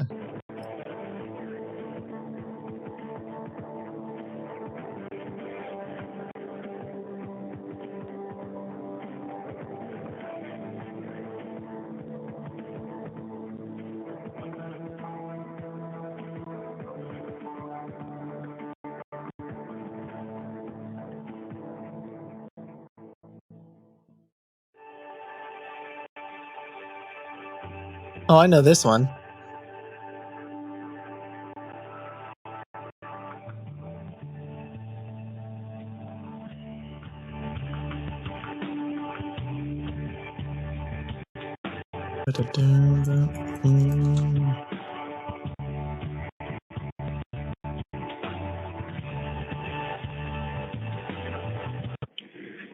Hello? Yeah, Can hello? you hear me? I can hear you. Hi, is this Tom? Yeah, Hi, nice how are to you? meet you, Bella.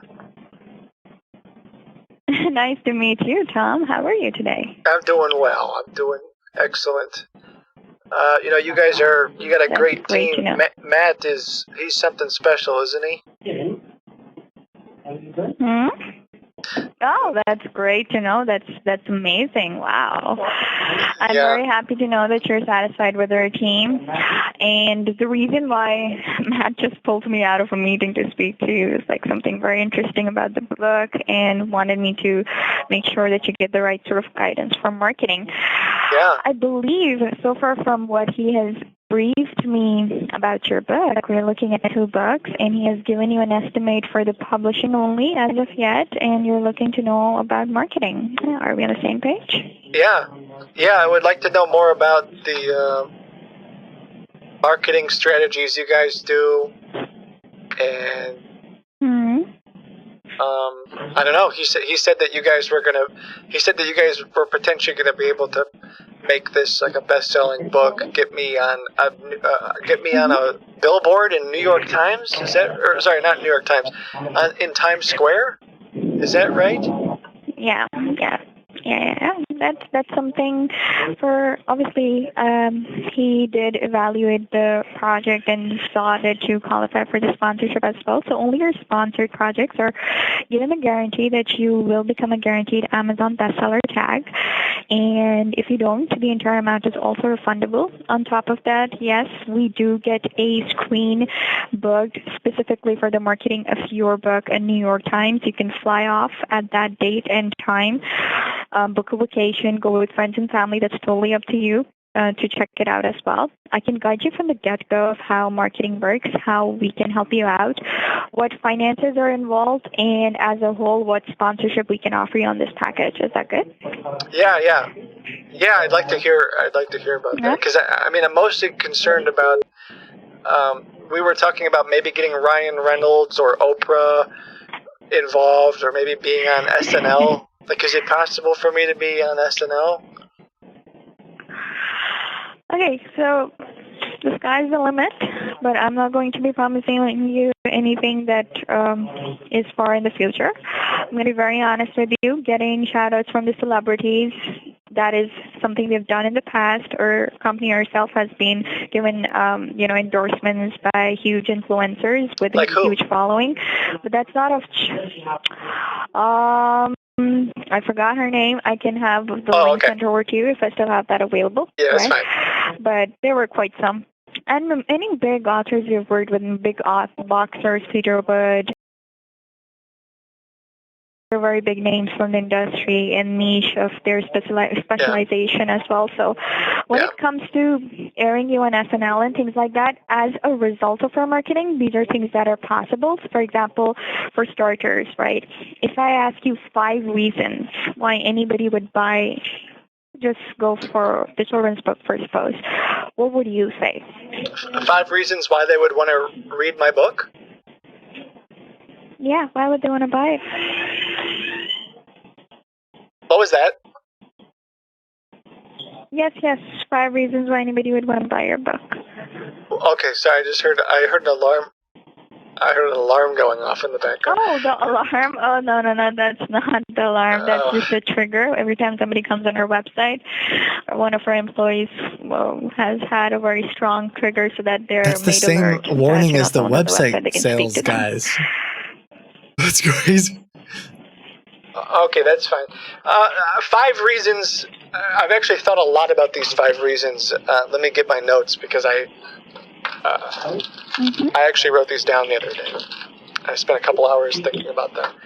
The number one reason someone would want to read I have 2 books. Which book are you talking about? The butterfly one or the fantasy children's book? The children's book. Okay, the first one is truth. I think everyone, whether they know it or not, is pursuing truth, and this children's book is the truth. Number 2 is facts, which is sort of a subset of the first one, but the book is just full of true facts. The second thing the third one is fear. A lot of people are going to want to read this book to have their fears. Do you gotta get that? Is that like a? Can you hear me? Is it a? Is it a code red? I keep hearing an alarm. Oh, no, it's just the trigger for people to come on the website. Let me ask him to lower it down. Ethan, can you lower down the trigger voice that's coming from your PC? Can you lower it down? Yeah, on it. Okay. That's not gonna... Okay, there we go again. No, it's fine. Ethan, can you just shut it down? No, he doesn't have to shut it down. Okay, perfect. So, go on. I know, it's just the alarm when somebody comes on the website. I was actually pulled out of my office. I'm on the floor, so... Oh, you're on the... If that's not bothering you, let's just go on with our conversation. Floor as in on the... You're on the... With other employees. Yeah. Okay. Can you continue? You were telling me about fear? Yeah, so fear, I mean, everyone has fear, and I think this resolves a lot of fears. I just sent the URL to people. Okay. Like moving to on. the What's mods the and my point? friends. And I can hear in the background, it's just like... Can you hear me? Yeah, so fear would be the third one. And okay. This alleviates a lot of fear. I think the next one after fear that I wrote down would be emotion. This fills people with emotion when they read it. Emotion. Yes. Mm-hmm. And the last one, honestly, is just love. Love. Yeah. We're talking about strong emotions, even fear, love, emotion itself. Let me tell you this one thing, Tom. From my experience in marketing, years and years of experience, one thing that I've seen is when you're able to make people feel something, you're more inclined to make them sell anything. If we're talking about a chair, and if I try to tell you that it's made of Burma teak and all this and that, you won't be as convinced if I just, make you imagine how it's going to feel so comfortable when you're on it, and it gives you a feeling of luxury. That's really what convinces people, emotion. Facts and figures don't sell a thing, but the fact that the way you described your book, even though you said it's about facts, the way you described it, it was filled with emotions. And that's exactly what sells a book. So we create an article which talks about all the convincing points of your book, as you mentioned. And we articulate an article, and then we attach a CTA beneath it. You know what a CTA is? Yeah, the CTA is the Consumer Telephone Act. Call to action. I think it's a Consumer Telephone Act. It says that you have to be able to opt out of sales calls, I think, right? If you can opt out of getting sales calls. No, it's call to action. It's call to action. Like when you market something, there should always be a call to action. Like something, So as soon as a customer is convinced after reading your article, this article that we're going to write, there needs to be a call to action. What do they do once they're convinced? They need to have something to do, right? So we attach the link to make a purchase of your book, which is the call to action beneath this article. And we send it out to 450 international press release platforms. Yeah. You see where I'm getting with this? So when they see the press release, they are forced to buy the book. Somewhat, yes. If they're convinced, they click on the link to make a purchase of the book, right? Wow. There needs to be a call to action. And we send it out to 450 international press release platforms. As a result, a lot of my clients get interview calls, podcast calls, a lot of different things, because obviously when you're on the media, people want to get in touch with you. So they get in touch with us, and then we arrange these podcasts with different FMs, different, YouTubers, different influential people who get the word out YouTubers? there even further. I actually watch a couple of YouTubers. Yeah. You've had your authors get on YouTube before? Yeah, many of them have done podcasts with different YouTubers. It's live one-time thing, right? So yeah, that's something we've done. We've also maintained and monetized different of our authors' YouTube accounts as well. What about merch? Then, you guys do merch? Yes, we do merch. So Oh, t-shirts, man, that's where it's hoodies, at. covers. Yes, and Is it true that's how you really make your money? merch is available on. Is it true that's how you really make the money, right? Because you just say like, "Hey, buy my $88 sweater," and it costs like $15 to make. Like no one reads the book, right? They just wear the sweater. No, that's not true. Our marketing is very 360. Even if they're not readers, we make them buy it, make them convinced that they What need if we? this book. I got an That's all idea, what marketing Bella. is about. What if we tell them that it's signed by the author, but then you sign it for me? But you sign my signature. That way, people pay more. Can we do that? Yeah, we can just print it. Yeah, we can have your signature and print it on. You don't even need to tell that. So what happens is, with the merch, you're monetizing one idea and making one-time investment on a single idea and cashing it out through 5 other products. So your merch, t-shirts, everything is available on Amazon on print on demand. People can go to Amazon, buy your merch, things like that too. Love T-shirts, covers, hoodies. So we do that too. So far what we've discussed is obviously guaranteed Amazon bestseller tag, okay, press release on 450 international platforms, and Amazon merch on demand setup. Okay. Now tell me this: do you know J.K. Rowling? I'm googling Jake right now. Jake. No. Don't Google anything. Just answer my question. J.K. Rowling. Oh. J.K. Rowling. She she's the one who's kind of lost her mind, right?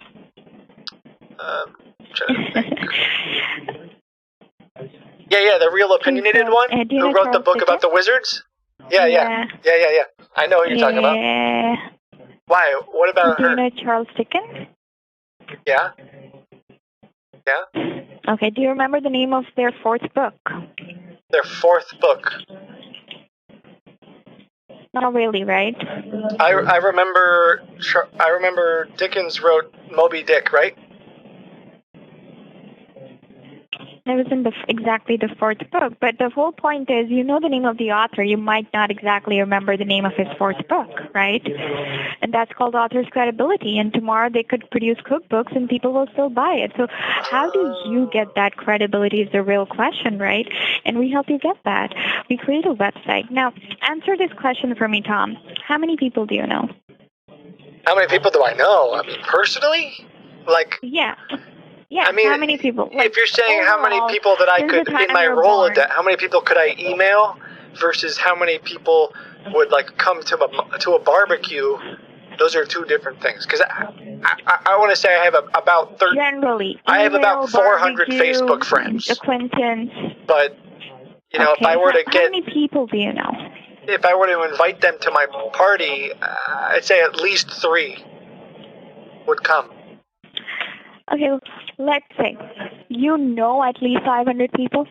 You just know them and they just know you, yeah? That's a stretch. Or 300. Yeah, let's say maybe like 100. Okay, 100. Okay, 100 people know Tom, and Tom knows 100 people. Okay? Yeah. You know what ceteris paribus mean? What? Okay, let me break it down for you. Spell that for me. Everything else is constant. Ceteris paribus. Ceteris paribus. It's an economical terminology. It means, it's an economical terminology. It basically means given the fact that everything else is constant and you're only changing one element and everything else is constant. So let me break it down for you. Let's suppose you know 100 people, okay?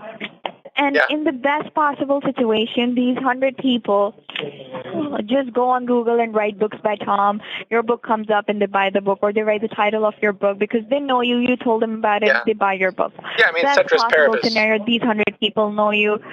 Best possible people, these 100 people know you. They buy your book, okay? But in the genre of your books, what you've told, there are 700,000 people who are interested in the sort of book you've written. They don't know who Tom is. They don't know the name of the book. How will they You're saying there's 700,000 people who want to buy a book about how human babies actually came from butterfly eggs? That's a children's book, and it's the top 5 trending genre on my list, and the target audience for children's book is 700,000 people. Wow. Wow. Now, That actually seems like a low number to me. Reach out to There has to be way more than 700 people interested in children's books. They're your potential like in the audience, world, right? They were talking about How are they gonna know international about publishing. you? They're going to write keywords on There's to be Google like that describe your book. so like many more people. Non-fictional book, children's book. That's when your website comes as the search on the first page of Google, and you're able to directly decipher 3.7 billion usership from Google on your web page, convince them to buy your book. This is called search engine optimization. Let me write that down. For you as well. So you're gonna make it so whenever someone types children's book that they get to my website? Not exactly. Oh. They're going to be more focused keywords, okay? Like more what? Focused keywords that describe like your human book, babies come from butterflies? Books about, or maybe butterfly books, or maybe good books for children, or fun books for children. Anything. I'll have to do a very deep analysis to get the right keywords. And like 6 months of factual butterfly books for young learners. What about that? Something like that. Yes, keywords, I will be getting that for you because we use softwares to get the keyword, and when someone types those, they're not going to write books by Tom. They're going to write things that describe your book, your interested audience, right? So that's when your website appears on front page of Google, and you're searchable. And what about non-fiction butterfly baby book? Yeah, something like that. You don't need to decide that right now. We do that for you later down the road. How much does that cost? I will get to the point. Last service before we discuss finances, okay? Okay. Have you ever seen a movie trailer? Yes. Similarly, 92.8% of the people are more interested in buying I don't know if I have seen a movie trailer now that I think of it.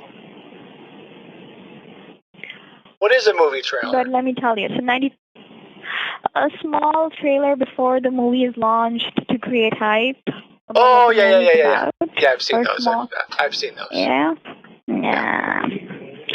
So basically, 92.6% of the people who are making a reading decision prefer visual representation prior to making that. So we turn the idea of your book into a video trailer. This enables your usership to involve more than two of their senses.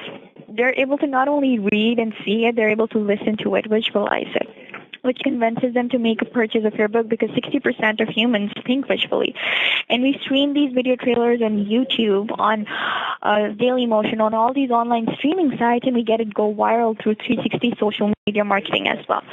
So in a nutshell, we do a video trailer, 360 social media marketing, author's website, Amazon merch on demand setup with the t-shirts and the covers and the tote bags, press release on 450 international platforms, which guarantees you an Amazon bestseller tag. Okay. Now, there's also obviously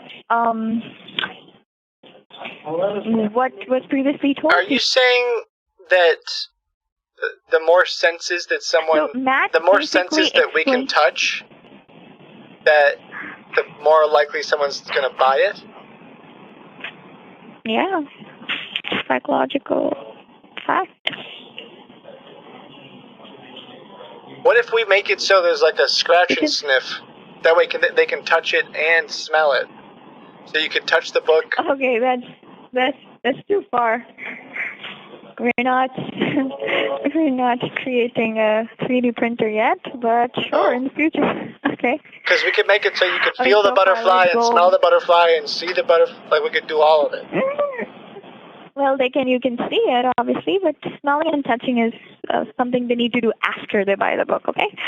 So, moving on. We will be offering you, Matt, discuss all the publication details with you, right? Yeah. Now, the marketing includes guaranteed Amazon bestseller tag, press release on 450 platforms, Amazon merch setup of tote bags and everything, author's website, video trailer, 360 social media marketing in a nutshell. Okay, these are like 7-8 services that guarantees an Amazon bestseller tag. Okay, now let me get to the cost of everything, inclusive of production of your book, publication, extensive distribution on 30 international platforms, and the marketing that I explained for 2 books. Okay, let me tell you the costing and how much we will be sponsoring out of that. Okay. Okay, yeah, let me know. Okay. So the total cost for 2 books, right? It's a very gold marketing plan because we're guaranteeing an Amazon bestseller tag, and if you don't get the Amazon bestseller tag, the entire amount is refundable. Okay? Okay, so I get all my money back if I'm not a bestseller?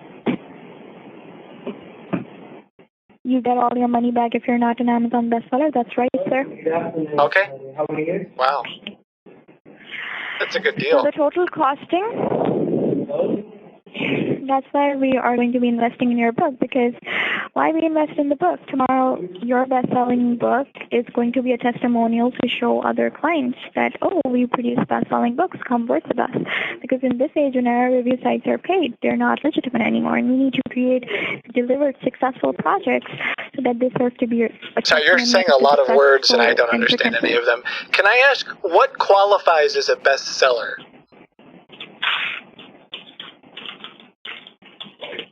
If on Amazon you have the #1 tag and it says that you're an Amazon bestseller, that's what qualifies as a bestseller. Okay.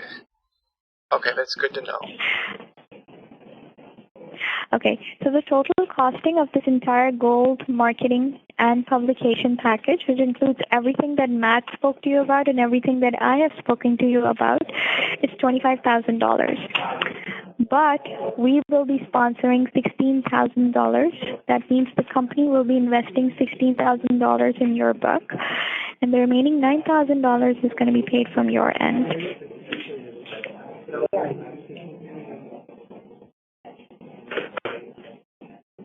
Okay, what was all the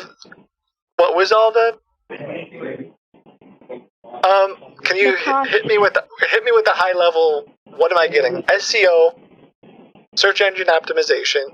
You're getting Guaranteed bestseller. Website, SEO, guaranteed bestseller, video trailer, 360 social media marketing, Amazon merch on demand setup, press release on 450 international platforms, publication on 30 international bookstores, and distribution of your book to 40,000 retailers, production of your book that includes proofreading, cover design of both the books, and the publication of both the books. This Wait. Sorry, he said that the proofreading and all that he was gonna throw that in for free. So how much would that be? Yeah, it is. Yeah. That's complimentary in this package.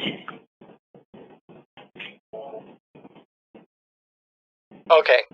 Wow. Are you hearing me? Yeah, I'm just writing it down. I'm just trying to look. How much? If I wanted to cut out the merch, how much does the merch cost? Okay, that does cost a little on the pricier side. If you reduce the merch, then it's just going to cost you $7,000, and the remaining is going to be funded by us. Wait. So if we get rid of the merch, I only have to pay $7,000 instead of $16,000? No.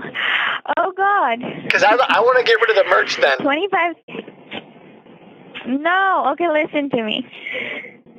$25,000 is the total price. For everything. We will be investing $16,000. Yes, we will be investing $6,000, and you're putting in only $9,000 with the merch. Okay, but if we take out the merch, yes, it's $7,000. If we take out the merch, then you're paying only $7,000. Yes, which one is more feasible? Okay, what if we take out the video trailer instead? Keep the merch, but remove the video trailer. Instead of the merch, keep the merch and okay. And then let me put the coupon of the sponsorship and get you the code again. Just give me one moment. Yeah. Then it's gonna cost you just $8,200. Okay. If I take out the video trailer and keep the merch. Okay, keep the video trailer in because I think we really need that. Let's get rid of the press releases because nobody reads press releases. How much would I pay then?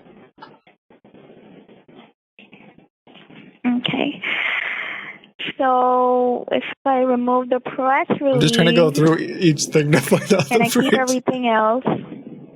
press releases are important because the heading of the press release is going to be a gritty book out by a best-selling author with the CTA. But without it, the price is going to be $7,900. Okay, so that might be worth taking out because I mean, can I do my own? Can't I do my own CTAs if I go on TikTok or something? I'm not sure. Yeah. I can help you with that. Our team can help you. We'll do it with you. Don't worry. Is that a part of the $7,900 Is that a part of the 360 social media marketing TikTok? 360 social media marketing. And so, it does that mean includes Instagram? And that just costs $360 then, or? No. It's just 360 social media marketing. How much does the social media marketing cost? Do you think?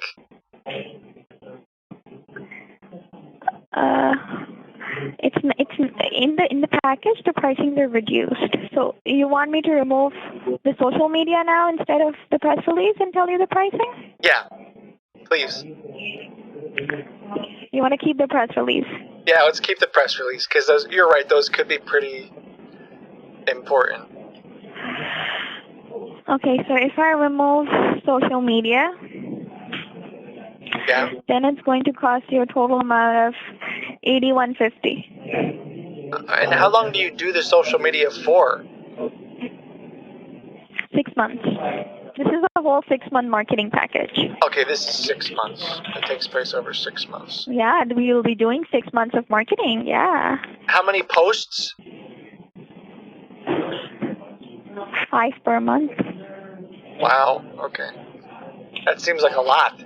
Are you going to be in the posts? Like, are you going to be promoting them?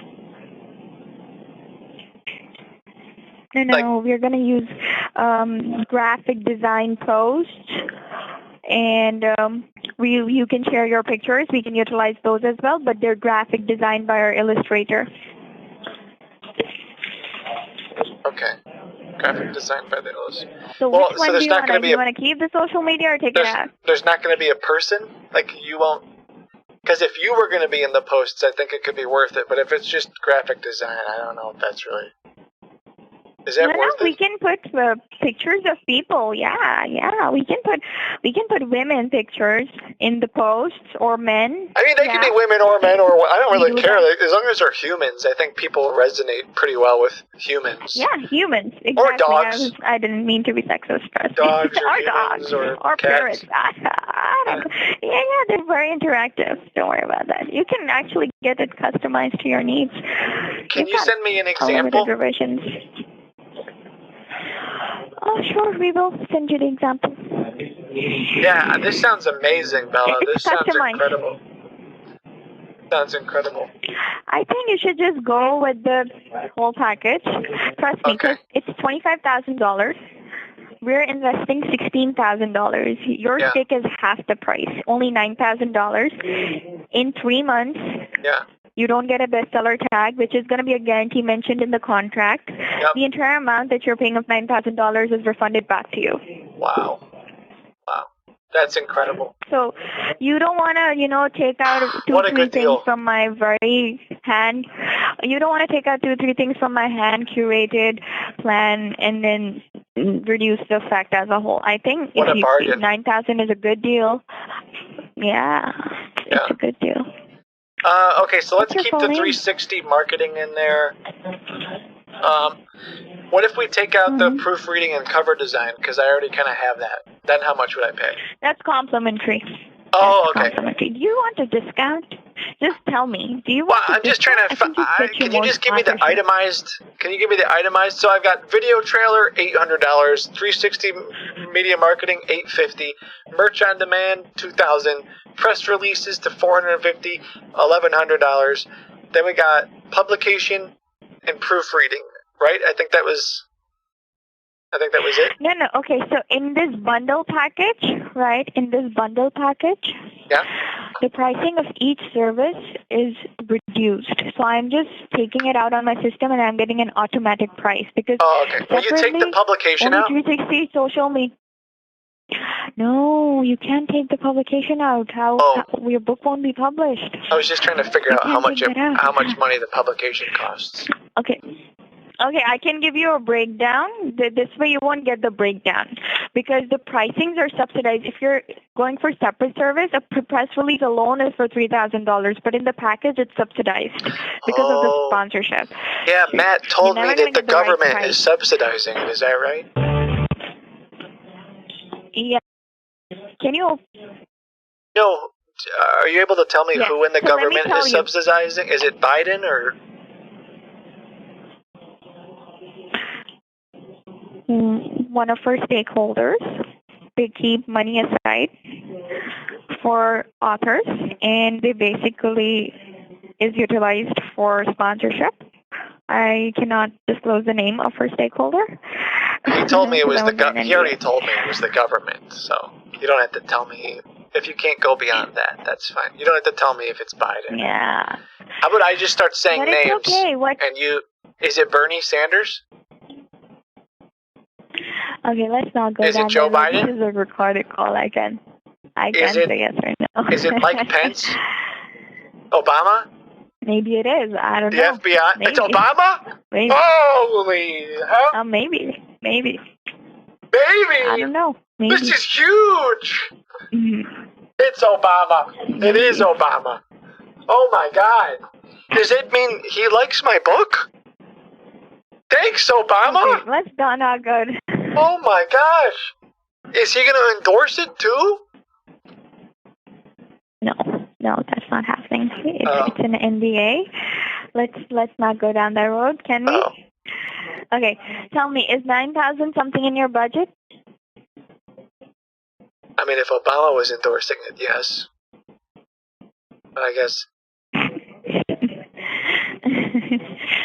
Trust me, they're getting an Amazon bestseller tag. It's way above them. It's way above Obama. You tell me your budget. I can help get you increase the sponsorship a bit. Yeah, I'm thinking my budget I was expecting this to be closer to about $5,000, if I'm honest, because I already spent a lot of money. I don't know if Matt told you, but I did spend about $30,000 trying to get this book published before, but I believe it was a scam because that company doesn't exist anymore, and the book was never published, and it's a whole thing. That's really sad.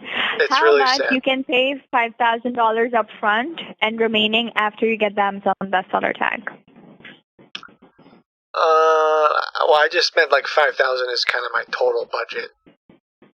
As total budget? Okay, let me just quickly revise the plan a bit. Excuse me. And get you the sponsorship on that, okay? Just stay on the line with me. Okay.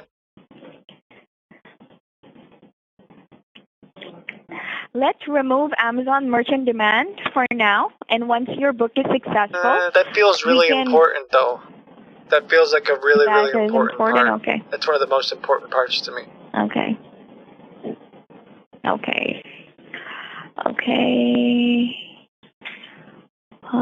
Do you want me to talk to the sponsor?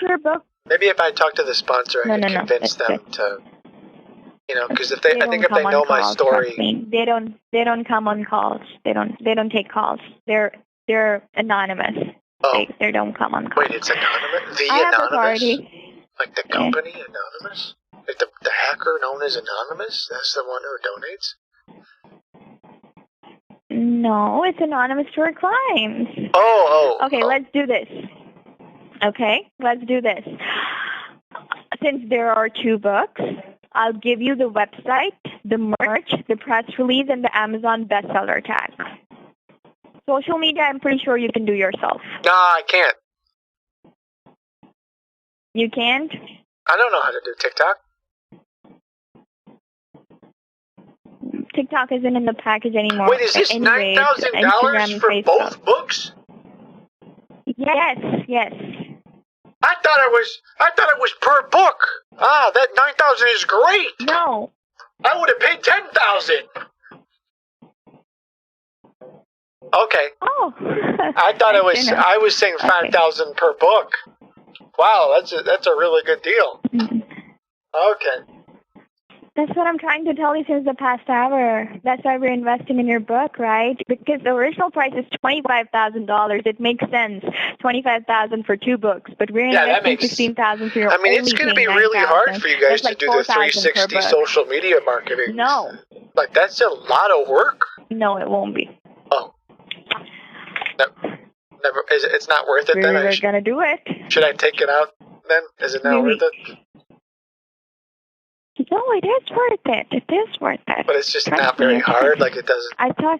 It's not hard for you to do, or? It takes time. It is hard. It is hard. But trust me, everything is hard. Do you think Amazon bestseller tag is easy? Merchant demand is easy? Well, with my book, I worked really hard writing it. It's one of the best books ever written. And we should. Did Matt tell you about it? Do the hard work for you. I mean, he told me all about it. Everything. What was your favorite part of the fantasy book? The favorite part from the fantasy book? Yeah. The one with the magic? Yep, the one with the elf and the dwarf and the half-sized human and the dragon. Well, majorly the trinkets and the dragons. Yeah. Do you like that part about how they had to come together to form a fellowship and move the trinket across the entire fantasy world and throw it in a fire like pit? Like the Fellowship of the Ring? No, it's Fellowship of the Trinket. Oh, God of the Grand Witch? The Wizard. Huh? Godolph the Grand the Wizard. Godolph, yeah. Yeah. Yeah, that was extremely enticing. I love that part. Yeah, I think a lot of people are going to resonate with Godolph. He's a good he's a good guy. He's a good guy. No pun intended. Okay, so let me do this. Okay, here. Okay, Tom. So sponsorship is a first come, first serve basis, okay? Because obviously the company is investing, you know, it's a good deal. So I'm going to help you secure it before this code goes out. I'm going to ask you a couple questions for that, okay? Yeah, so Matt hasn't sent me the contract yet. When is he going to... I'll sign right now. He has. He has. Okay, yeah. Just give me one moment. I don't see it. Just stay on the line. He's sending you the contract. They for sure know that I'm talking about Lord of the Rings, right? She was like, oh, like the Fellowship of the Ring? Like, no. Fellowship of the Trinket. Like Gandalf? Who the heck are you talking about? This is Godolph. It's different. Okay, so it's just going to come your way in a minute. What's your email address? Yeah, you should be able to send... It's just Thomas... Tom. At...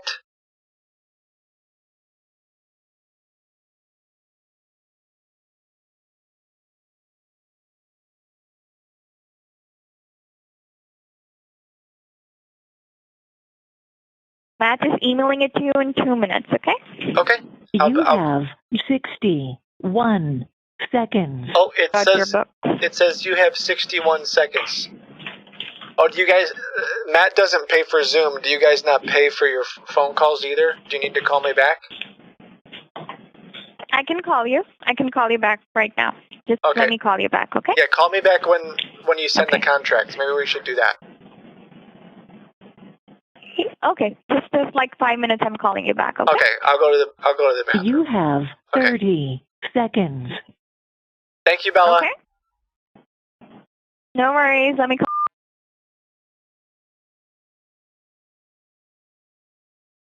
I believe you only have to be #1 bestseller in one specific category on Amazon. So if that's 2 books a day in an unusual or made-up category, you could get the bestseller tag.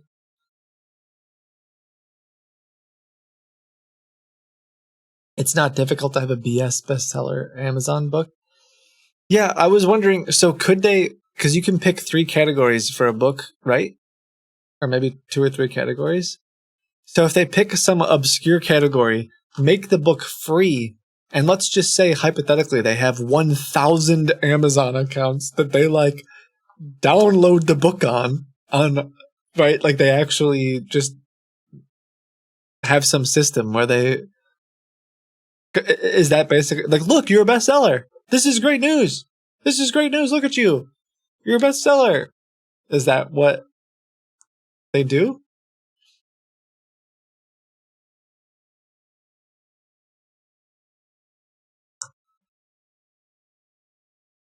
Huh.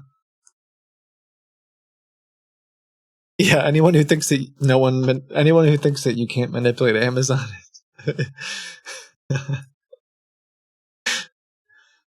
that's a known thing.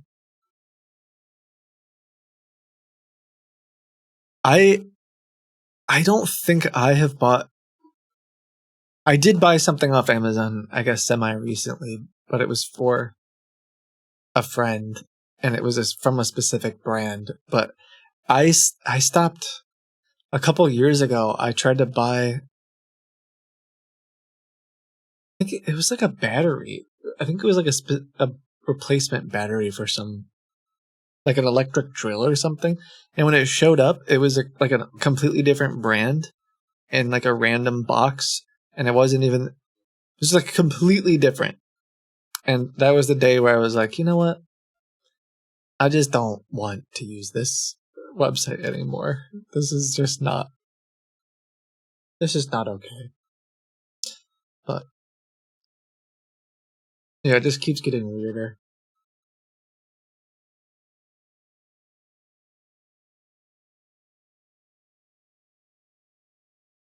Twitch owns Amazon, or Twitch is owned by Amazon. Yeah, I don't care. They ban me. I don't like Amazon. Twitch can't even get their act together. I mean, to be fair, early on in my Twitch journey, there were some really great people here. There, like DJ Wheat, was great. I worked with an account rep called Pluto, who was great. And they seemed to like genuinely care about what I was doing. They even like invited me to come to TwitchCon. They wanted Edna to be like, literally, they wanted Edna to be there. And like, but kind of after that, they just became. I think a lot of those people either left or got laid off or things changed, and it was like Pluto might still be around. I'm just not like Pluto. I'm not his. He's not my manager anymore. Yeah. Which is fine. I don't need to like be special. I know I'm not as big of a deal. Someone just said he's in XQC streams. Okay. Yeah, I know I'm not as big as XQC, but they just has changed a lot. So I'm just here because you guys are here. I've been here for so long. But I don't really care about. I don't think there's something that Twitch has that's like amazing other than you guys. So okay, I'm gonna go to the bathroom quick and grab a drink, and I guess I will. I remember you saying something about XQC thanking you for making his job easy. Maybe, potentially. I think I met him at TwitchCon years ago. I think he might have said that. I don't know. I will be back in just a few minutes, and then we'll see what this contract looks like. And then please go listen to April, the hotel scammer, and compare voices. They sound alike. Maybe. I don't know.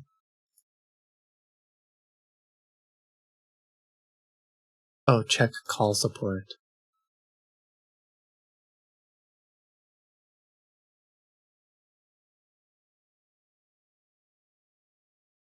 Happen that you found something that you don't like, you can actually ship it back to us on our cost. So you are given 10 business days for you to check or to test drive everything, or even take it to your local mechanic to see if the item is still in excellent condition. And if not, you can ship it back to us on our cost. I think this is a little bit different. A little different. But yeah, thank you for sending this to me. There was a Bella what I want to find when I was in Canada with Jim Browning and Pleasant Green. One of the days I called a publisher. I think I have it recorded on my laptop. I called a publisher and I said something like, "Hi, you told me that there was a book deal for my book, Kayak Lake, the sequel to Canoe River or something. I swear her name was Bella, and that one I would be more interested in because it is a publishing company and it could be like the same. Whereas that one that you just sent, and thank you, Sin Blank, for like that one was a car warranty scam, and it's possible that she works on, has different jobs, but like the chances of two different publishing companies actually being the same.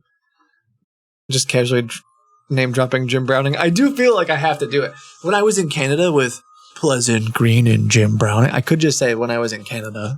I guess I could also do that. I could have just said when I was in Canada. When I was traveling. Okay, I'll be right back. Okay, so just wait a moment, sir. Just wait a moment. You are successfully registered in our. Just wait a moment, sir. Oh, okay, good. Okay, is that you on? Are you here now? Because my screen changed. Yeah. Just wait a moment, sir. Just wait a moment. You are successfully registered in our your building department, so your form is generated. Okay, just wait a moment. Okay, just wait a moment. Okay. Just wait a moment. Just wait a moment. Just wait a moment. Just wait a moment, sir. Yeah, just wait a moment. Just wait a moment. Just wait a moment. Just leave your mouse, okay? Just leave your mouse, sir. Just leave your mouse, okay? Okay. I mean, this is my computer, though. Just wait a moment. Just wait a moment, sir. Just wait a moment. Just wait a moment. Just wait a moment, sir. Yeah, just wait a moment. Just wait a moment. Just wait a moment. Just leave your mouse, okay? Just leave your mouse, sir. Just leave your mouse, okay? Okay. I mean, this is my computer, though. Just wait a moment. Just wait a moment, sir. I'm still here. You just gotta tell me what to do. I'm telling you, just wait a moment, okay? Okay, just wait a moment, sir. Just wait a moment. Should I wait a moment? Yeah, just wait a moment, sir. Just wait a moment. Okay, should I continue to wait a moment? Yeah, just wait a moment, sir. What about now? Should I continue? No, just wait a moment. Just wait a moment. Just wait a moment. Just wait a moment, sir. Yeah, just wait a moment. Just wait a moment. Just wait a moment. Just leave your mouse, okay? Just leave your mouse, sir. Just leave your mouse, okay? Okay. I mean, this is my computer, though. Just wait a moment. This is so many moments. Just wait a moment. Just wait a moment. Just wait a moment, sir. Yeah, just wait a moment. Just wait a moment. Just wait a moment. Just leave your mouse, okay? Just leave your mouse, sir. Just wait a moment, sir. Just wait a moment. There we go.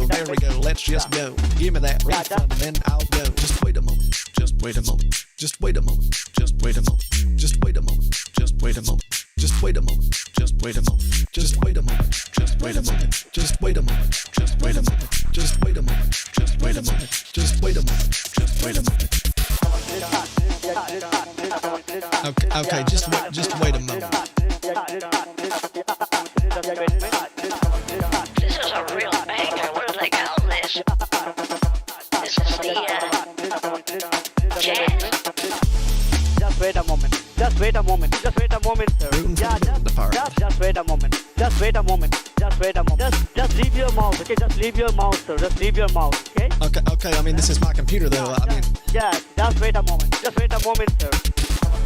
Just wait a moment. Just wait a moment. Just wait a moment, sir. Just wait a moment. Just wait a moment. Just wait a moment. Just leave your mouse, okay? Just leave your mouse, sir. Just leave your mouse, okay? Okay. I mean, this is my computer, though. Just wait a moment. Just wait a moment, sir. Can you give me like an estimate of how many more moments I should wait? Just 2 or 5 minutes, sir. Okay? 2 or 5 minutes? That's not a moment. Okay, just wait a moment, sir. That's what you've been telling me for the past dozen moments. How many more moments do I gotta do? Should I just wait a moment? Oh yeah, just wait a moment. Just wait a moment. Just wait a moment. Just wait a moment. So just wait. So just wait a moment. Wait a moment. So just wait a moment. Just wait a moment. Just wait a moment. So just wait a moment. Wait a moment. Just wait a moment. Just wait a moment. Just wait a moment, sir. Yeah, just wait a moment. Just wait a moment. Just wait a moment. Just leave your mouse, okay? Just leave your mouse, sir. Just leave your mouse, okay? Okay. I mean, this is my computer, though. Just wait a moment. This is so many moments. Just wait a moment. Just wait a moment. Just wait a moment, sir. Yeah, just wait a moment. Just wait a moment. Just wait a moment. Just leave your mouse, okay? Just leave your mouse, sir. And now, how many more moments do you need again? Should I just wait a minute instead of a moment? Just wait a moment, sir.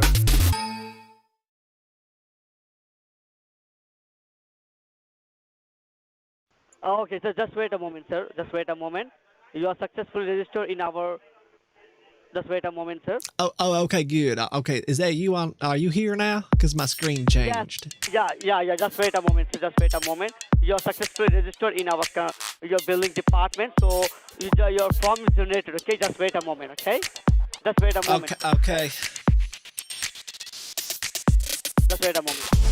Just wait a moment. Just wait a moment. Just wait a moment, sir. Yeah, just wait a moment. Just wait a moment. Just wait a moment. Just leave your mouse, okay? Just leave your mouse, sir. Just leave your mouse, okay? Okay. I mean, this is my computer, though. Yeah, just wait a moment. Just wait a moment, sir. Just wait a moment. Just wait a moment. Just wait a moment, sir. Yeah, just wait a moment. Just wait a moment. Just wait a moment. Just leave your mouse, okay? Just leave your mouse, sir. Just leave your mouse, okay? Okay. I mean, this is my computer, though. Yeah, just wait a moment. Just wait a moment, sir. I'm still here. You just gotta tell me what to do. I'm telling you, just wait a moment, okay? Okay, just wait a moment, sir. Just wait a moment. Should I wait a moment? Yeah, just wait a moment. Just wait a moment. Okay, should I continue to wait a moment? Yeah, just wait a moment, sir. What about now? Should I continue? No, just wait a moment. Just wait a moment. Just wait a moment. Just wait a moment. Yeah, just wait a moment. Just wait a moment. Just wait a moment. Just leave your mouse, okay? Just leave your mouse, sir. Just leave your mouse, okay? Okay. I mean, this is my computer, though. Yeah, just wait a moment. This is so many moments. Just wait a moment. Just wait a moment. Just wait a moment, sir. Yeah, just wait a moment. Just wait a moment. Just wait a moment. Just leave your mouse, okay? Just leave your mouse, sir. Just wait a moment. Just wait a moment. Here we go. Let's just go. Give me that refund and then I'll go. Just wait a moment. Just wait a moment. Just wait a moment. Just wait a moment. Just wait a moment. Just wait a moment. Just wait a moment. Just wait a moment. Just wait a moment. Hello? Just wait a moment. Just wait a moment. Just wait a moment. Hi, Tom. Yeah, I'm back.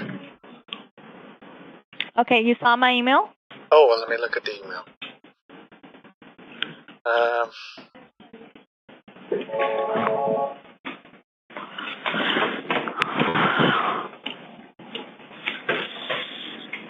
Oh, please find the attached service contract. I am eagerly looking forward to working with you.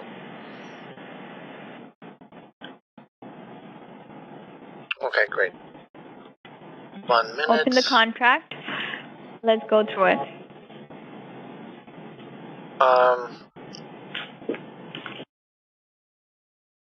Should Matt be on the call too? You guys both want to be on the call? No, Matt just said that I can be on the call. Okay.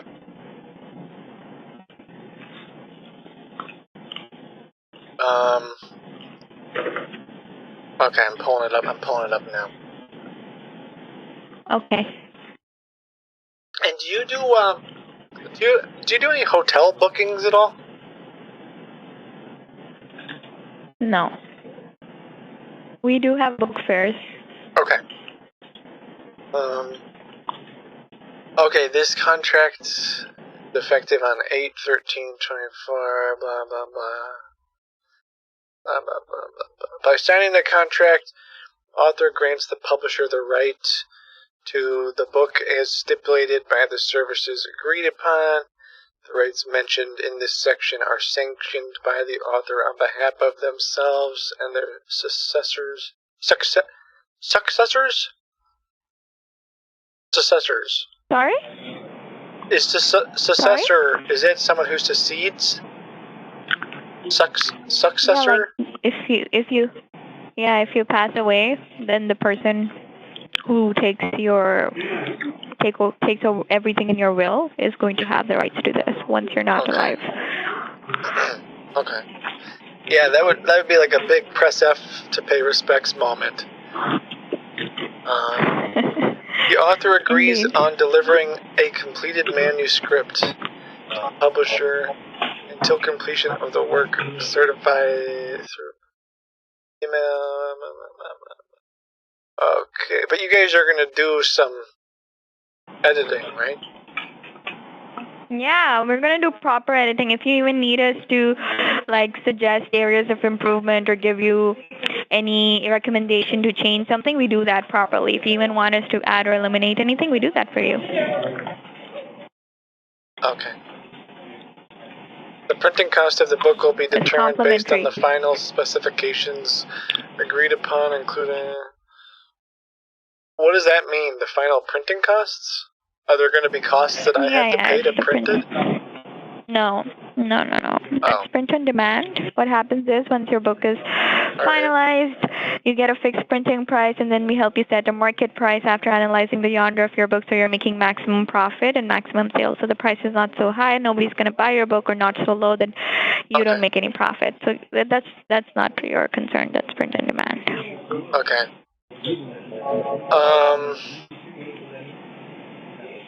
Indemnification. The author indemnifies the publisher. I don't agree to indemnify you. Can we take that out? I hate indemnification clauses. I would like to take that part out. Okay, we can take that out. Thank you. Matt, can you take out the indemnification clause? Thank you. Yeah, I personally refuse. Sometimes I genuinely refuse to sign indemnification clauses, and then my lawyer explained to me what indemnification means. And I was like, oh. Many of our clients actually get it added. Well, if you want to indemnify me, that's fine. I'm just not going to indemnify you. Okay. Actually, yeah, will you just change it around to will you indemnify me? We're just removing the clause as a whole. Okay, that might be great. Let's see.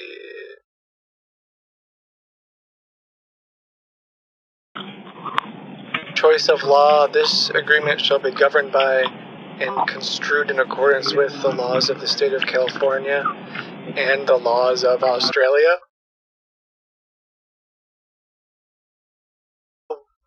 Why Australia? We have a branch over there as well. Oh, I think you usually pick one place because they might have conflicting laws. Exactly, but it's an international contract. I can remove Australia. I don't mind, since you're a U.S. client. Many of our clients are from Australia, so that's for their feasibility. I can get that removed since I'm still editing the And can we contract. can we make the laws under the state of Ohio, where I am? Sure. State of Ohio. Thank you. Thank you. Honestly, I think this alone just proves it's a scam. This is so stupid. She wouldn't remove this stuff and then move it to Ohio. Like, they're in California. Their lawyers are in California. You don't just magically be like, whatever, we'll just move it to Ohio. That's totally fine. Like, this is just stupid. Anyway. Any dispute arising out of or related to this agreement shall be subject to the exclusive jurisdiction of the courts in Australia or California. Yeah, I'm getting that both revised to just Ohio. Don't worry about it. The publisher agrees to allocate the following resources: proofreaders, book designers, and layout technicians. Wow. Dedicated project manager. Are you going to be my project manager, Bella? I'm the marketing head. I'm going to allot you my best man on this project as the project manager. Don't worry about it. Your best men? A few good men? Are you going to, can I pick, will you kind of give me 3 different account managers and then I can pick one?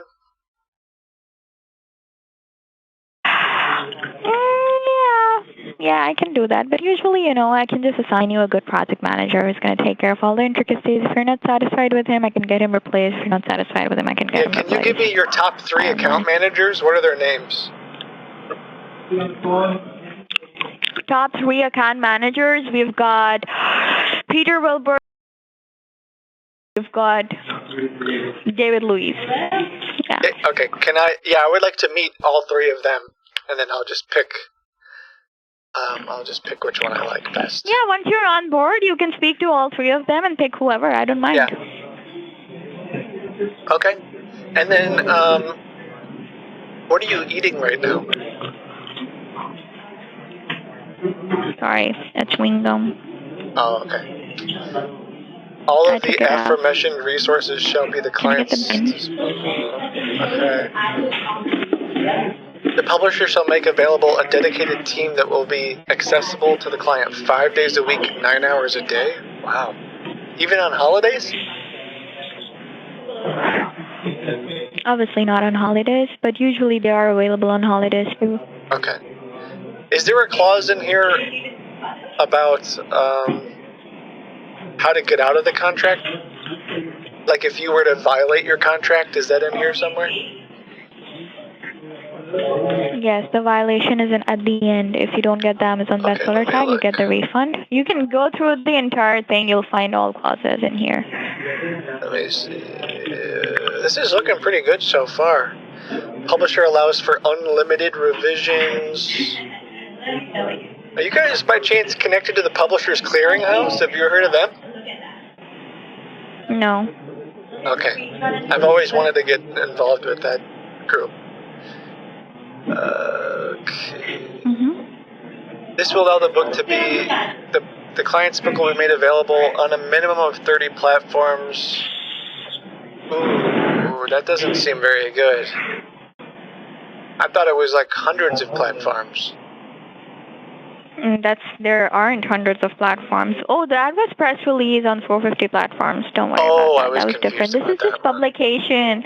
This is just publishing your book.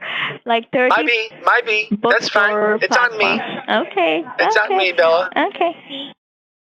In the event that we are unable to achieve an Amazon bestseller rank for your books, we shall refund your investment in full. Thank you. How soon will you say within 3 business days? I'll add that within 3. Can I at least write within 7 business days? I would do 5. And this is 3 months after publication, okay? Okay. Okay, let me add that. Okay. Hey, chat, lawyers in chat, what is it called where it says is it my sole discretion? Is there a term for this where I say like, that in the event that we are unable to achieve an Amazon bestseller rank for your books under the author, not my pillow, under the author's sole, how do I say? It's up to me. Will you also say at the author's, are we at the author's sole discretion in there? Habeas corpus, prerogative. Say, in the event that we are unable to achieve an Amazon bestseller rank for your books, at the author's sole discretion, we shall refund your investment in full. What does that mean? It's like Magna Carta. Why would it be your discretion? Yeah, well, meaning like if you say it's a bestseller, but I don't think it's a bestseller because I don't see it on the website. You know, e pluribus. Okay, so bestseller is there for 5 days. We can't put a Magna Carta on this clause. We provide you a screenshot. We'll provide you the link of Amazon. Oh, yeah, okay. I know what's Magna Carta. It's a libertatum, right? Can you put Magna Carta in there? Basically, we provide you the link of Amazon.com. You have to view it within 5 days. If you fail to view it during the time that your book is a seller, and we take screenshots, obviously, but if you don't view it during that time, that cannot be dependent on us.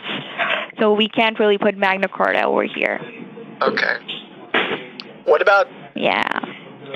Like, for example, what if your book is a bestseller and you just refuse to look at Amazon.com? Well, no, I would definitely... I'm not going to refuse... Okay, well, don't put it sole discretion... Put at author's sole discretion, heaviest purpose. We shall refund your investment. Because then at least you have a say in it as well. Author's sole discretion? And then in parentheses, heaviest purpose, which is a legal term, meaning that you, vis-a-vis, you also get to... My son's a lawyer, so I kind of used to study this stuff. Can you spell out heaviest purpose for me? I've got legal background. I've never heard Latin, of it. Yeah. Heaviest purpose.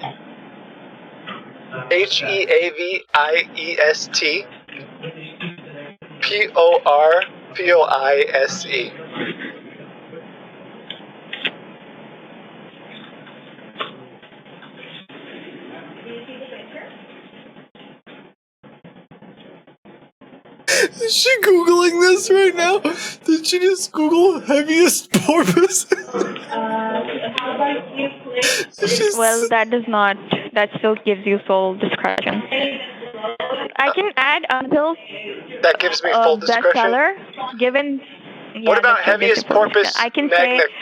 Magnus Carlsen? Hey, listen, that still gives you full discretion. I can say that...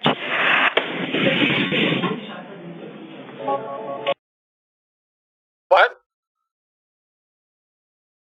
I'm just reading it out. Give me a moment. Let me look for the clause.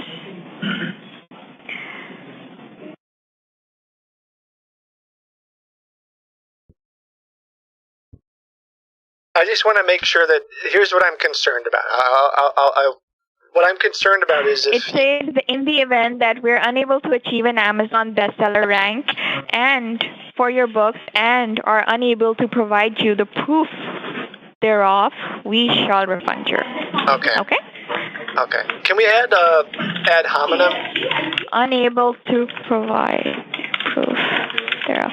Can you just use English language, because literally in a consumer contract, Latin legal language is not utilized. My bad. Because consumer under the consumer protection laws, the language needs to be understandable by a common layman. So I can't really put in Latin words in here. Yeah. True. Okay. Yeah, Zoomer contract. That's fine. What about the categories? Do I get to pick the category? In the simplest. In the event that we're unable to achieve an Amazon bestseller rank for your books and are thereby unable to provide proof thereof, we shall refund your investment in full. Okay, and then underneath will you say it will be a bestseller in one of these categories, and then put fiction, nonfiction, and children's. Okay, usually, look, you can obviously choose your categories, but as a marketing specialist, I like to categorize the books myself as well so that they get maximum reach. Obviously, your book will not be a #1 seller in business books. So can I add it will be because it's not the genre. Oh, sorry, yeah, the book, genre, right? fiction, nonfiction, and children. Exactly. So can I just write it will be a bestseller in the category that is relevant to the genre of your book? I cannot specify as long as it says chosen with the author. Like you and I should both agree on it. Okay. Chosen with, okay. Yeah. With the approval of the author. Yeah. Yeah. Yeah.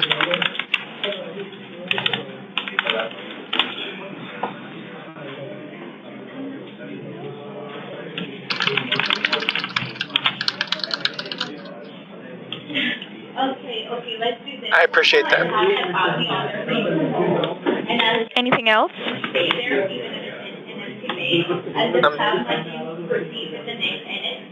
I'm just looking at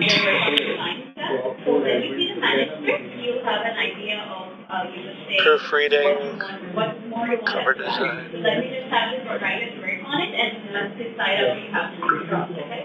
Bestseller rank. This is a lot of stuff. Merch on demand. Pop sockets? You guys are going to make pop sockets? It's absolutely incredible. Yeah. Thank you. Absolutely incredible.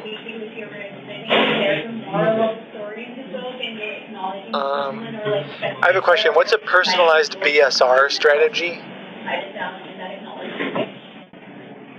Bestseller ranking strategy. Oh, wow. Okay.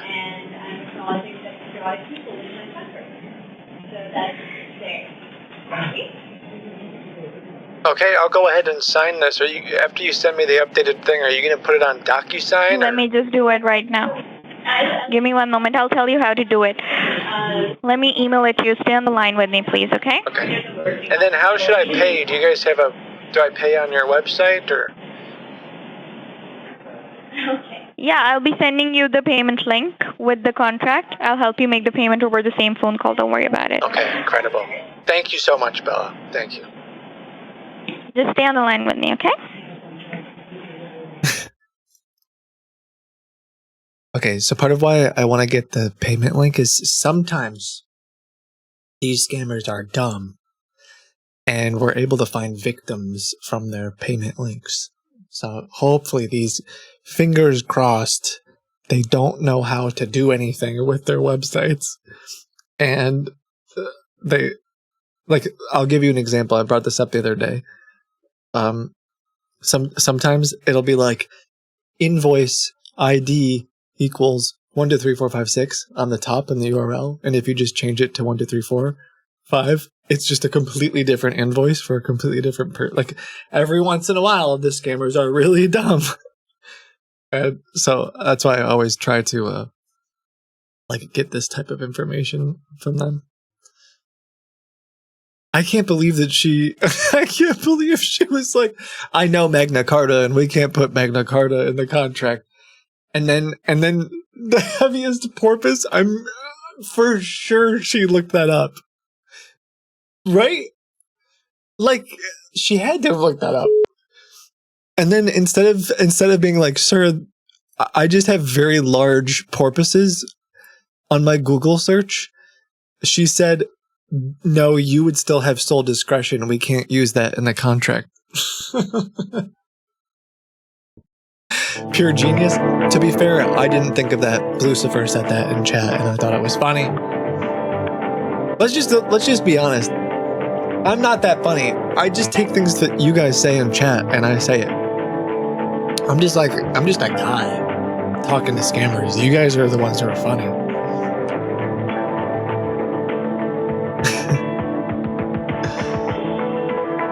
Also, this contract is not even sort of a legitimate contract. And there's nothing in this contract that says I can get out of the contract or what happens when they fail to deliver these things.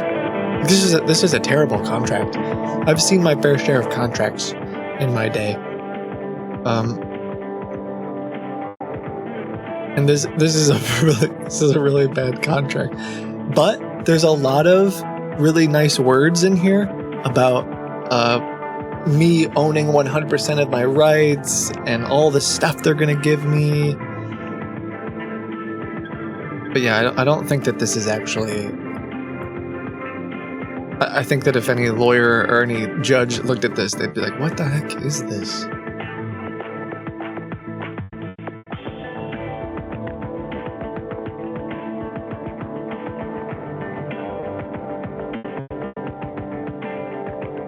Agreeing to the state is, yeah, I think that's wild to me.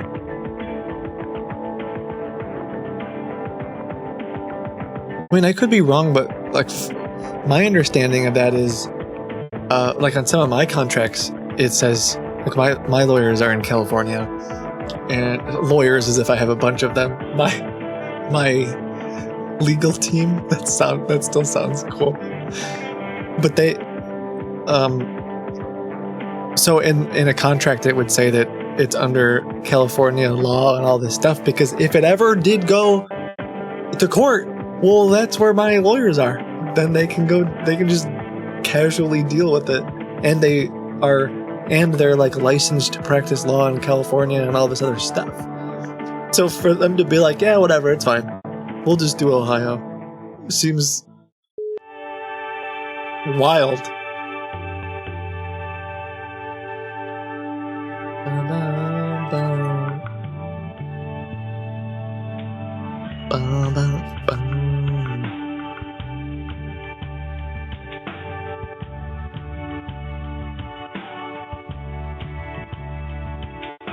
Our company can agree to any governing law, with some state exceptions, but will remain silent on venue.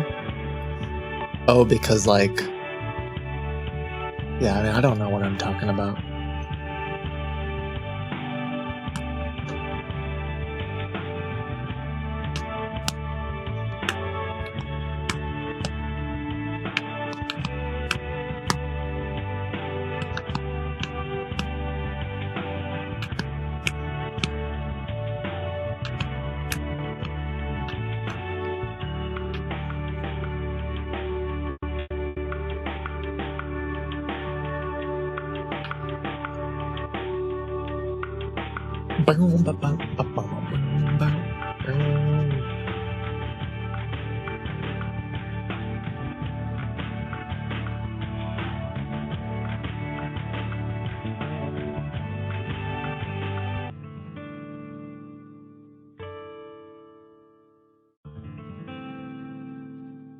I have some paradox questions. If an editor's job is to refine a book, but every edit changes the author's original voice, at what point does the book stop being the author's book or become the editor's? If an author writes a book about overcoming writer's block, but develops writer's block while writing it, does the book ever get finished? If a book fits neatly into a genre, does it risk being too predictable? But if it defines genre, does it risk being unmarked? We'll have to ask.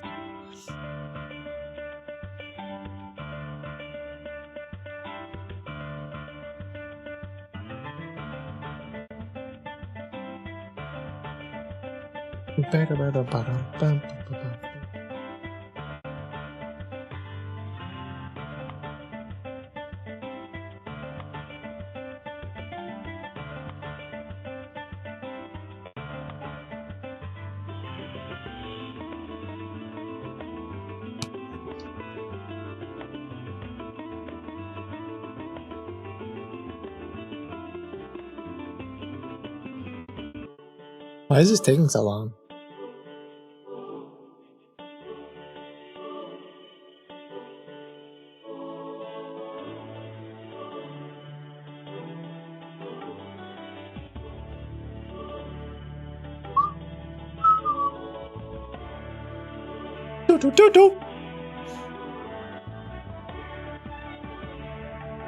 I've heard all these too.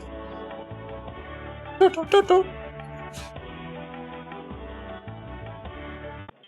you there? No, I left. I'm here. Hello? I'm here. Hi, Tom. Okay. So, Hi, Bella. are you in front of your computer? Hi, how are you? I'm good. That's good, that's good. I did have a Okay, I'm question just while I was sending going you- through the contract. I was just thinking, if Go on. because you guys are going to have editors, right? And if the editors refining the book, and if every edit they make ends up changing my original voice and how I wrote the book, at what point Okay. does the book So you stop have, being my work and become the editor's? What I'm concerned about is if the Exactly. editor So we- changes it enough that then you guys will have the ability to say that this is actually your book now. Is that in the contract? No. Okay, first of all, you've got unlimited revisions. So any revision that the editor makes is after your approval. That makes it your edit, not the editor's edit. And even if we rewrite the entire book, it's still your property. Oh, okay. Okay. Unlimited revision clarifies that. I sent you an email. Did you see it? Oh, let me see. Open the contract.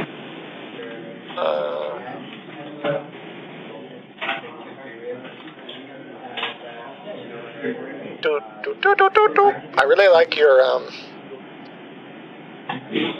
hold music. Mm-hmm. Oh. Oh. It's stuck in my That's head new.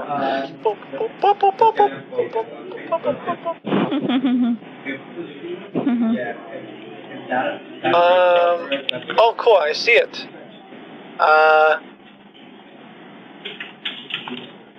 I see payment information. Awesome. Great, perfect. Just reply to this email saying I affirm to the aforementioned agreement. It's going to be considered a valid form of signatory as per the E-Sign Act in the United States. Even email affirmation is considered a valid form of signatory. So you can just reply to this email saying I affirm to the aforementioned agreement. Okay. I will take a look at that. And so I just reply to this and say I agree, basically? Yeah. I affirm to the aforementioned agreement. If you read the email, I've written what you need to say to contact with us. Okay. Okay, great. Just write, I affirm to the aforementioned agreement. I'm waiting for the reply, and then I'll help you complete the payment. you can do both. Okay. I will work on this. I'll work on this now. I'm just gonna. Did you send me the newest agreement or no? Yeah. I'm not sure if I see it. Let me see. You saw it just now. Well, the changes. The changes. Oh, it's in the Changes are it's in made the in this email. agreement. Oh, my bad. Yep.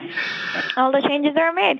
So if you go down I didn't to see that. jurisdiction, I removed the intimation clause. I fixed the choice of law and jurisdiction. Exclusive jurisdiction of the I state added, of Ohio, USA. Great. yeah, yeah. And then we have bestseller rank. That's the major clause you need to look at. Which in clause the was event that that we're again? unable to achieve it.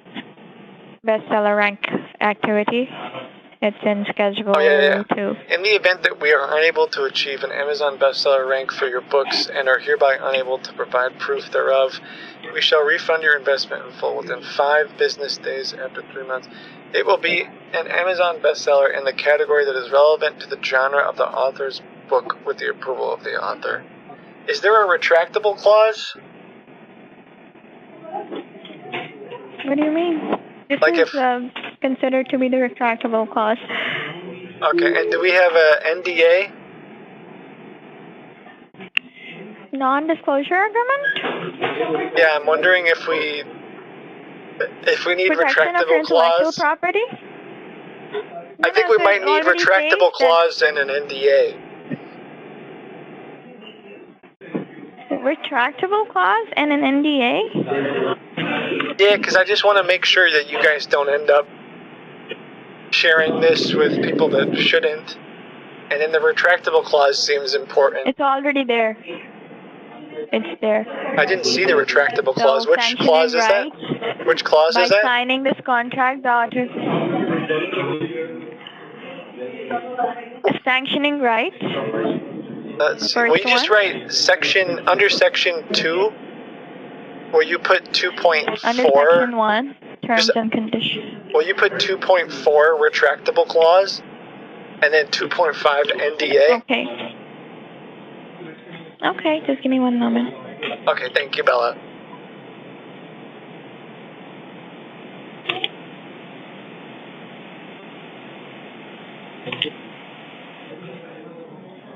I almost wanted to say 2.6 Santa Claus, but I feel like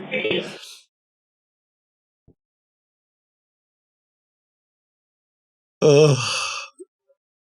I feel like that's way too obvious.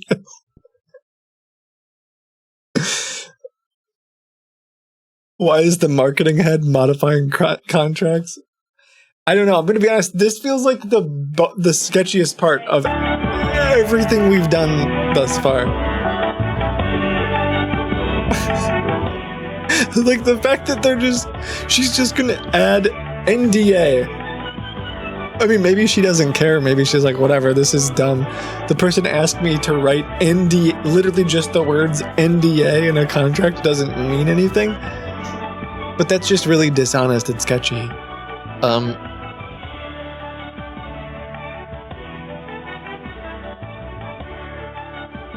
Oh, also, I want to look at this website because they did send me, they have their own payment terminal, and it's a little, it's interesting, let's say. So I will.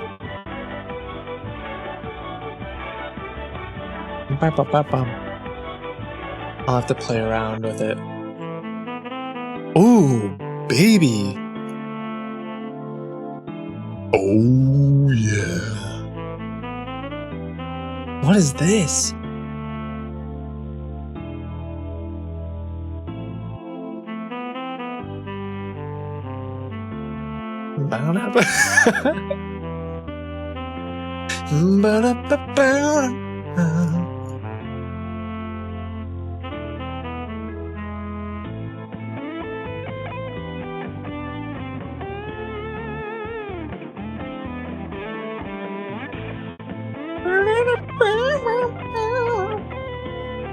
Wow. I've never heard this before.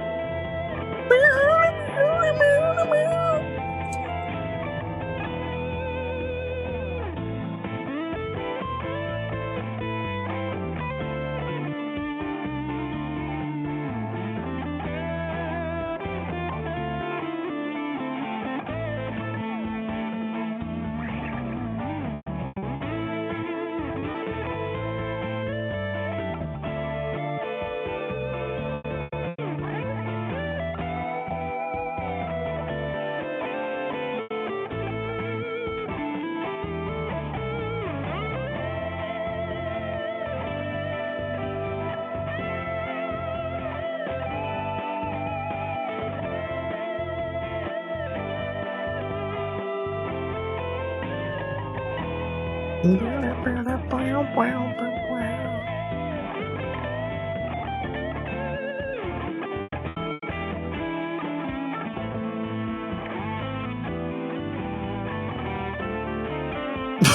there's what the heck is this? Oh, I literally found the part. I literally found the part of their. I swear these scammers are so bad at coding Do you stuff. have any other edits before I send you this version? I'm literally on the page where I can generate a link, and it shows all of the different brands they have. Thomas? They've got like I don't know, 20 different brands, and like all the services, logo design, SEO, like all this other Thomas? crap. Hello? Oh yeah. Are you Excuse me, I'm here. You still there? I'm right here. Do you have any other edits before I send this to you? No, as long as the retractable claws are there. Give me a moment. Let me see to this. Okay, just stay on the line with me.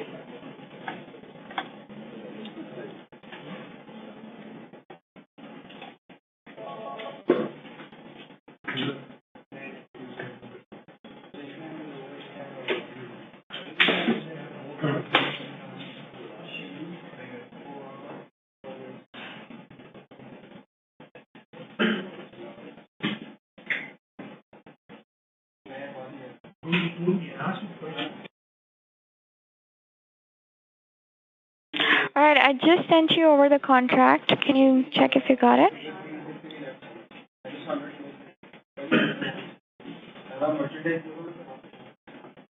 Hello, Thomas? Yeah, let me see.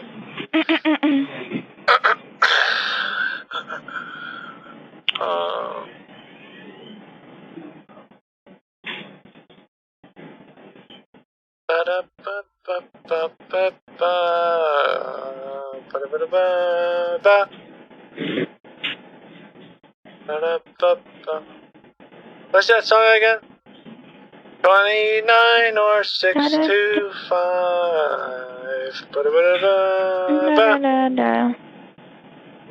Something like that. Exactly. You're a great singer. I think it's Smoke on the Water.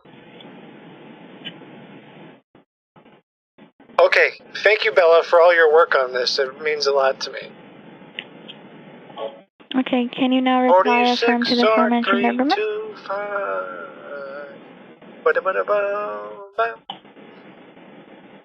I do. Okay, I don't think we need to change this. I do just want to run it by you. Clause 2. Clause C under 2 says that I'm only able to purchase up to 999 copies of my book. And in a single order. What if I want to purchase more than 999 though? In a single order. So in one order you can place up to 999 copies and you have to pay only one-time shipping. If you want more copies, just place another order and pay the shipping. That's how it works. It says in a single order. Do you get it? No, I don't understand. So, for example, I'm buying 4 books from Amazon. Okay? I place an order of 4 of your books. I have to pay shipping only for 1 book, right? Because I got 4 books delivered in one go to my place. But then if I place an order of 1 book today, 1 book tomorrow, and 1 book day after, I have to pay shipping on it every time. So in one order, you can place an order of 999 copies. If you want more copies, just place another order. It's as simple as that. Okay. So like in one day, you can place 1,000 copy order. That's the limit per day, sort of, kind of, or like per order. Just create another order in an hour for more copies. Okay. So I can buy more. I can buy more. Yeah, obviously it says it in a single order. I can hear you now. Okay. All right. Can we change it to 1,000? No, it is 999. That's what the. official terms are for Amazon. And I'm wondering, okay, that's fine. I guess I'm just getting silly at this point. Yeah. Is it worth putting the names of the books though? Because I don't know if it clearly spells out that there's going to be 2 books. Mm-hmm. It does say 2 books. Okay, maybe I missed that. If you go down. Let me see. Do you mind putting do you mind really quickly just adding the Emancipation Proclamation as well as a clause? Sorry? Do you think we should add the Emancipation Proclamation clause? Or what clause?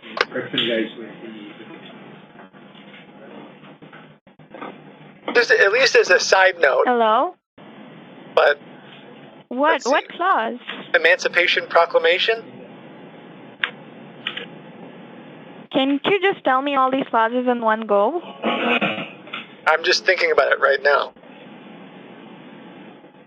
I have never heard of emancipation clause. I mean, we don't even get into such legalities on a consumer protected agreement.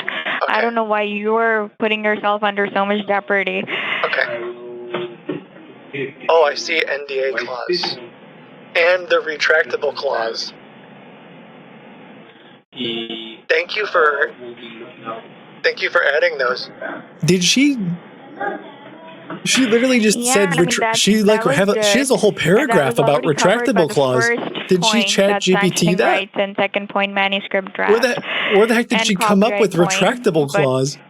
Everything that needs you to be protected is in this contract. In the event that a publisher fails to deliver protection laws, or else we're going to be the ones.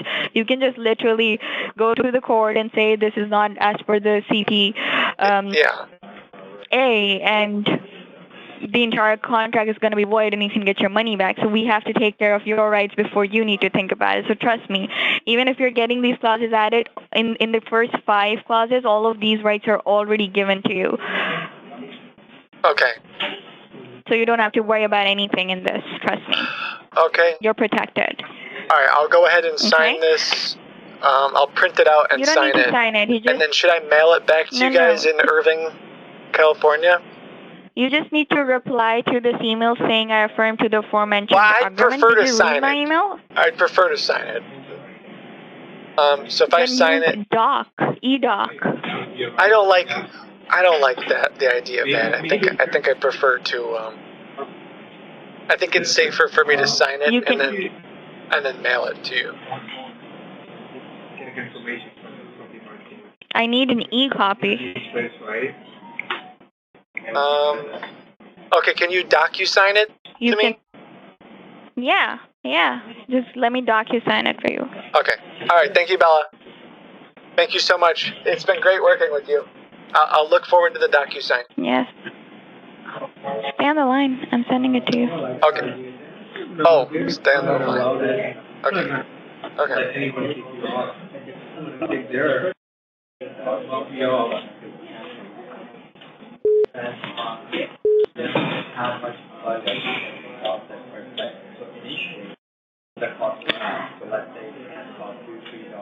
Are you opening it on Mac? No, I'm on Windows. Okay. So I'm sending you a Word document. Open it as a Word document. Put your full name in the signature place. Just type it out and send it back to me, okay?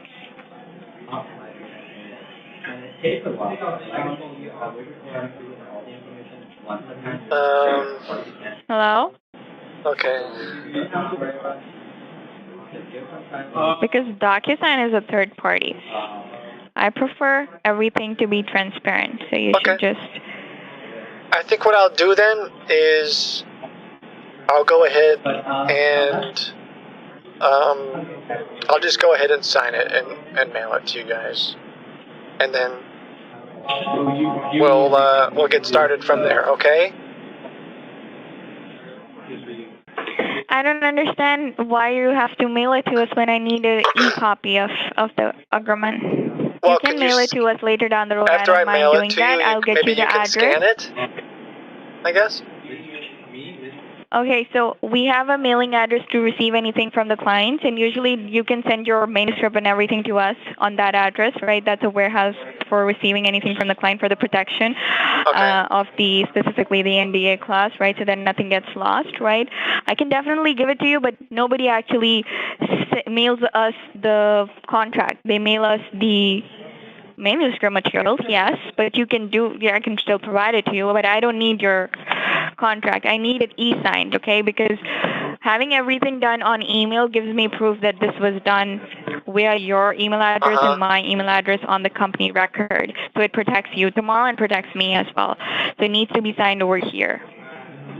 Okay. Okay, so I'm going to help you how to do it, okay? Just stay on the line with me. I'll help you to sign it with us, okay? You're going to help me to sign. Okay. Yeah, I'm going to print it. I'll print it right now, and I'll let you know. Should I, if I print it, what if we get on a Zoom call and I just hold up the signature? Why do you need to print it? I don't understand. I don't know how to sign it without printing it. I know how to tell you how to sign it. Don't worry. I'm sending you a signable contract, something you can open and sign. I'm sending you that, yeah. Just stay on the line with me, sir. I didn't know that. Okay. 365.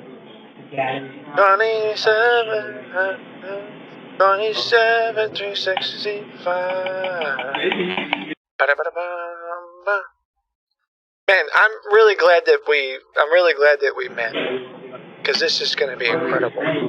This is going to be huge. How old are you, Thomas? That's kind of a question I'd prefer not to talk about. Why do you ask? Okay. Nothing. Just curious. But I happen to be in my early 60s. Oh, you sound younger. Thank you. How about you? How old are you? Late 30s. Oh, you sound older. Okay. Bummer.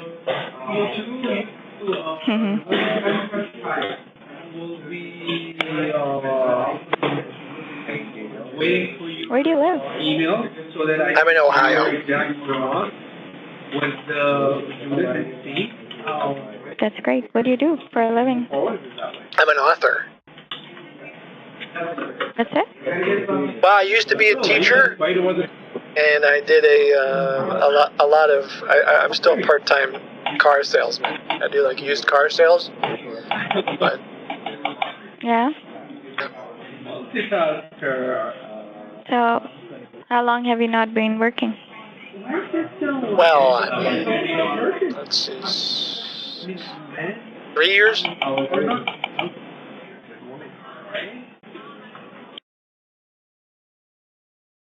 I don't really need to work with, a lot of the money that I have saved. So that's You have a wife? Sort of.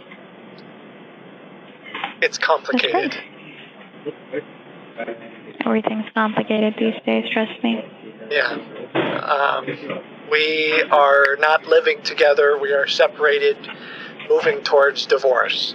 She's upset about everything that happened with the other book. Can you hear me?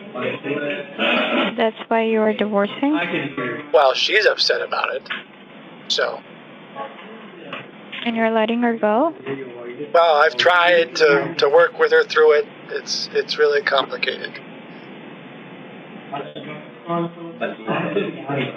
it's very pity to lose something or something that's not even your fault.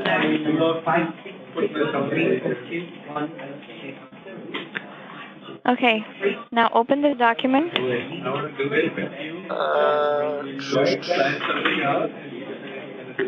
When you click on it, it says open with Google Docs at the top, right? Let's see, Google. Does it say open with Google Docs in the middle on top? In the middle on the top? In the middle on the top, does it say open with Google Docs? Hi, Tom. Please find the attached revised. Where's open with Google Docs? Click on the attachment. I don't have open with And Google at the Docs. top I don't have that. No, you have to click on the document I sent you. First, click on it. You know what I'm going to do, Bella? I'm going to print it, and I'm going to sign it. What's your fax number? Oh, God, listen to me, okay? What's your fax Listen to number, me. Bella? I don't have a fax number. Can you get one? Fax number. We don't work with fax. That's 1980s that we're talking. We don't work with fax. Okay, how I'm about guiding this? you how to do this. How about I okay? print it, and I'll take a picture of the signature page, and I'll mail it to you. Listen, I'm telling you how to do it. Just click, open the document. All right, Bella. Just open the document. I'll call maybe my son will know how to do this too. He might know a different way to do it. I know how to do it. Okay, I'll talk to you in a little bit after I call my son. I'll tell him the good news about the contract, and he may even want to look at it because he works at a law firm. But okay, I'll talk to you soon. Nate came look at it. That's no problem, but I can help you sign it over here. Okay. Yeah, I'll talk to you soon, and then I'll get this thing paid. All right? All right. Thank you, Bella. Really looking forward to this. Okay.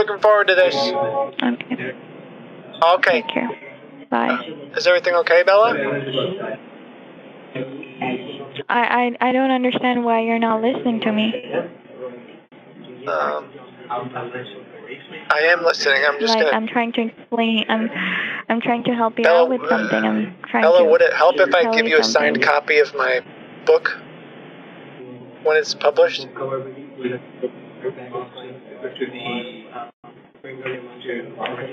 Okay, I don't know how that makes any sense. Like, my treat. Do you really want to do this, or was this all just like a? Of course. Wish prank. A fool. Okay, then I'm trying to help Bella, you out what to are you sign the talking contract, and you're not even listening to me. Bella, I told you I'm gonna print it out, and I'm gonna sign it, and I'll take a picture. That way we can. Okay, that way sounds we can. like a plan to me. Okay. All right. Do you want the WhatsApp number of the company to send the picture? Sure.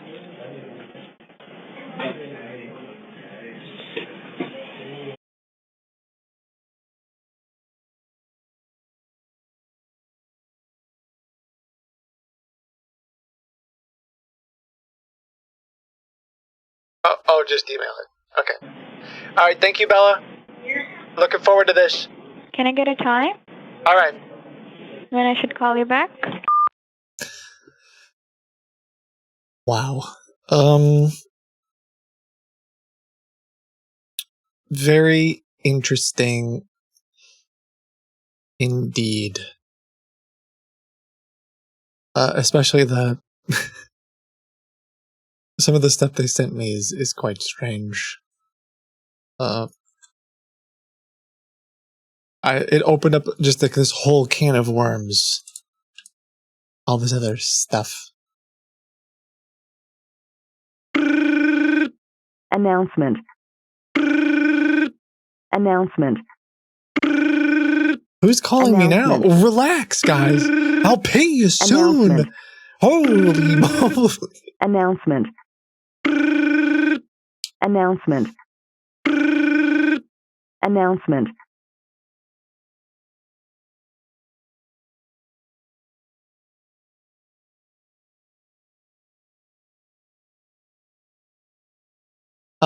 Lots of weird stuff for my team and I to look at.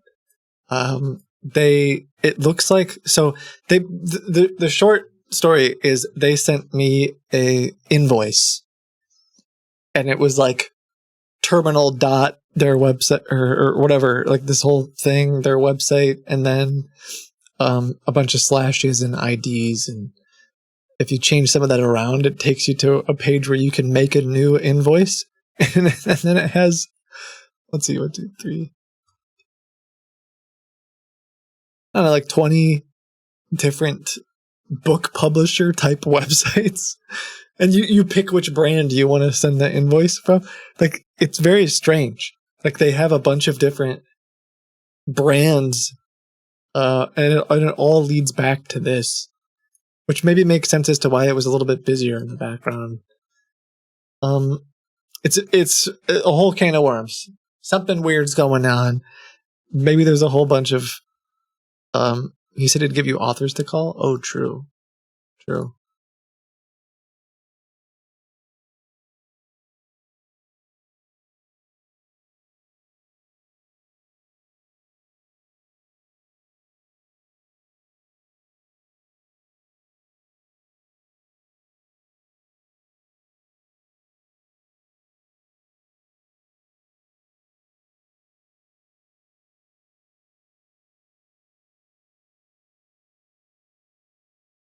Whoa.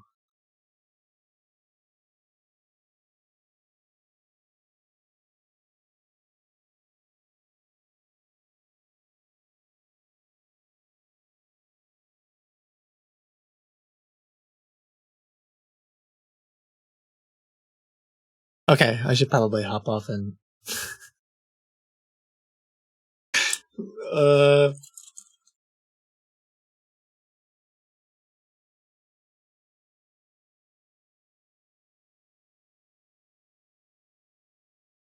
But yeah, thank you guys.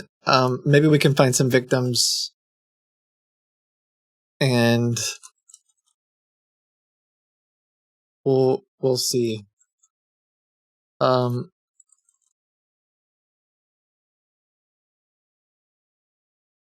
Okay. So hope you had some fun today. I had some other things planned for the day, and then this took over. Very interesting. I think if we did the poll again, my hope is that more than 90% of people would say this is a scam. I think hopefully it would shift closer to that 100 mark. This was very interesting to me. It's a good scam. It's a great example of oh my god. Hold on.